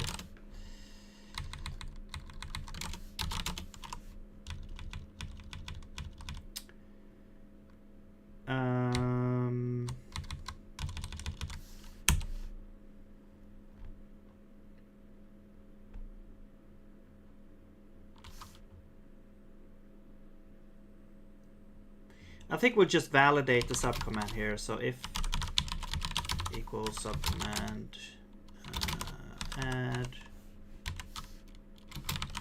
So if this is not true and we're not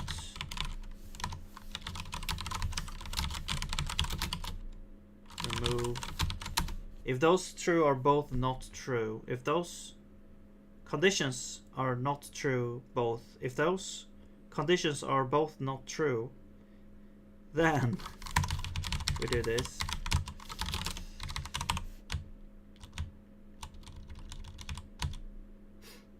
All right. Now we say if, this is a horrible code here, by the way, but I just want to make this work right now. Subcommand, if it's add, we return add breakpoint is dot add.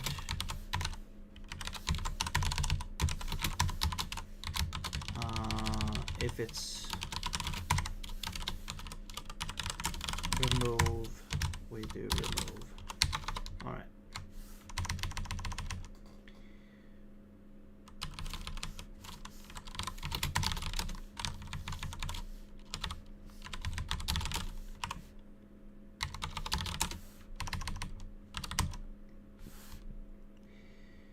Right. 3 arguments. Oh, base 10. Yeah. Good luck.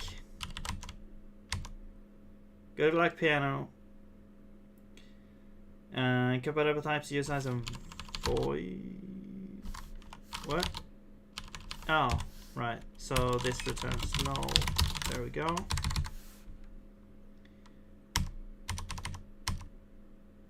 And try. Whoops.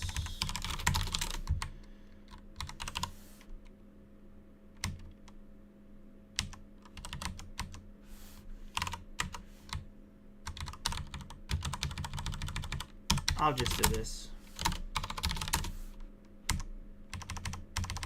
Okay. Now this is the only place left here. So we can have a breakpoint command. And I guess we'll have a separate function for this. Handle breakpoint command BP. Handle breakpoint command.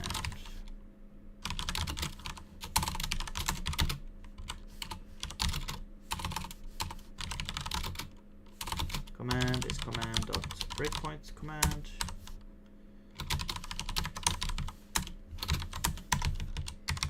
All right. See ya. All right. So now we switch on command, and we either have add or we have remove. So add, right. So now we will simply do add breakpoint, and now we actually need to kind of make an instruction address from a file and line, and we can do that, but we have to convert it first. So let's do file and line to instruction address BP file BP line. Okay. And I guess if we don't find it, we don't do anything. I mean, we could, yeah, if we don't find it, so we get an or else. We can do print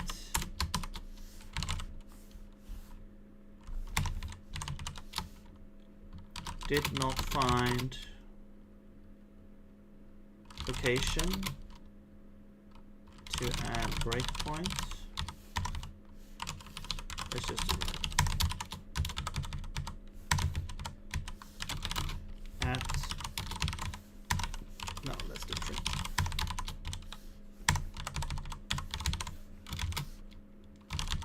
file and line.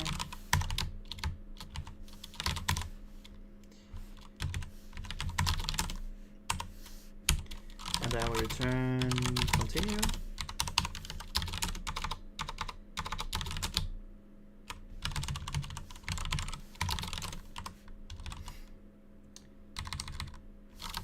So this would be the instruction address. There we go. And now we can simply do that and then return continue. Okay. And now we do basically the same thing for remove, except we do remove breakpoint instead. Now it's a little bit annoying that this is duplicated here. We could sort of add it directly in here, but yeah. Okay, so now we need this function, file and line to instruction address. File is a file name and line is a usize,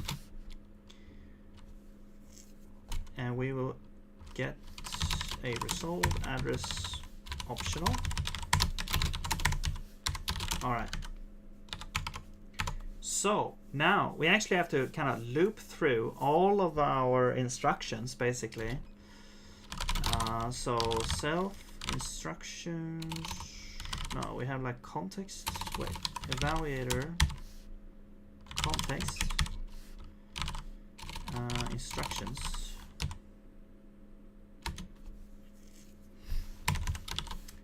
So we're looping through. So now we get an instruction set.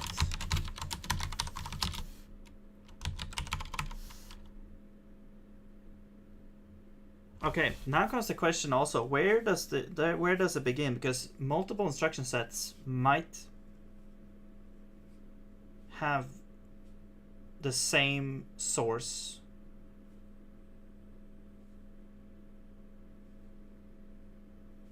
I guess we could create a Yo Blue, what's up?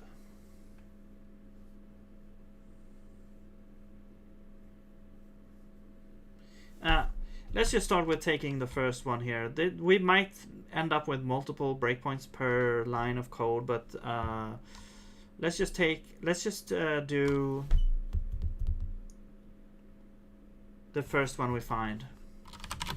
So we'll loop through this to get the instruction, and then we'll say, well, we should have a source or a span, yeah.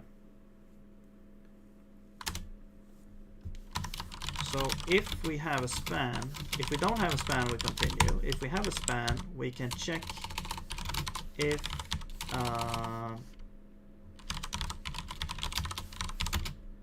span start file is equal to our file.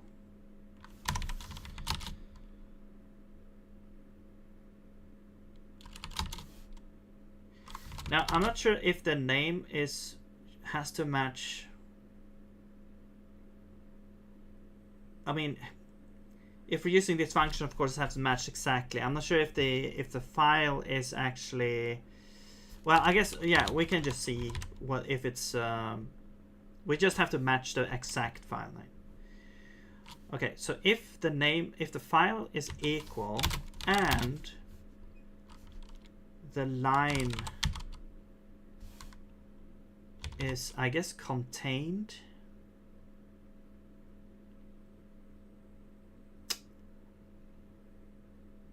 Contains. Oh, we need like contains line actually here, I think.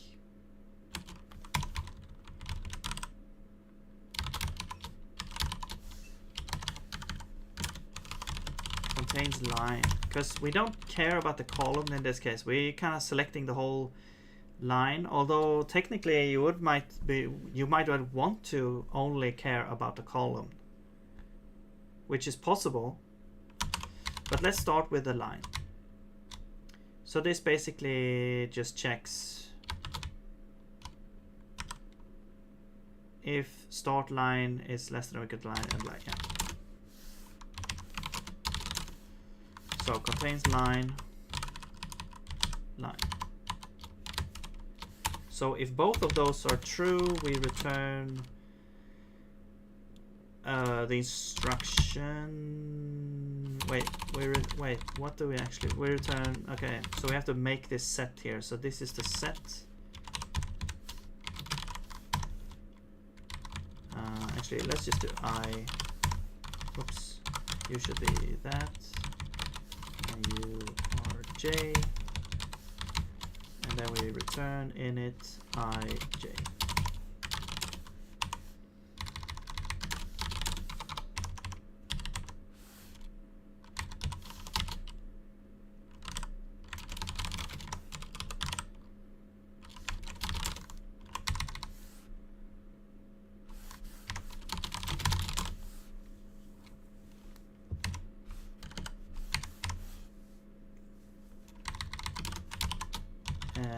And if we don't find it, we return null, that's right.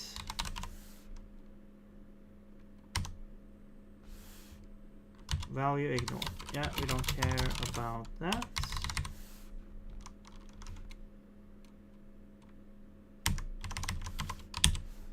Okay, there we go. So now we should be able to actually add breakpoints. Although we can add breakpoints, but we don't actually have any breakpoints. Let's add another subcommand actually. Breakpoint.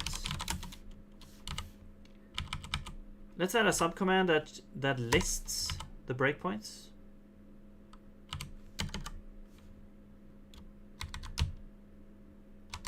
So we'll add list and we'll go through breakpoints so that we can see that we can add them and then list them so that we see that are you in your shorts area? Yeah, actually I cheated a little bit. I used like an AI to find good places for shorts because I don't really have the time to actually go in and look at that myself basically. And so I'm going through like the AI kind of it gives you like a bunch of clips to choose from or to check out, okay, is this any good? And then I have to go in and fix the captions a little bit.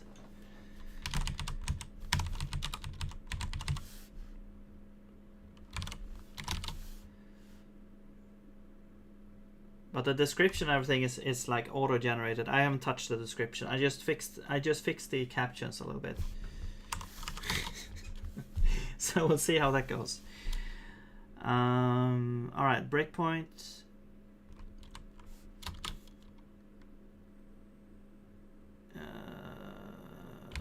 What am I doing? Yeah, I need to print this out. So yeah, so let's do print. Let's do like this. So we'll have a file name and a line. Actually, do we have a file name and a line? Actually, we don't have a file name and a line. Oh shit, we're losing that information here. Well, I mean, I guess we could add it.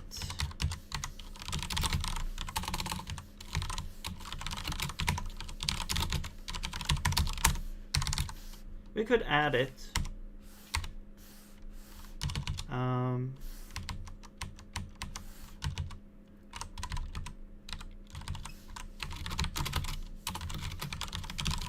So keep that information.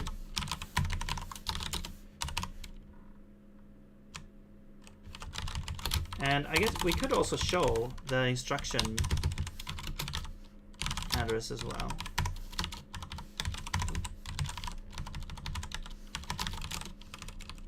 I think you have a format. No, yes, no, yes, yes.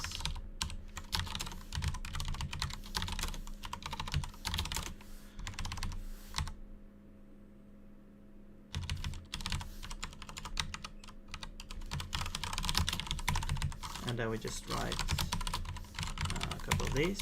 There we go.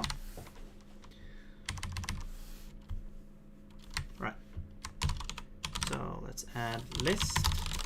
Doesn't need anything else. Right, and now you... Oh. Right, so let's add file and line.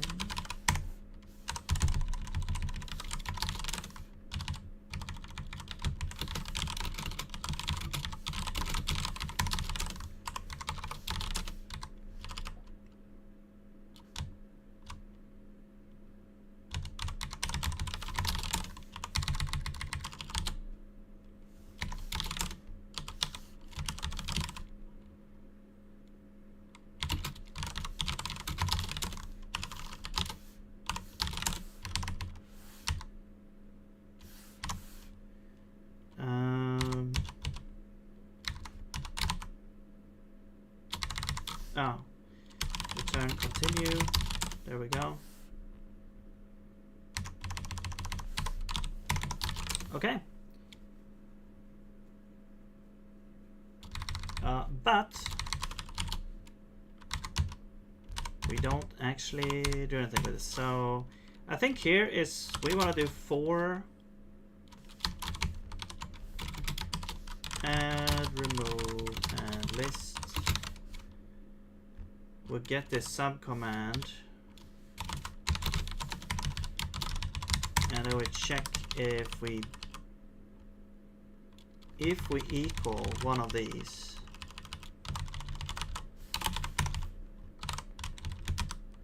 We can break, else we do this. So this is interesting, this pattern here, this for loop pattern. Unable to resolve comp time value. I have to specify the type, I think. Or could we do this?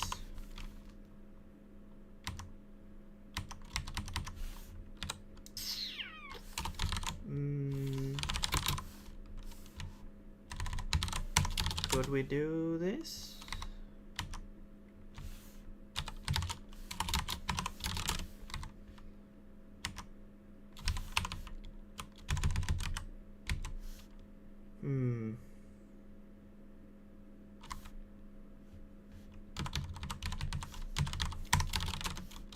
I'm kind of disappointed that you can't just do this. But what you could do is you could do this. So you could say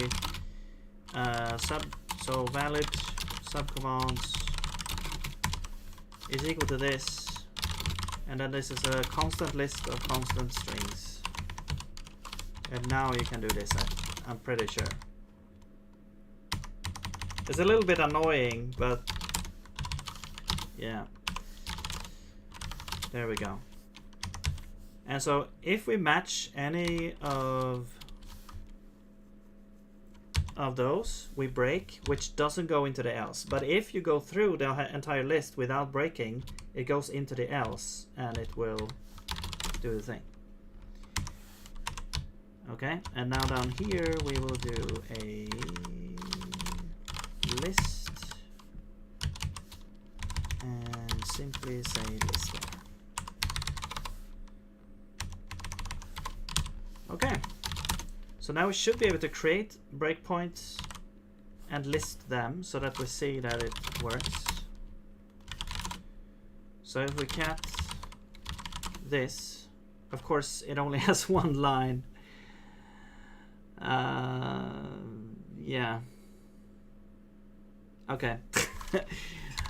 Okay, I didn't think this through, obviously.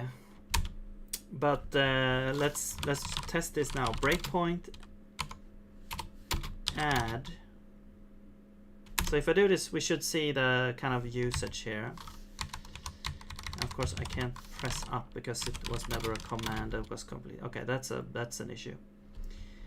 But anyway, so breakpoint add, and then let's do like IR2 RN line 1. Did not find location to add breakpoints. Okay, but we should be able to list breakpoints or not.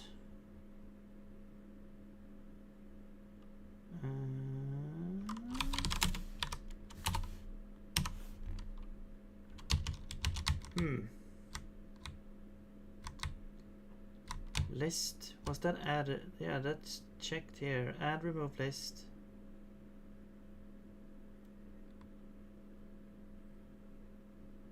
Oh, I see, because it's trying to find the lines and all that. So if okay, so I guess we can check here if subcommand is equal to list, we return, or yeah, we return breakpoint list. So then we actually don't need this here. And we don't need it down here either. There we go.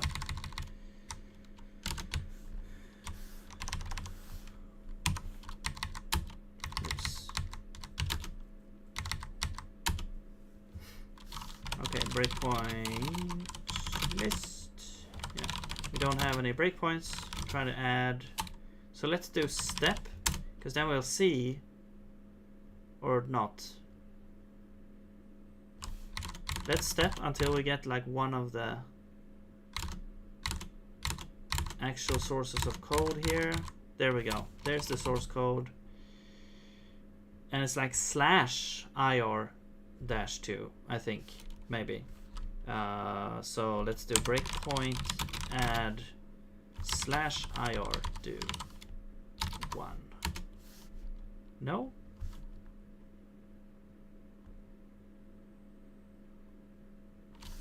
Okay, what about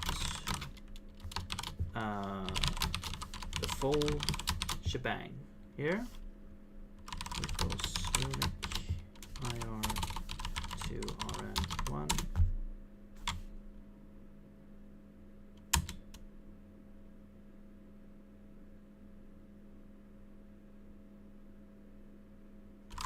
Breakpoint list. Okay, there we go. So now we have it. It just didn't. It didn't write anything in the case of success, I guess. So now we have this thing here, and you can see that it's on line 1, and the instruction is actually 07. So instruction set 0, and then command, or instruction number 7, or number 8 technically, because it's 0 indexed. But okay, cool. So we can add the breakpoints now. Now it would be nice to have like auto completion and all that, but also it would be nice to not have to write out the whole thing. Maybe we could match like ends with instead with the file when we try to match whatever it is, file, and so let's do like ends with instead.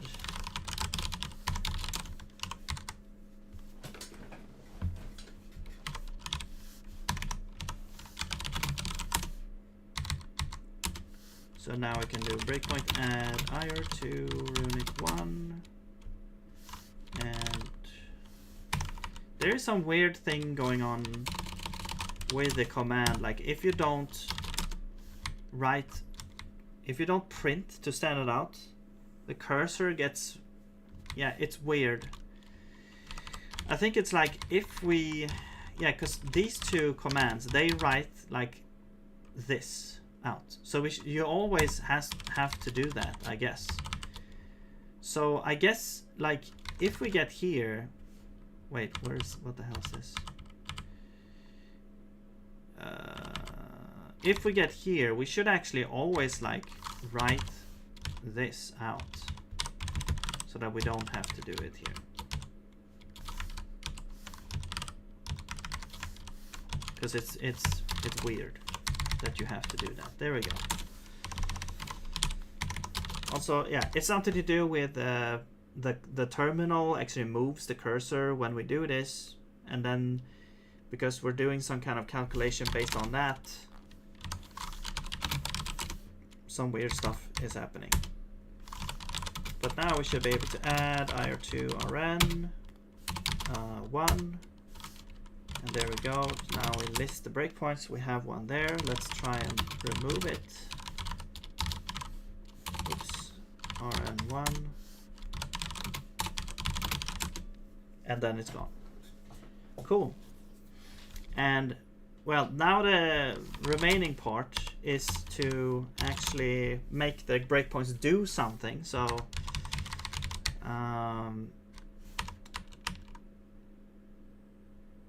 when we're just stepping, it doesn't matter, like we don't care. But when we're continuing, that is where we do things. So if we're continuing, I think we step through, or do we check before? Do we step through once and then check if we need to yeah, we step through once and then check if we need to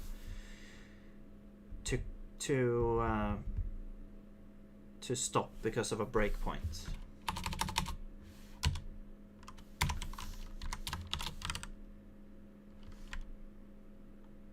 Also now, because this doesn't print a thing. No, I think that's fine. I think we don't really need to do this anymore. I'm gonna try this again here. Hopefully. No? Yeah, that's fine. Okay, cool. So let's remove that. Okay, but what we do need to do is we need to check now if we have a breakpoint at the current instruction. So if self has breakpoint, and what is the current instruction? It's going to be context. Wait, no, evaluator, context, get current. No.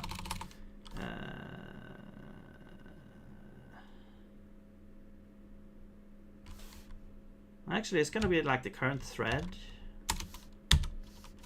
and then current instruction address. So if this is true,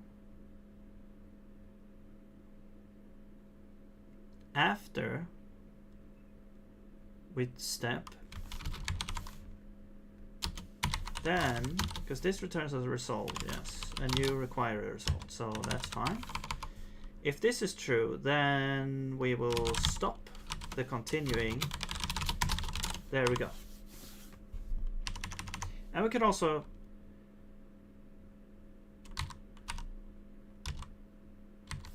what? Something wrong here. Yeah. There we go. And we can also say print stop at breakpoint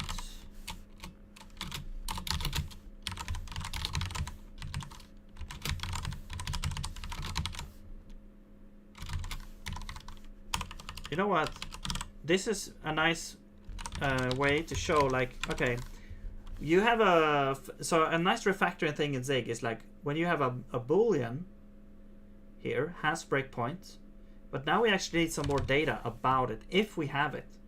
So a nice refactor here is that you go here and you see that, oh, we return a boolean, but now we want to change it so that we get some data as well. So you can change it into an optional and a breakpoint.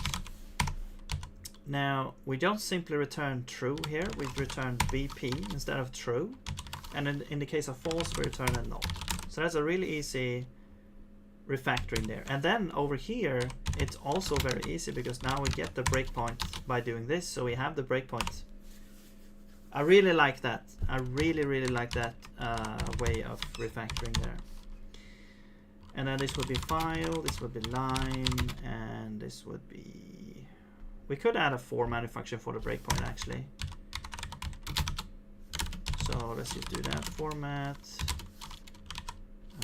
try writer, print, not self.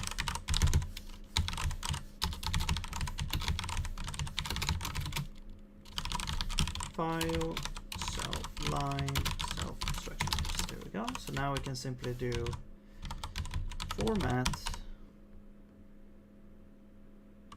and this would be BP.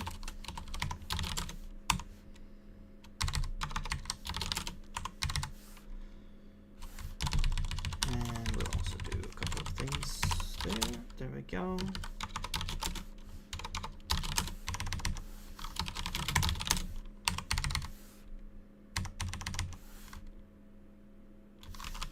And now if you're only interested in checking, you can add this here, or say equal no, but yeah, I wish this was like kind of implicit, but maybe it's good that it's like explicit. You have to put this there if you have an optional instead of a bool. All right. So now, in theory, I think the breakpoints should be able to, unless I forgot about something, but let's try it. So we'll add breakpoint, add there, make sure we have it, and then we'll do continue, and there we go. Now we stopped at this breakpoint here. Awesome. Now we've churned through some things here. Cool. That's really cool.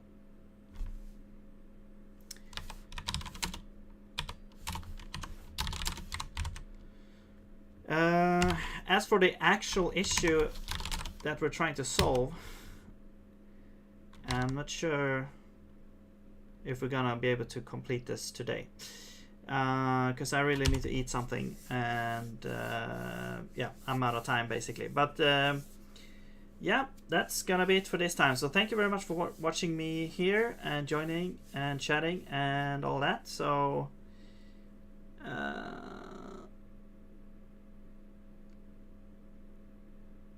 I don't know what I was thinking here.